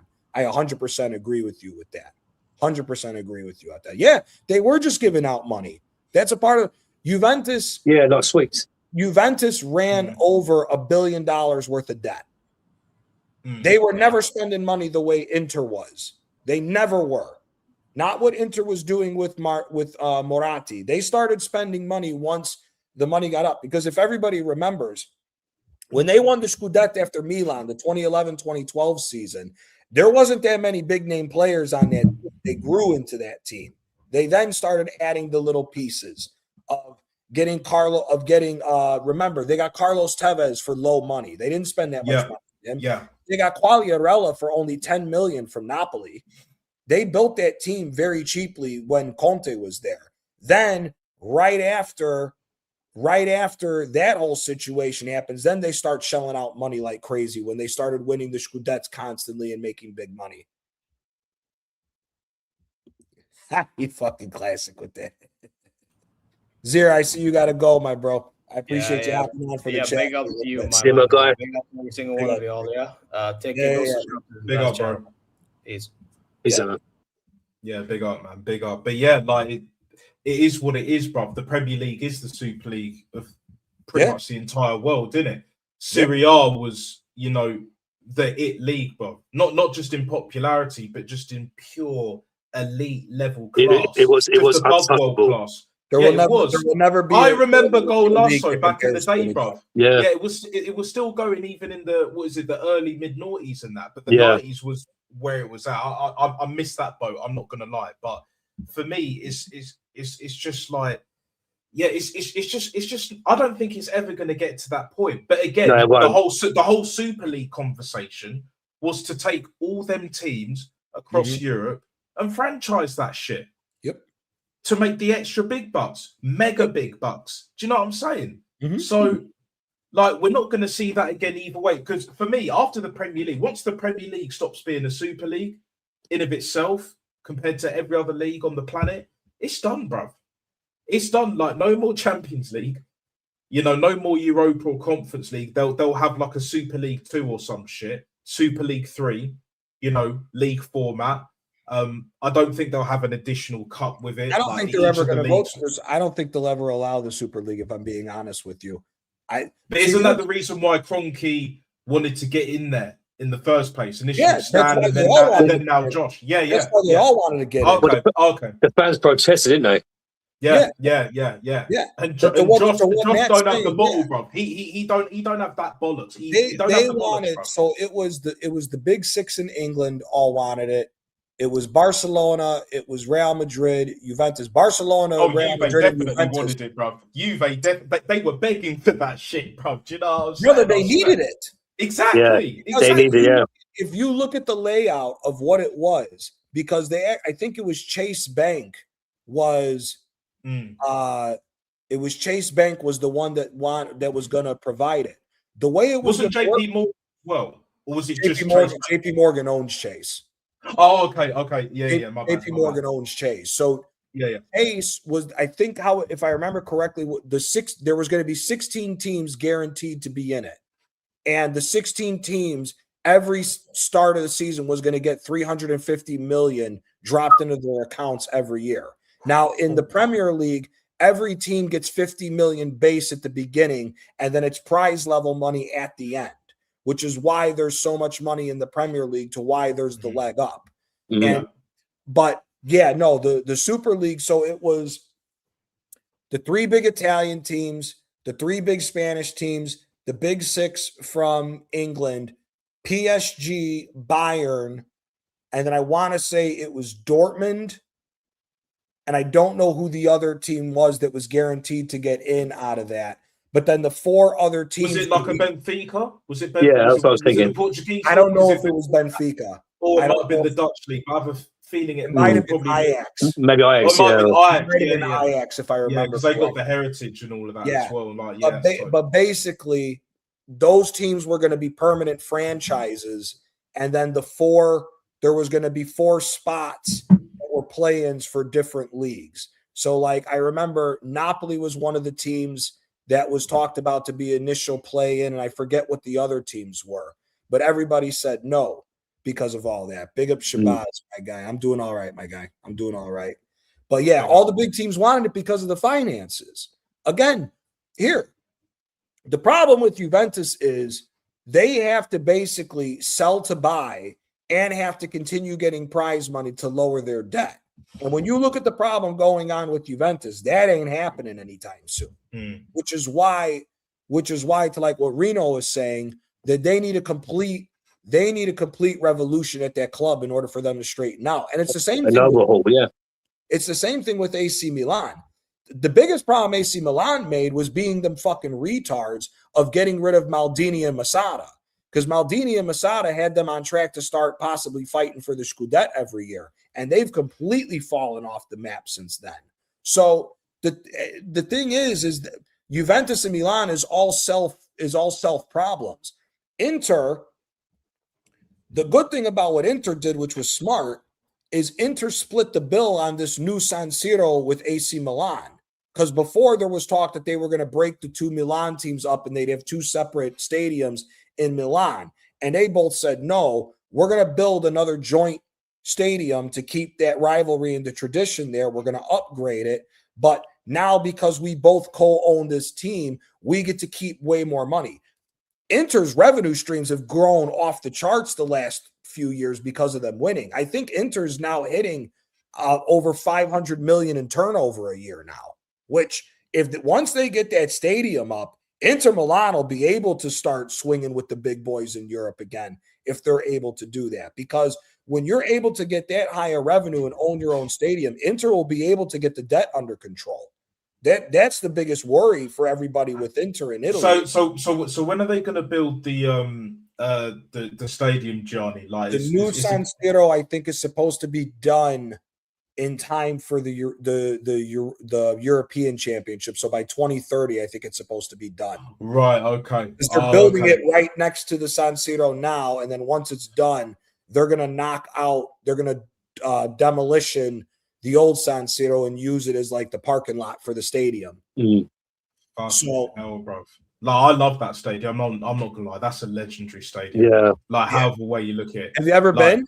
No. I need to. Oh, I'm going. You never been? No, never. You gotta go to it. You gotta go to a game. Whether you know what I need to do. I've got cousins in Milan. If I go and see them, I'll try and get them to get tickets for a game. I'll try. Yeah. No, I would listen. Try to go for an Inter Napoli game, because we don't have problems with their ultras. And dude, it's an awesome stadium. Awesome stadium. I've been there. I was there for both. Do you remember the game where Ronaldinho beat Napoli 1-0 with the free kick goal in the 80-something minute? I was at that game. Oh, okay. I was at that game, and then I think when Inter got Perisic and Kandreva, I went up to the game for Inter Napoli game. I think we tied 1-1. Yeah. Game. But you got to see that stadium before they rip it down. It's fucking awesome. It's fucking awesome. Next to the Maradona, that's my favorite stadium in Italy. I don't compare. I don't think the Olympicos got shit on the San Siro, in my personal opinion. No, I agree with that as well. I always loved the San Siro, and it has great memories for me as well when I was a kid. Yeah, definitely. Just being straight Arsenal. Do you know what I'm saying? TT trick at the San Siro, bro. I know he scored that goal in the Bernabeu. That was a bit later, but 0-3 prime time TT, bro. Do you know what I'm saying? Against Javier Zanetti, bro, especially for that hat trick. No, that as well. Like when Arsenal won 2-0. Yeah, go on, Antonio. No, I was going to say, no, that Nesta, when Arsenal won 2-0 with Fabregas and Adebayor. Oh, I remember that as well. That was a quality game. And that Milan team, I think they were champions at that point. It was the season after they were champions in 07. Yeah, because it was Kaká was still. Yeah, Kaká was still there. Yeah, UEFA champions. Sorry, they were Champions League winners in 07. 06, 07, because they played Liverpool. They got their revenge. They got the revenge. The following season, we played them in the fucking round of 16. Round of 16, yeah, last 16. Yeah. Round of 16. It was one of our best. It was probably one of Wenger's best performances in the Champions League, period. Do you know what I'm saying? It was right up there, if not arguably just on single performance alone. Like Fabregas run that game, bro. Yeah. And they had Kaká. What is it? This Sador. was just as it was a season before Ronaldinho ended up at Milan. Because that Ronaldinho at Milan was fucking ridiculous, bro. And he should have got picked for that World Cup. Fuck you, Dunga, bro. I don't give a shit, bro. Dunga's a dickhead. He's a cunt for that shit. That was still the Pirlo, Gattuso, Seedorf midfield. Yeah. World class, bro. Like, I Johnny, feeding off what you said about like clubs and money. Have you heard about like that Arsenal could be the richest club in England? And Chelsea are in deep shit, bro. Or to become the richest club in England.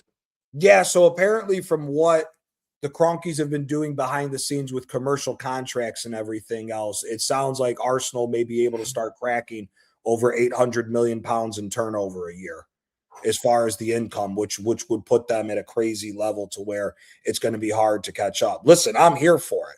Again, this is what we want. Standards FC, bro. Standards FC. Like I'm on this big up Rashid as well. I'm always on the raise the standards. Well, pretty much down there all the time. Anyway, he invites me on. This is what I'm talking about, bro.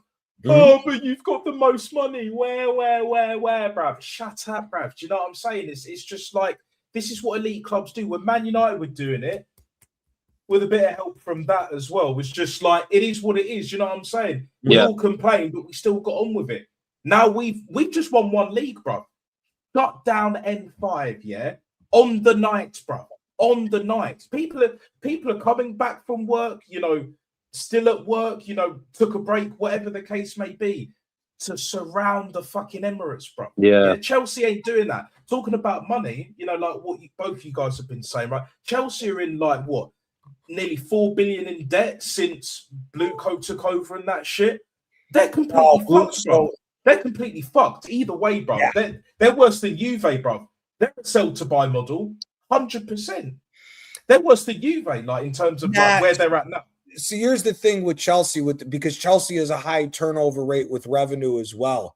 The thing is, if Chelsea went 1 year, like this year, if they told Xabi Alonso coming in, listen, we're basically going to do a self-inflicted transfer ban, and they just brought in money and didn't spend, they would be able to straighten out a decent amount of their finances being able to do that. The problem is at the end of the day with Chelsea is that they can't do it. And listen, my personal opinion, I think the biggest problem with that club is that fucking retarded Bali. Todd Bowley, you could say what you want about him. Business mindset, he's one of the smartest businessmen in America. He's the one. Listen, he found the loopholes, bro. Do you know what I'm saying? The LA Dodgers for years weren't worth a fuck. They weren't worth a fuck. They were a shit team for 30 on 40 fucking years, the LA Dodgers. He's the one that's gotten smart to find the loopholes with the MLB to change them around and get them to where they are now. He knows his shit when it comes to it. The problem for me is that Iqbali and the rest of them, Blue Co, were the ones that were trying to influence him what to do, from what my understanding is. And he followed them and they fucked everything up. First of all, the fact that you didn't keep, I think, was it Bruce Buck? I think his name was. You didn't keep Bruce Buck and you didn't keep Marina Granovskaya, who was basically. Oh, yeah, Marina. Yeah. How you don't keep them two in a transitional period, for me, whoever that call was a fucking idiot. Because Marina, to be fair, Gianni, was Roman's right-hand woman, innit? Yeah. That was his chick, bruv. She was the one that she was getting mad deals over the line. I don't know how the fuck she did it, bruv. But she was doing it better than anyone at one point. Yeah. Do you know what I'm saying? In her role, I was like, fucking hell. RSV, this is facts. If Roman Abramovich didn't clear the $2 billion debt, they would be screwed from. Oh, yeah. Their debt was never cleared, though. That's the thing. The funny thing with Chelsea is their debt under Roman Abramovich got somewhat cleared, but they still internally, how they were running the club, Chelsea owed Roman nearly $2 billion because of all the money that he handed out for transfers. So they're still in debt, bro. Either way, so they're fucked. And it was Ole who fired Marino. Well, there you go then. Yeah, well, to be honest, because the truth of the matter is, with Chelsea, it's just like whether it's close to 4, 3, or 2 bill, either way, like they're still in a hell of a lot of debt. Yes, they do make a lot more money than Juve or any other team in any other league outside of England, of course. But it's just like, what I'm saying is it's not enough. And look at the quality of players. Yes, Xabi Alonso has done well at Leverkusen, but the Premier League would suit him more, or will suit him more, rather than La Liga. But at the same time, it's just like, if they're going to do what you suggested they do, Johnny, where it's just like they do a self-inflicted transfer ban, and then they just bring in that revenue, sell the players, the scrubs, whatever, yeah, and then they just bring back some loanees because they've got a hell of a lot of players on them books. Do you know what I'm saying? Yeah. So that's the only thing that is saving Chelsea, bro, is the immense squad depth with so many loanees. But they've been doing that shit for years, even under the Abramovich model. That's pretty much where it got blown up, like with all that shit. So it's like, I think without that, they're completely fucked, in it. Like if they had like a more reasonable size squad like list, like even we do.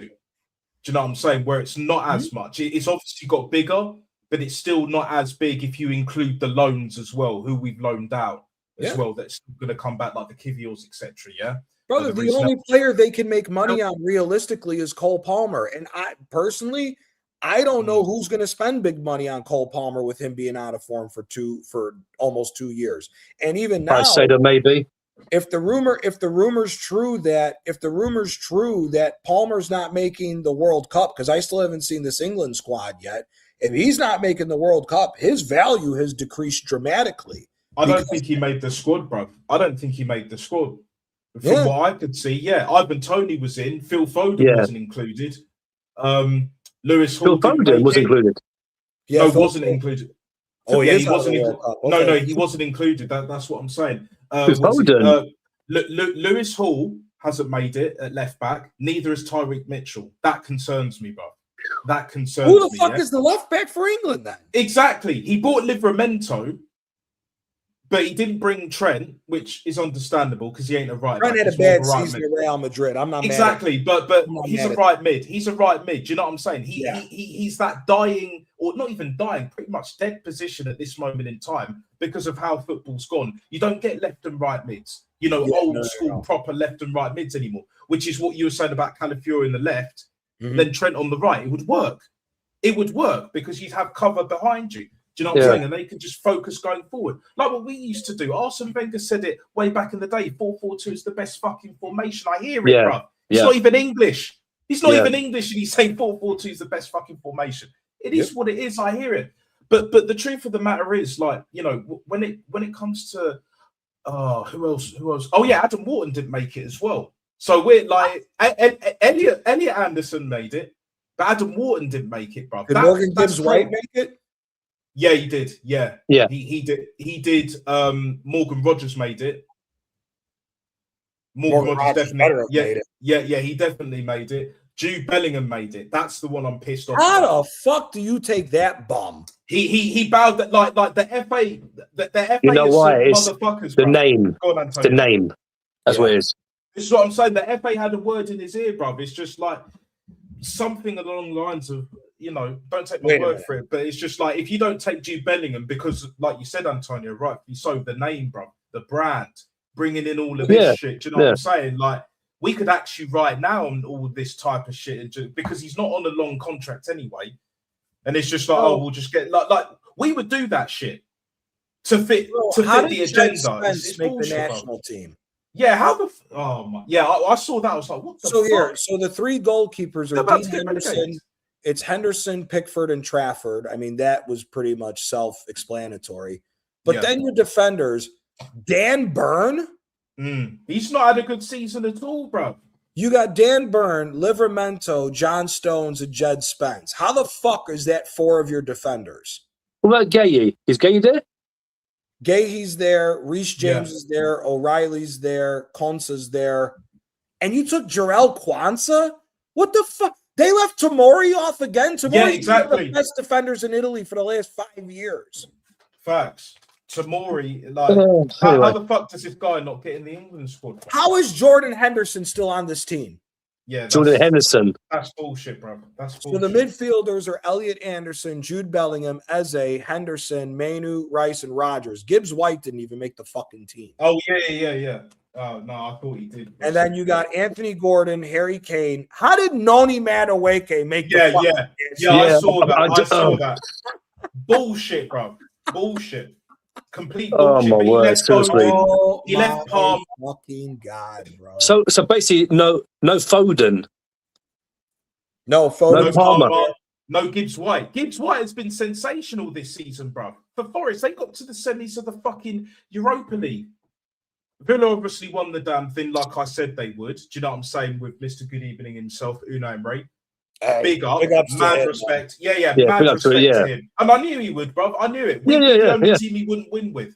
Well, I knew it, bro, because we know. But now things are looking like they're a little bit different. But we'll just have to see in the summer, even after the cup, the Champions League final. Like it is what it is. But yeah, like that England squad, it's not good, bro. It's a joke. Shit. It's joke. It's a fucking joke, bro. We just went through that starting 11 if you took the best players from Italy. If the best team for Italy ran into this England team, I think we beat them. Yeah. Yeah, like the ones with Noddy, I don't even call him Noddy, bro. Noddy Madueke, bruv, with his clown shoes and clown car, living in La La Legoland, bro. But Rodgers had to, bruv, and they just won, innit? He's the best out of all of them. When you look at fucking Cole Palmer, Phil Foden, and Rodgers has been the best out of all of them the last 2 years. Yeah, he's been the best out of all of them. He deserved that call. And City could get him back. If they really wanted to, bruv. That's the mad thing about it. Because like what you're talking about, like I think it was in the last stream where like Villa, they got to clear out a bit of that debt and all that shit with how they've been running the club, how the owners have been running the club. And if they get rid of him and then they bring in like a Phil Foden or some shit like that, if they need to do that, then 100 mil. The only difference is I think the 100 mil for Morgan Rodgers to City would actually work better than when Grealish was there. Do you know what I'm saying? Because Grealish and Pep, it just didn't work, innit? He did what he had to do in that treble season, but Pep he rates certain players and he just doesn't rate certain players like that. You know what I'm saying? Or he just won't utilize them. That's an interesting point that you put out there with Morgan Rodgers going back to City, because now that Maresca's going there, I wonder how that all works with who would play where. Because for me, me personally, I don't think Vara is coming to Arsenal, in my personal opinion. I don't think Vara is coming to Arsenal. I personally think we should be in the mix for Rodgers. I think we should be in the mix for Rodgers and put him on that left. Especially after just winning the league, bro. And that exactly. Imagine 60,000+, seeing Morgan Rodgers on the left. You can have Bukayo Saka once he's rested a bit more on the right. Bring back Ethan Nwaneri. Do you know what I'm saying? The true Max Dowman. Do you know what I'm saying? Yeah. Bin off Madueke, bruv. The fucking prick. Do you know what I'm saying? And Basura with the headband, bruv. Yep. You know what I mean? I'm not even kidding and playing with that shit. But we love a house party, innit? It is what it is, people. Yeah, if you know, you know, right? But Javi, I agree with go, this. Listen, I think Cherokee's going to go insane under Maresca next year. The only thing, thing that I wonder is if there's going to be any fallout with Pep leaving, if some players are going to push out. Because I would still take Cherokee at Arsenal, bro. Fuck it, we got the money. We got the money. Me personally, Cherokee is the best player to watch in the. We could have Saka on the left even. If we're not going to, I hear that, Johnny. If we're not going to buy a left winger, so let's say like we can get Morgan Rogers, but we'll get Cherokee as well. Get rid of Odegaard, get rid of Madueke, even if it means a loan, and then sell him like next summer, innit? Not this summer. We'll do that shit. You know, get rid of Martinelli. For me, it's not even so much the transfer fee that we could get, even if it's low, bruv. It's getting the high wages off. If we can get rid of all the high wages, even if it means we suffer with the transfer fee in this immediate period, right here, right now, Fat Boy Slim settings, I'm taking that shit all day fucking long, bruv. Straight to the bank, depositing that. Give me that cash monies, bruv. Do you know what I'm saying? Straight up. Like Ryan Cherokee doing keepy ups at the carpet, bruv. I'm here for it. Especially against City, bruv. No Pep. Like, it is what it is. It's our time. Amazon Prime time now, bruv. We can dominate. Dominate. World domination. Chelsea were doing that shit, bits and pieces. Let's take it a next step further because we win the Champions League. We're one of a handful of teams to be Champions League winners while being league winners as well. What is it? Man United, obviously, and Liverpool as well. And then it's City, I believe. Yeah. Because Forest won it twice, but they weren't league champions when they won it either times. Villa weren't league champions when they won it, and we know Chelsea weren't league champions, innit? On both occasions. So we do it when we're league champions, bruv. My lord, London town is getting shut down next weekend, bruv. I swear, bruv. I can't wait. We need a Champions League next, and Johnny, we need one. We do. Yeah, no, we need one. I think it will happen, bruv. I'm not getting my hopes up too much, but the way I've been saying it, the only way it's going to go down, I think that will happen, bro. I just have a little feeling. I'm not getting too gassed. I'm not getting too giddy. But at the same time, I just have this feeling. And I'm not even a betting man. Do you know what I'm saying? Yes, PSG are the favourites and all that. Yes, they could still beat us 2-3-0 if they're really on it and they defend well enough as well. But that's the thing. Their defence, you know, you got Marquinhos in there, bro. Target him. What the score is with that. We target him, bro, yeah? And we, you know, we either park the bus or if we're doing I don't want us to do the high press thing. I'm not even thinking about that shit because that's not going to. No, you get because if you get beat on the high press, these we just got to park the bus in it. So if they have the ball, just frustrate them, bro. Even frustrate them. Can have an off day, bro. This PSG team, rather, as great as they are, bro, it's modern day football. Of course, they can have an off day. There's more of a chance in it. Or even if they're not off it. They're just frustrated and, you know, just things ain't quite clicking. It's not even so much that they have to have an off day. Yeah. 1-0 to the Arsenal, I'm here for it. But it's the only way it's not the score. Yeah, but it's the only way we're going to win. Yeah, I agree. Yeah, you agree with me, Johnny. Like, that's the only way we're going to beat them. But I just have this feeling. Yes, they're the overwhelming favourites. Yes, we're the underdogs. But I think the underdogs works in our favour right now. It does. Going into it, trying to delude yourself to thinking that we're favourites, it's not going to work, bro. We did that with fucking Chelsea, with no European heritage. That's why I was a bit hesitant at the time. I'm not going to lie. I'm thinking of the fucking word. I can't think of it at the moment, but it will probably come back to me later. But yeah, that was it. Apprehensive. I was apprehensive before that final.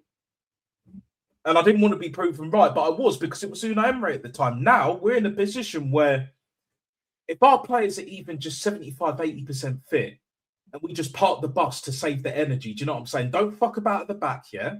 If you want to pass it here and there, keep it simple. Don't fizz it 5 yards away like 90 miles an hour, 80 miles an hour. Do you know what I'm saying? Where they struggle to control the ball just naturally. Anyone would. Do you know what I'm saying? Even the best players. It's simple fucking football. Yeah. Just pass it. And to be honest, from what I saw after they had that bender, do you know what I'm saying? The following night, innit? Like where Deckers and Ebery Eze and Starboy, innit, were just outside the Emirates. You can tell right, bro. rice was steaming. Do you know what I'm saying? That rice was fucking steamed. Long grain rice and that rice baby from decades. Yeah? But either way, bruv, you saw them in training the next day, hanging, bruv. Relaxed. They were better on the ball, bruv. I know it's training, but all the other clips I've seen, I've not been impressed. When they go out and get fucking get on it, bruv. You know what I'm thinking, like Sonic, bruv. Like, they can control the ball. Even that scrub Madueke, bruv, doesn't look too bad in a two-touch, bruv. Do you know what I'm saying? Calma, bruv. Slow it down. Yep. We might even surprise PSG when it comes to that. Like, when we park the bus on the ball and then just route one to Gyökeres or give it to Bukayo Saka, give it to Eberiche Eze and do the link-up thing. Because we can do that, even though our attack is not as fluid. But, you know, Skelly has to be in midfield.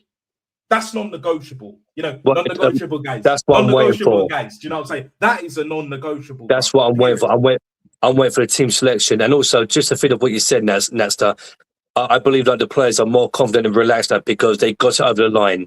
They believe now. Yes. And that's it. And also, like, I'm happy that we won the league relatively early as well because we could have this week a little bit of rest. Now, I don't know what's going to happen against Palace. But hopefully, Arteta will rest players and play like Norgard. He'll play, Dalman or whoever. You know what I mean? And then next week we have more of a rest, light training on the training ground, and get ready for Saturday. Yep, 100% agree. I'd be cool with them having a few drinks, especially the scrubs. In it, the scrubs need to have the most booze. Do you know what I'm saying? At least they can half control the fucking football. Do you know what I'm saying? Madueke, I'll be slipping in that Wagwan. Do you know what I'm saying? That Maggie, bruv, yeah? Have some of that, yeah? After training, all of that shit, come back the next day. Oh, he can control the ball half decent. His dribbling's improved. Oh, shock. Do you know what I'm saying? All it takes is a few beers. Maybe Merce had a point. Do you know what I'm saying? Tony Adams just went way too far with it. I hear it. I understood why he stopped, innit? But at the same time, yeah, Gaza, Merce, I know Gaza's way over the top, but again, talking about Serie A, bruv. Gaza, bruv. Razor brother. I saw him right at the very end, hardly. Do you know what I'm saying? Yeah, I had to go back with Gaza. I hate that he played for Tottenham. But even the shit that I've seen him do in Serie A, bruv, going back in then. Lazio. What a player! What a fucking player, bruv. And even the shit that he was doing at Spurs, I hate to say it, but Spurs had the odd baller here and there.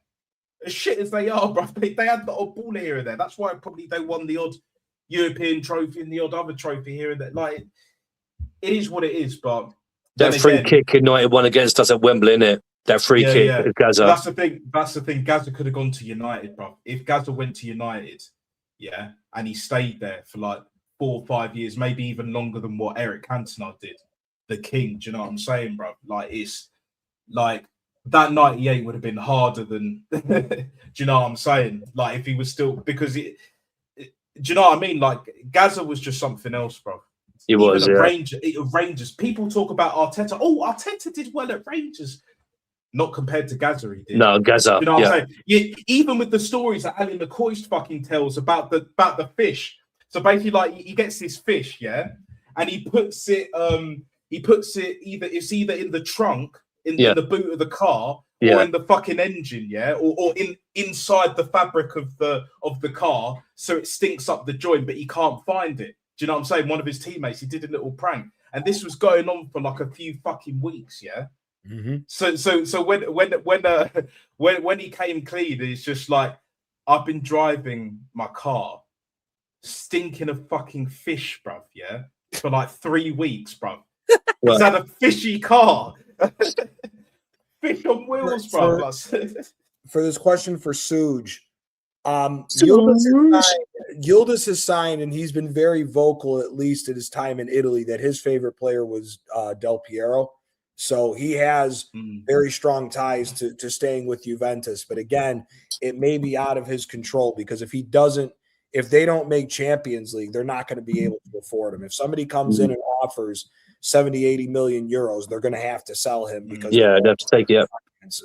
So if we could get Yildiz for cheaper, and I'm talking Napoli here, not Arsenal, because we could pay the 70, 80. They would never sell him to us. They would even if we paid the money. Yeah. Napoli don't have the money. The problem is here's the thing. If Napoli wanted to buy that, we'd have to pay in installments. And Juventus can't afford to do that. They would need like 80% of the money up front. And the problem is you got to remember, Napoli right now have a big problem where, yes, we're getting the second half of the payment for Victor Osimhen, but Lorenzo Luca, who's absolute dog shit, cost us 30 million euros. And we got to flip that. And Luca is just absolute dog shit. That's why I don't want Højlund, because Højlund's going to be 50 million in total, and Højlund ain't worth no fucking 50 million. No chance. And again, that's why you have to get De Bruyne and Lukaku off. De Bruyne's on crazy money for Napoli. I think De Bruyne's where is it at? Is it like 240 a week or something like that? 213. Okay, not too far off. But here's the problem. We took on Rasmus Højlund's loan, gross from United. Rasmus Højlund, Kevin De Bruyne, Lukaku, and Politano are our 4 highest paid players at Napoli. And they're the 4 biggest pieces of shit on the fucking team. J Lo, fucking insane, brother, bro. Big up, my guy. I appreciate you stopping by, J Lo. Big up, J Lo, bro. Big up, man. Big up. But, do you know what I'm saying? I mean, that's the thing. That's what's insanity. The 4 players that we need to get rid of the most are our 4 highest paid players. I've got an option. So Rasmus Højlund, listen to this real quick. Oh, okay, Rasmus Højlund is getting 178,000 euros a week. Oh, no, he's got to go, bro. Kevin De Bruyne is on 213. They've adjusted the contract because of this fallout, but Lukaku's getting 147 a week, and Politano's getting 125. The next highest paid player is a tie at 106 with Giovanni Di Lorenzo and Scott McTominay. How Scott McTominay is not one of our highest paid players, and Politano paid more is an absolute fucking disgrace. It's a complete and utter disgrace. Do you know what, guys? Yeah, like we were talking about players that we would keep and sell, Gianni, in it, like at Napoli, yeah. And one of the guys you mentioned, he can't do it. You know, never really it. You know, the hype at Ajax died quick when he went to Benfica, and I hear it. Is David Neres, but you know who I would replace him with, and not only him, Politano, yeah? He plays for Villarreal, used to play for the Arsenal, bruv. Nico Pepe, bruv, because he's better than both of them. He's better than both, and he's not going to cost as much because we sold him on the cheap. You see how it all goes back? Do you know what I'm saying? Yeah. It does a 360. Do you know what I'm saying? Like Arsenal, like that other Villarreal, Napoli, and then, you know, with the Michel. Pepe's a good shout, but that young Spanish kid Molero, I would take from them if we're going to go from Villarreal. Yeah, okay. But then could you have Pepe as like, you know, he'll play more often than not, but there'll be times where he doesn't play. So he's not quite back up, but he's competition. So I think. Well, see, I don't think Pepe would come to Napoli to be competition because of his age, and he has been balling out with Villarreal. So I think that would be an interesting situation. Again, see, like this is what it means. This is why I say it depends who you get. So, like, if you get Roberto Mancini in, 9 times out of 10, he's playing 4-2-3-1.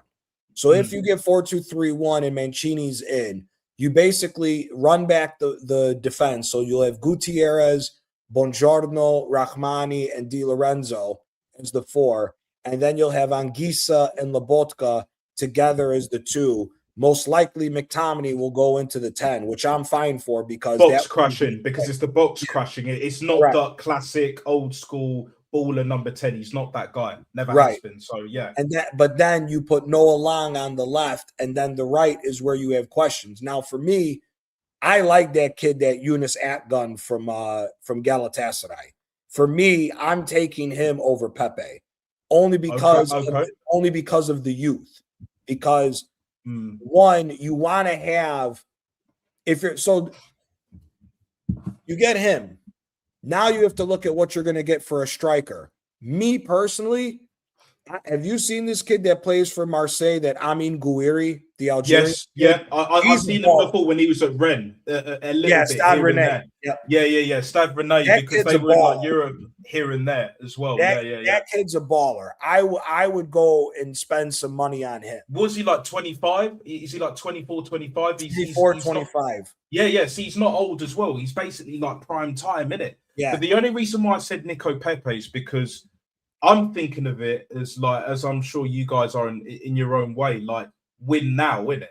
Like the guy from Galatasaray, innit? I hear it in it. Do you know what I'm saying? It's like your number one choice because he's younger and he can develop, grow, and could maybe even go the Cavra route without needing to sell him so soon. Do you know what I'm saying? For the need to us to sell him so soon. But with Nico Pepe, you can get 2 years, maybe 3 years. The only problem, I hear what you're saying. If you bring in Nico Pepe, he'll have to start. And I hear it, he should start. But then who do you get as the backup in it? You go for Politano, who ain't worth a goddamn. Do you know what I'm saying? David Neres ain't been doing shit.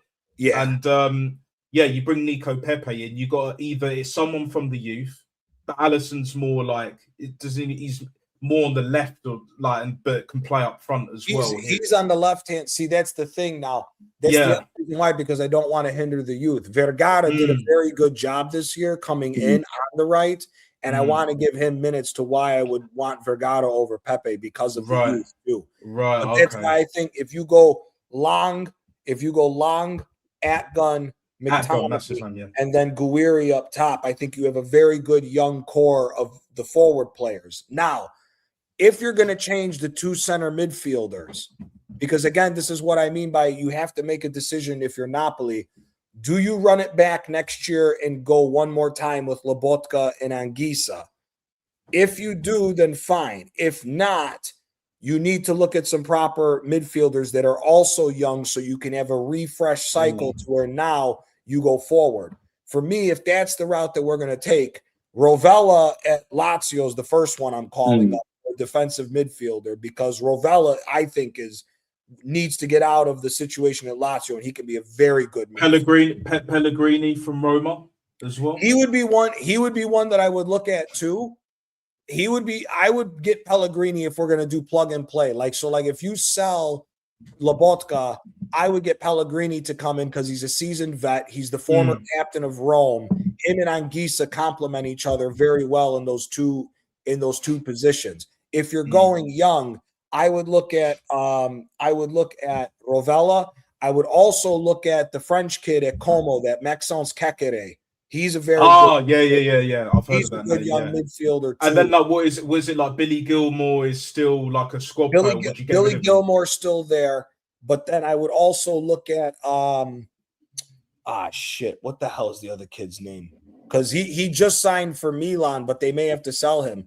That Samuel Ricci is a good defensive midfielder too. I would take him too. So there's a multitude of players that we could look at as far as that, as far as in the midfield. The striker is where I'm more concerned. Like I said, I would like Guiri, and then as a backup striker on top of that, I don't want Lorenzo Luca. Now, in my honest opinion, if you can get him, because he had a very good year with Udinese, and I'd be willing to take a risk on him as a backup for him to earn his spot, I would go get Zaniolo. I would go get Zaniolo because he's done a very good job for Udinese, and as a backup, I think he could do a good job. Another guy that I would look at is that's at a younger age too is Pinamonti at Sassuolo. He's a good striker. He's a good old school hold up, big Italian striker that's good in the box as well with his header. Now, the other winger I would look at, I don't know if you've ever seen this guy before, Nat, is Armand Loriente, the small French kid that's fast as shit on Sassuolo. He's the left. Oh yeah, no, I haven't seen much of Sassuolo. I'm not. He's a fucking baller. That kid can dribble his fucking ass off. Is he the French? Is he that young? Like, is he like early 20s? Like, no, Loriente's 26. Oh, 26. Oh, right. Okay. Yeah. Oh, okay. Yeah. But I'd be willing to look at him because he's serious. He's serious. He's a great creator of the ball, great dribbler on the ball. Now, the other person I said earlier, to be honest with you, because they're probably going to be selling players for cheap, I would look at that Somerville from West Ham. I like that kid. Yeah. I would look at him. And to be honest with you, Rahmani this year is 32. He'll be 33 by the end of the season. So if you keep him, it's only one more year, and then I think you got to get rid of him. I didn't think Todibo had that bad of a year with West Ham, if I'm being quite honest with you. I thought Kilman and the other center backs were the bigger problem for West Ham than it was Todibo. I would entertain Todibo to be another signing as well, not to be just an immediate first 11 starting center back for Napoli, but to bring him in, ease him in, and you have him with Bukma and Rafa Marin, because Rafa Marin, who's been a very good center back for Villarreal, is owned by Napoli, and it sounds like he's coming back to us, which would be great depth for us because we need another center back. But I think overall the thing with Napoli is just get a young. The thing is as much as it sucks, you have to get ready for a fresh cycle. This cycle of players goes all the way back to Ancelotti's time at Napoli. So you're talking 8 seasons now that a lot of these guys have been here with us. Mm-hmm. So that's why I think you need to bite the bullet and say, I think it's time. How old is how old is Evan Nilsson at Bournemouth, innit? Because like I was thinking, like just he's as an 27, 28, I think. Oh, okay. I'd take him. I would take him in Napoli. Like as backup, like to Gory, like it's like good competition, just something a bit different. Because the thing is with Evan Nilsson, if he scored more goals, as great as Bournemouth have done for obvious reasons, of course, innit? Do you know what I'm saying? Like for me, Evan Nilsson, I've always rated in a way. I always thought he was a good striker. If he just had the better numbers, do you know what I'm saying? He would be right up in that conversation. He'd be where Igor, what's his face, Thiago at Brentford is at. Do you know what I'm saying? He'd be in that conversation if he could finish. Like if he could have that end product, he just doesn't quite have it. But on the ball, the hold-up play, the link-up play, and he's not a slouch either, as we saw the other night. He's tidy in it. So him and Gory battling it out, with the 4-2-3-1, and I'm cool with that formation because you could easily switch it to 4-3-3. Yeah. Do you know what I'm saying? Like, as much as I love a 4-4-2, I also love a 4-3-3 as well. Like, as long as there's attacking fluidity, it's not going to be the Conte bullshit that he was pulling, this season. You know who else? And I would have him back. I would take Raspadori back. Because Atalanta not getting Europa League and no Champions League money, they may have to sell. And Raspadori, they will definitely sell. Raspadori is your highest paid player on the team because of them getting him from Atletico. I would bring Raspadori back. I wouldn't be surprised if that's the striker. I would not be surprised. No, he can't be the starter. He doesn't listen. Raspadori, if you were going to get Raspadori as a starter, off the bench, yeah. No, I hear it, but I would take him off the bench as a striker. I would take Raspadori as a winger to start because he could be a goal-scoring winger if you get him in that 4-2-3-1. Like if you right. If you got on the right, like he can play on the right and that. So he can play off the right because you know what he's kind of like. He's kind of like how Trossard was at Brighton when we got him. Right. He's not an out-and-out striker. He's more of that secondary striker. Yeah. But he's much more focused on scoring goals. And to be honest with you, he can finish with both of his feet. He's very good with his left foot. So, like, for me, I would be fine, like, if you went with, like, say, you bring him back and you got Raspadori on the left and Long on the right with McTominay in the middle. Because he can play both sides so long. Yeah. And not only that, because Guiri can interchange, because he's a very good dribbler, there could be times where Guiri's got the ball, he floats out wide, and you have Raspadori then come in and you have link up with everybody that way. I see, for me, us choosing to let go of Raspadori was part of the reason why we had this fall off. Because had this problem went down with Lukaku and we still had Raspadori, we wouldn't be worried about this problem with Rasmus Højlund coming in for 50 million euros. Because, like I said, Højlund's only scored 11 goals in all of Serie A, and 50 million is not worth that. He's nowhere near. 15 points behind Inter as it stands, bro. Yeah. You know what I'm saying? 15 points, bro. How far back? How far away were we from Liverpool last season? How far away was Arsenal? Because it was quite a big gap. We were 10 points. We were 10 points at the end of the season, but when Liverpool clinched, we were 15 or 16 points behind. Yeah, do you know what I'm saying? Like we like Arteta fucked up that season. Whatever you want to say about him now, I hear it. Yeah, because he's got over the line. But last season he fucked it, and this is what's happened to Napoli this season, bro. Do you know what I'm saying? Even the games, the games that I have seen, the bits and pieces here and there, it's just like there was just never enough going forward, and the defense wasn't tight enough. It wasn't strong enough. It wasn't solid enough to compensate for that. If you want to play that way, pragmatic, that's fine, but it has to win. Do you know what I'm saying? Why are we gassed that we've won the league, innit, at Arsenal? Because we got over the line and our defense was more than solid enough compared to everywhere else in the league. City will score more goals. They'll score. They've got the most goals in the league, but our defense has been that good, that has got us over the line. And Conte thought he could do the same with Napoli. The problem with Conte was this, and this is why I'm pissed off with him more so than anything. He tried converting us to a 3-4-3 at the beginning of last season, and it didn't work.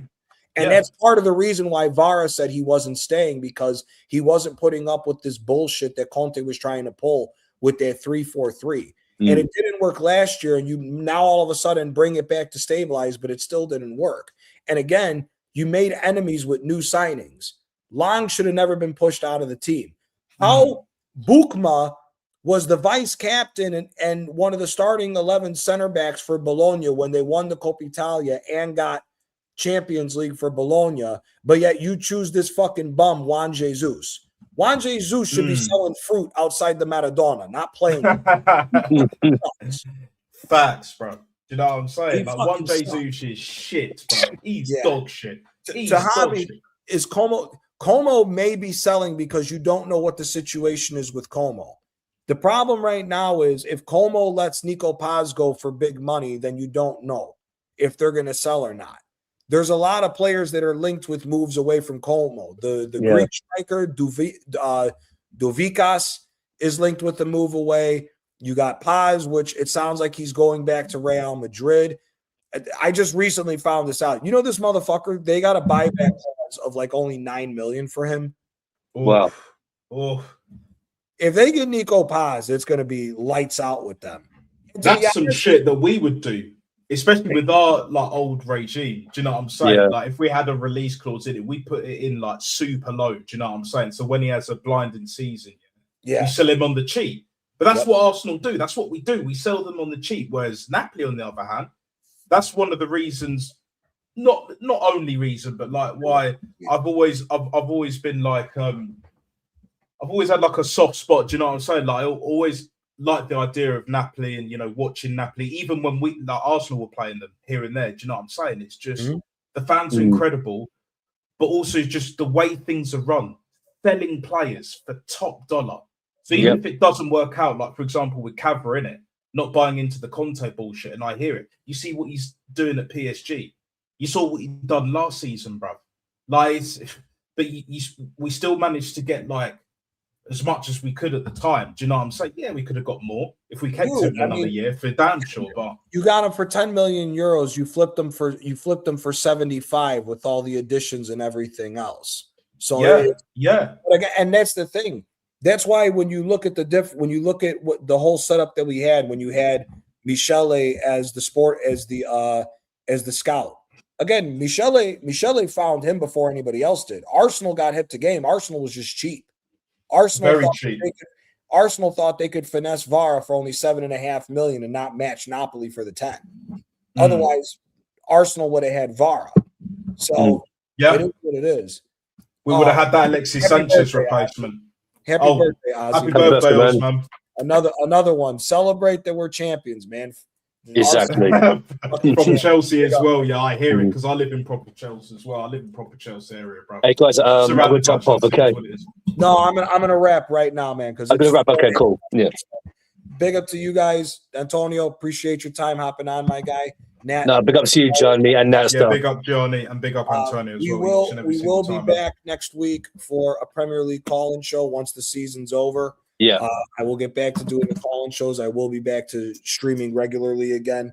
I just had to straighten out some family stuff that was going on behind the scenes. But yeah, man, appreciate you guys always. Appreciate everybody that stopped by for the conversation. Appreciate the Lee Gunner raid and everybody that came over. Big up to Lee every single time as well. Yeah, big up to him. Yeah.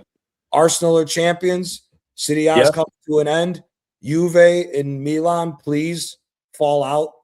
Fall out. I don't want to see you in the Champions League. Rome, I hate you motherfuckers, but I'd rather see you guys in the Champions League than fucking AC Milan. And Como, listen, man. Como, You're getting some shit, dark money. I know you got scams going on to why you're getting that much money pumped in. I don't care. Please beat out Juventus and Milan. I need to see these two teams get fucked. Please get these two teams fucked. It'll be great for the league as well. It'll be great for Serie A. Let's be real. It'll be beautiful, Milan, it'll be beautiful. You know what I'm saying? It's needed, bro. This retribution against them two fucking scumbag teams has been long overdue. Long overdue. And especially if those two teams have a terrible financial year and they fuck off and Napoli win a Scudetto again and go 3 for 5, brother, it'll be glorious. We will be there, bro. We invest correctly, get rid of the scrubs. We will definitely be there. We will be there, man. Smoking on that Bianco Neri. Exactly. You know what I mean? There you go, man. But big up to everybody. Hope you guys have a good weekend. Subscribe to Johnny and to Natster, guys. Appreciate it, guys. Have a great night, man. All right. Buonanotte. Ciao. Buonanotte. Ciao.